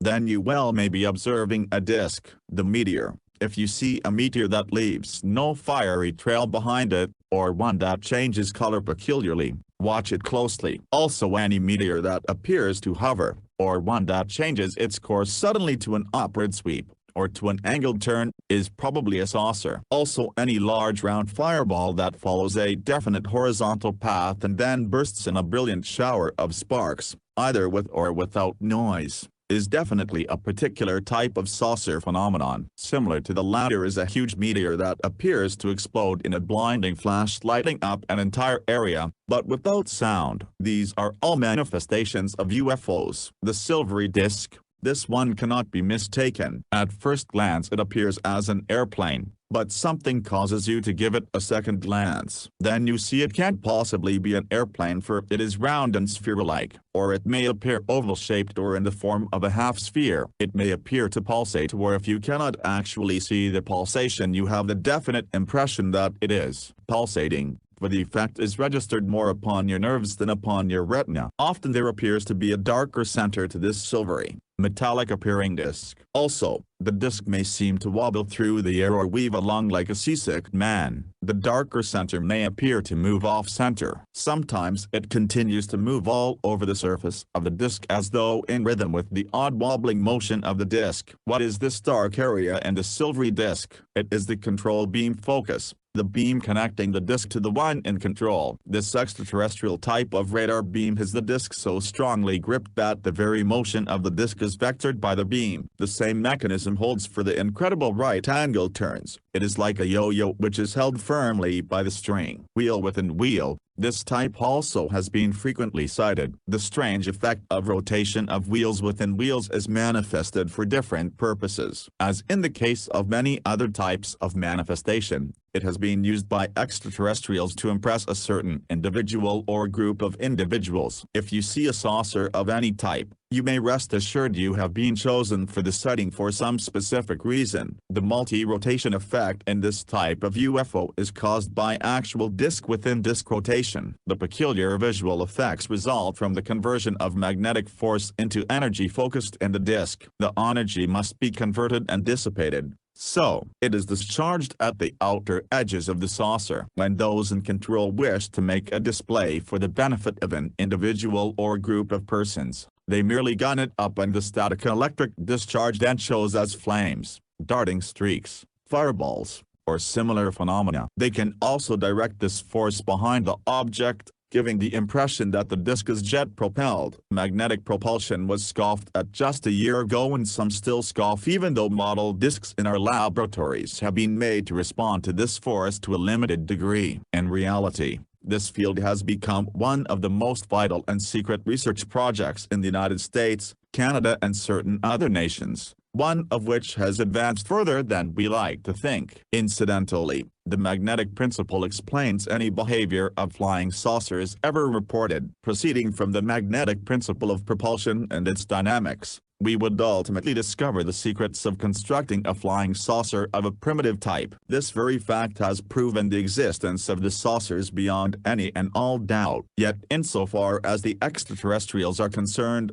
final proof of the saucers had to come to us from the actual testimony of sightings and experiences. This was finally accomplished. Work was immediately commenced in laboratories of various governmental agencies on the magnetic principles of propulsion. And then what happened? All official mention of saucers vanished on all fronts. Insofar as the public is concerned, the saucers just aren't anymore. Although hundreds of reports continue to come in, only Frank Edwards, the ex-AF of L newscaster from Washington, D.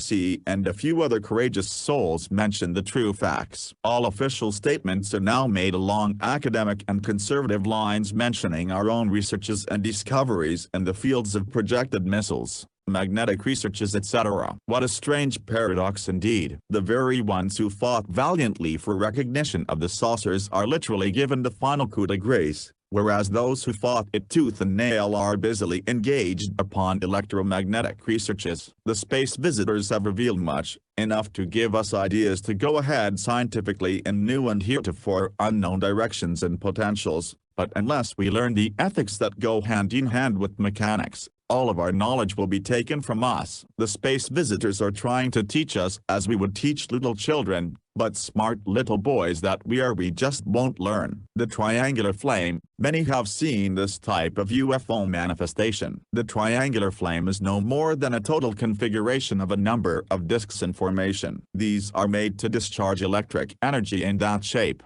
and the disks become invisible while the entire configuration shows up. Or, it can also be a semi-material object with the power plant of the disk incorporated within it. Any of these are very simple to produce for those in the remote control station, which, of course, is the mothership. Within laboratories here on Earth, some of this phenomena can now be produced in limited degrees, but no one is talking, and certainly not behind the Iron Curtain. Disappearing airplane. This type is a projection, both visual and auditory, but the mechanics are too complex to go into here. All we can say is that if an airplane attracts your attention irresistibly and seems to hold you by a strange, intangible force, it may be a disk projection. You may be absolutely certain of this if it has a dull, flat surface that does not reflect sunlight and, of course, when you see it suddenly vanish before your eyes. The torpedo, or cigar-shaped craft is rare. You probably would be first attracted by its seemingly swift,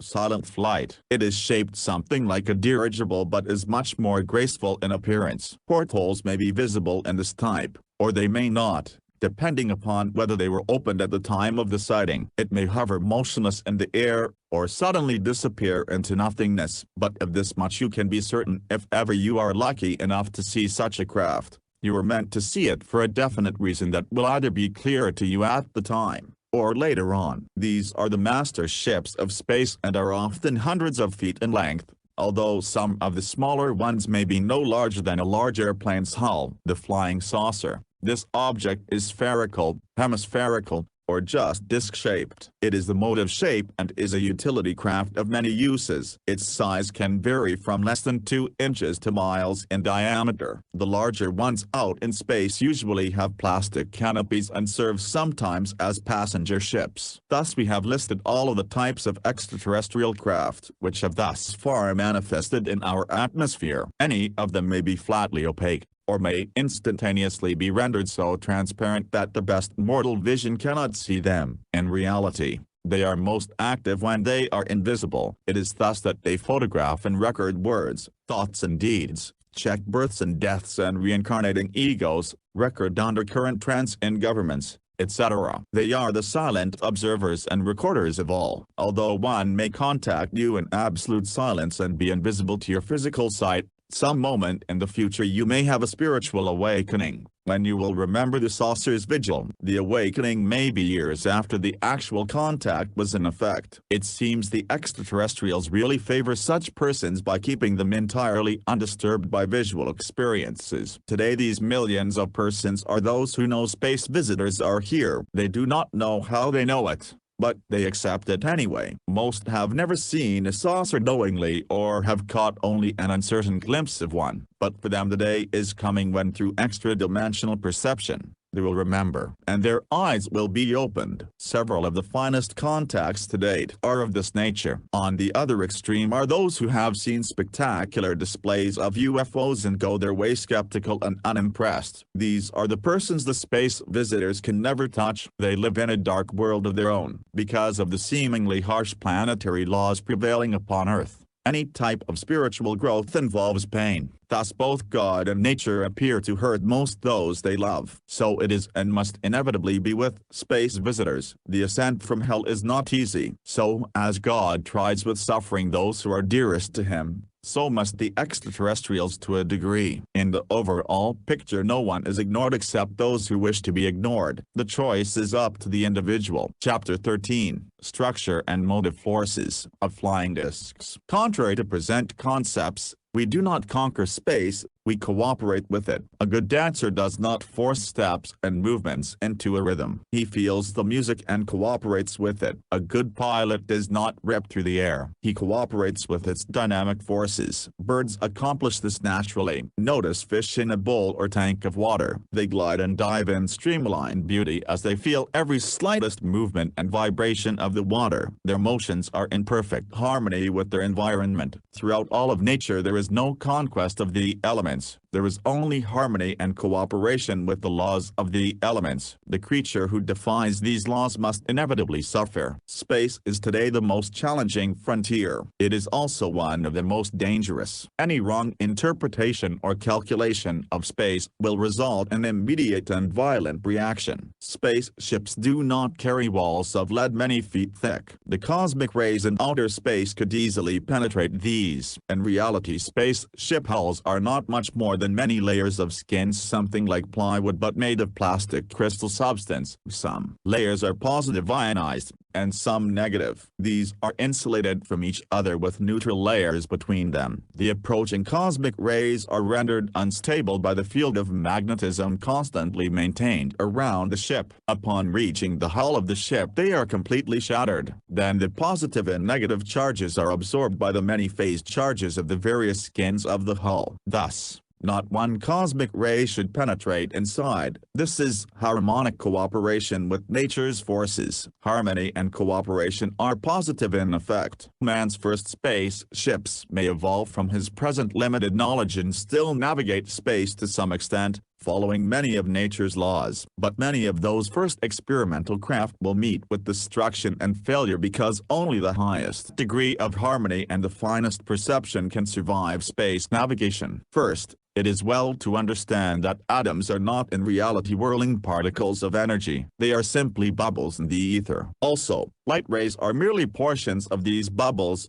but in elongations, thus in reality appearing as darting fissures, or splits in the ether. There are endless variations of magnetic fields, or fluxes in the entire universe. From the bubbles, atoms, they bounce away in all directions, producing magnetic spheres. From the light rays they proceed away at right angles to the rays so that magnetic vortices accompany the rays. Cosmic rays produce their own magnetic quakes in their paths. Thus the ether is in constant motion at all times in all places. The flying saucers utilize all these forms of energy. They direct and precise control the conversions of the energies, and use the same forces as means of attraction and or repulsion in the endless sea of the ether. Thus, their directors can use magnetic and gravitational forces far beyond our wildest imagination. They do not require our Earth's fields. Indeed, Earth's field and ether slipstream are in their way. In outer space the flying discs flow and seem to dance in gracious beauty. Many of the flying saucers that we have seen in our skies are actually crystal discs,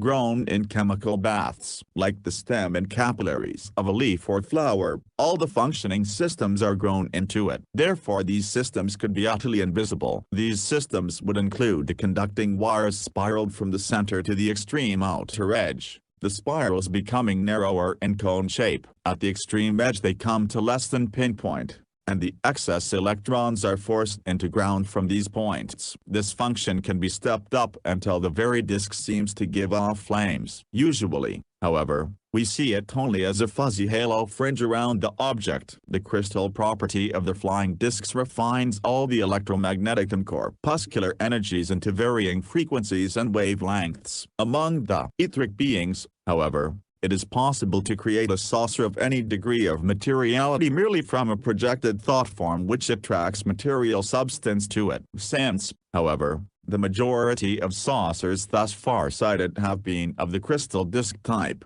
We shall confine explanations to these alone. Although the thought-form projections behave in a very similar manner, changing of colors and disks as the crystal is stepped up by electromagnetic energy, its lattice structure undergoes definite changes which cause the disk to emit light of various colors. That we might observe this phenomenon is one of the reasons for revealing it in the skies. The lattice of the crystal can be arrested at any attitude. When it is suspended in an attitude of transmitting, all light will pass through, and the disk becomes completely invisible. When electric force is discharged under normal conditions, a flame, or darting lightning is visible all around the disk. Thus we see flames of all colors, also darts and streaks of fire, and in some cases, even an exhaust trail when the entire effect is directed backward or forward of the flying object. By directing a sudden impulse of energy and resistance to the energy simultaneously into the disk, it can be made to explode into a shower of spark fragments. Right angle turns. A flying disk is not just guided, it is completely controlled. The master beam from the mother ship holds like a vice. This is always the case when they perform right angle and sudden turns. Thus they can assume incredible speed, and suddenly veer sharply without any damage to the disk. Every atom and molecule is vectored in the same direction at the same time. Any gravitational effects from inertia are neutralized, or non-existent. During my trip into space in one of these crystal crafts, you will recall that I picked up a strange coin-shaped piece of metal from the floor. This piece of metal appeared to be quivering and livid in the palm of my hand, and as I held it the metal became almost glowing, as a piece of live coal, and yet it was the same temperature as my hand. Within 40 minutes the metallic disk had disappeared. Apparently its elements were sublimated by some type of evaporation process. Thus, it is apparent they can explode them at any rate of speed they wish, and in a limited frequency of energy they would explode with not the least sound. Such remote control by complete vector is an accomplished fact with our space neighbors. It should be clear now to see that they can appear to the human eye and yet never register on camera film. Or, on the other hand, they can be made to show up on film when they were not visible to the human eye. Presented with a true, simple explanation of the flying saucers, some people find it harder than ever to accept. They prefer to cling to the ideas of impossible tons of lead shielding and all the other ponderous aspects of spaceships as conform to our limited sciences, most of which will have to be discarded before we even put a ship into outer space. Flying discs, extra-dimensional cameras. A flying disc is maneuvering over a city, or some area of the Earth. Every living thing and all their vibrations, seen and unseen by the naked eye, are picked up by the transmitting disk, which in turn relays these impressions back to the mothership. There it is all permanently recorded on crystal instruments in detail. Most of these scanning and recording operations are conducted when the disks are entirely invisible to us. When we do see them, they are usually just capering for us, or for some particular individual, to whom the display reveals a message, or an awakening. Both spiritual and physical evolution upon Earth is timed, and is in gradual steps. Space visitors are in no hurry, and they enter in the evolution gradually, in the timing permitted them by cosmic rhythm and law. Yes, indeed, the flying disks are both receiving and sending units. They are three-dimensional camera, television, radio, and motive entities, all in one. In fact, they are practically a synthetic brain, lacking only consciousness itself. Their manipulation is intrinsic and seemingly boundless. We on Earth are close to arriving at this technology in the realm of hypothesis, at least. Chapter 14. The True Nature of the Saucer Mystery. Only a short time ago we should have been obliged to go to great lengths to convince most people of the actual existence of flying saucers. Today, fortunately, we are spared the indignity of such futile efforts. The saucers definitely are here, and the majority of persons now are willing to admit this awesome fact. But the interpretation of flying saucer phenomena is an entirely different matter. As strange as it seems, the mystery of the unidentified flying objects is little nearer a solution than it was in 1947 when several flyers first made reports of sighting 9 of the disks near Seattle. Since then impressive files of new data have been amassed, but much of this evidence is so contradictory and bewildering that instead of offering a solution to the problem, The new facts have only rendered it more complex. Significantly enough, the most erroneous conceptions have been ponderously expounded by those whose every thought and utterance is in slavish conformity with the known laws of physics and the analytical laboratory method of approach. Insofar as the saucers are concerned, the "I know it all because I can prove it" attitude, whether uttered or insinuated, has only indicated, with absolute certainty, that no infinitesimal part of the true answer is known. Today it is almost impossible to ignore the saucers, and those who attempt to do so are motivated in no small degree by egoistic personal prejudices. Yet to accept them unreservedly as coming from outer space is still considered by many to be somehow laughable. Thus have the saucers become a ready target for jokes and laughter. It is well that this is so, for a measure of humor is always a safety factor in any human struggle to new heights of understanding. The coming of the saucers will ultimately prove one of the most tremendous struggles of the ages in the evolving consciousness of mankind. The story of generic man and his history upon Earth presents a ponderously slow, painful and often bloody pageant of evolution out of evils inherent in himself. No animal is as cruel as man. The pages of history are stained with records of deeds motivated by violent intolerances, vicious hatreds, arrogant lustings for power and wealth, sadistic cruelties, connivings, treacheries and mass slaughtering of fellow men. Thus have we evolved to our present questionable status. Yet as in the days of the building of the ancient Tower of Babel, many of us arrogantly feel that we have attained dizzy pinnacles of wisdom and scientific know-how, whereas,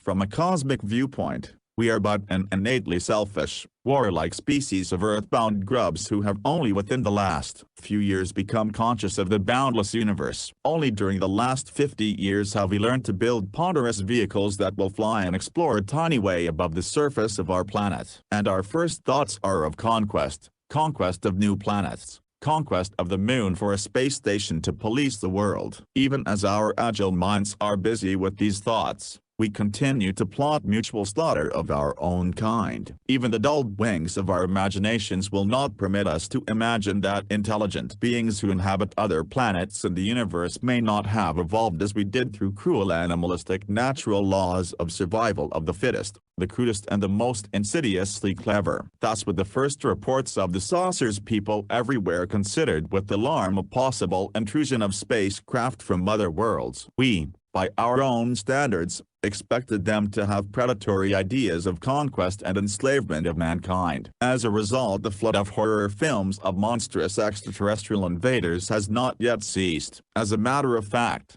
the coming of the saucers is not an intrusion of a new order on our Earth. Neither was it omitted from the original plan of nature on this planet. The saucer phenomenon we have thus far witnessed is an integral part of a vastly greater plan for us than our finite minds can begin to comprehend. Thus, the saucers definitely are not to be feared, but it would be a terrifying thought to think that we are drifting aimlessly all alone in boundless time and space upon an insignificant speck of matter we call Earth. In reality, we are not alone either during our sojourn upon this planet or in the universe. Our conscious minds, however, are so limited that we base practically all of our conclusions upon a strictly material foundation. Hence most of our conclusions are erroneous. But the secret of life we have been unable to fathom from any material viewpoint. In the final analysis, even science must revert to the abstract idea of a vastly greater intelligence as the source of life. But having admitted so much, can we believe that this intelligence has long ago abandoned us here upon our ball of clay? To many it has seemed so,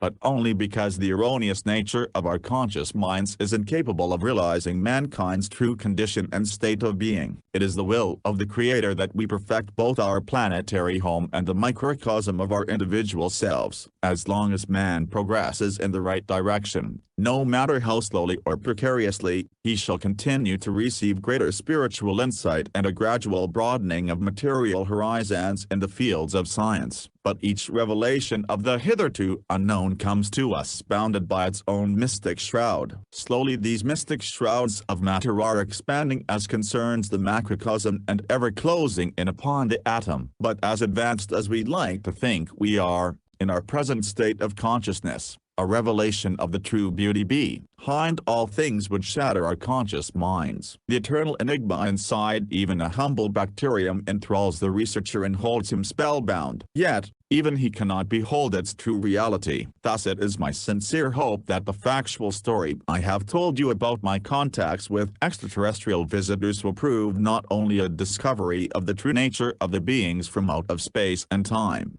but perhaps the infinitely greater discovery of your own true self and from whence you came, why you are here, and whither you are bound. Although my story is given in good faith, some are bound to doubt me, for man does not trust man because the evil inherent in the human heart so often betrays him. Yet to many my words will bring greater understanding and release from the bonds of a prison. My experiences are interwoven with the truth of man's being as inextricably as strands of thread are a part of the fabric. If this very day my story could be proved to every skeptical person, the mystery of our space visitors would be ended, and we should be ready and eager to greet them as brothers in the infinite federation of the universe. But ideas preponderantly spiritual cannot now and have never been capable of proof by material methods. Hence no material proof of the reality of my experiences may be given to satisfy skeptics. First, to remove all possible fear from the idea of space invaders, I wish to state that in the vast majority of cases those who have conquered the problems of space travel have progressed to, or have always existed in, a state of spiritual consciousness which we today can conceive only in the abstract. For one of the immutable laws of the cosmos is that evil projected to its limits is self-destroyed. Hence too great a preponderance of evil invariably results in self-destruction and a new beginning in greater densities of matter. Evolving toward good or evil, life and brotherhood, all go forth in majesty akin to the glory of the gods of the ancients. The evolved spiritual intelligences of the planets communicate only with the graduates of other planets. None others are or may be aware of their true natures. Today the evolution of Earth, both material and spiritual, has reached its most critical point. Thus chronologically speaking the hour has struck upon our planet which has not only permitted, but demanded the influx of outer space entities and their material manifestation in our sphere of consciousness. They have come as harbingers of light to do everything possible to turn the tide of destruction which threatens to engulf Earth and terminate in a new fall for man into greater darkness and bondage in heavier chains of matter. In the space beings' contacts with me there has actually been some factual evidence, almost enough to serve as proof, even to materialists, but not quite enough. The evidence has been minus that same enigmatical fraction of verification necessary in nearly every instance of saucer manifestation throughout the world, whether in case of personal experiences or with official branches of certain governments, except in a few specific cases involving spacecraft of a most primitive type from which factual and technical data have been obtained, as intended by them, and herein we find pinpointed a significant clue to the true nature and mission of space visitors. They have ingeniously enshrouded their presence in mystery, certainly not because they have any desire to be mysterious, but only because we are not sufficiently mature to bear the impact of the full revelation of even the least of our extraterrestrial visitors. Understanding of them will come eventually, but only through our own interpretations. Thus will we begin to understand in terms of our own finite and immature intelligence some of the mysteries of beings who live in worlds less erroneous than our three-dimensional, pain, pleasure, suffering and death sphere. In any research, in any revelation, in any miracle, when so many individuals and groups of individuals have witnessed a certain phenomenon, or some phase of that phenomenon, it is usually sufficient proof to accept as true the existence of that phenomenon. When this point is reached, the boundaries of understanding usually advance further. Insofar as the saucers are concerned, we have now reached that point. Hence, I am now telling my story more completely. Parts of my story have previously appeared in the single issue of my own newspaper, the 20th Century Times, and parts have been published in Mystic magazine, but never before has the entire account appeared in print. Only now has the mystery of the saucer phenomena come to an apparent dead end which requires elucidation before anything further may be gained from extraterrestrials. In other words, this book is Earth's answer to their signals to us. I hope it will produce results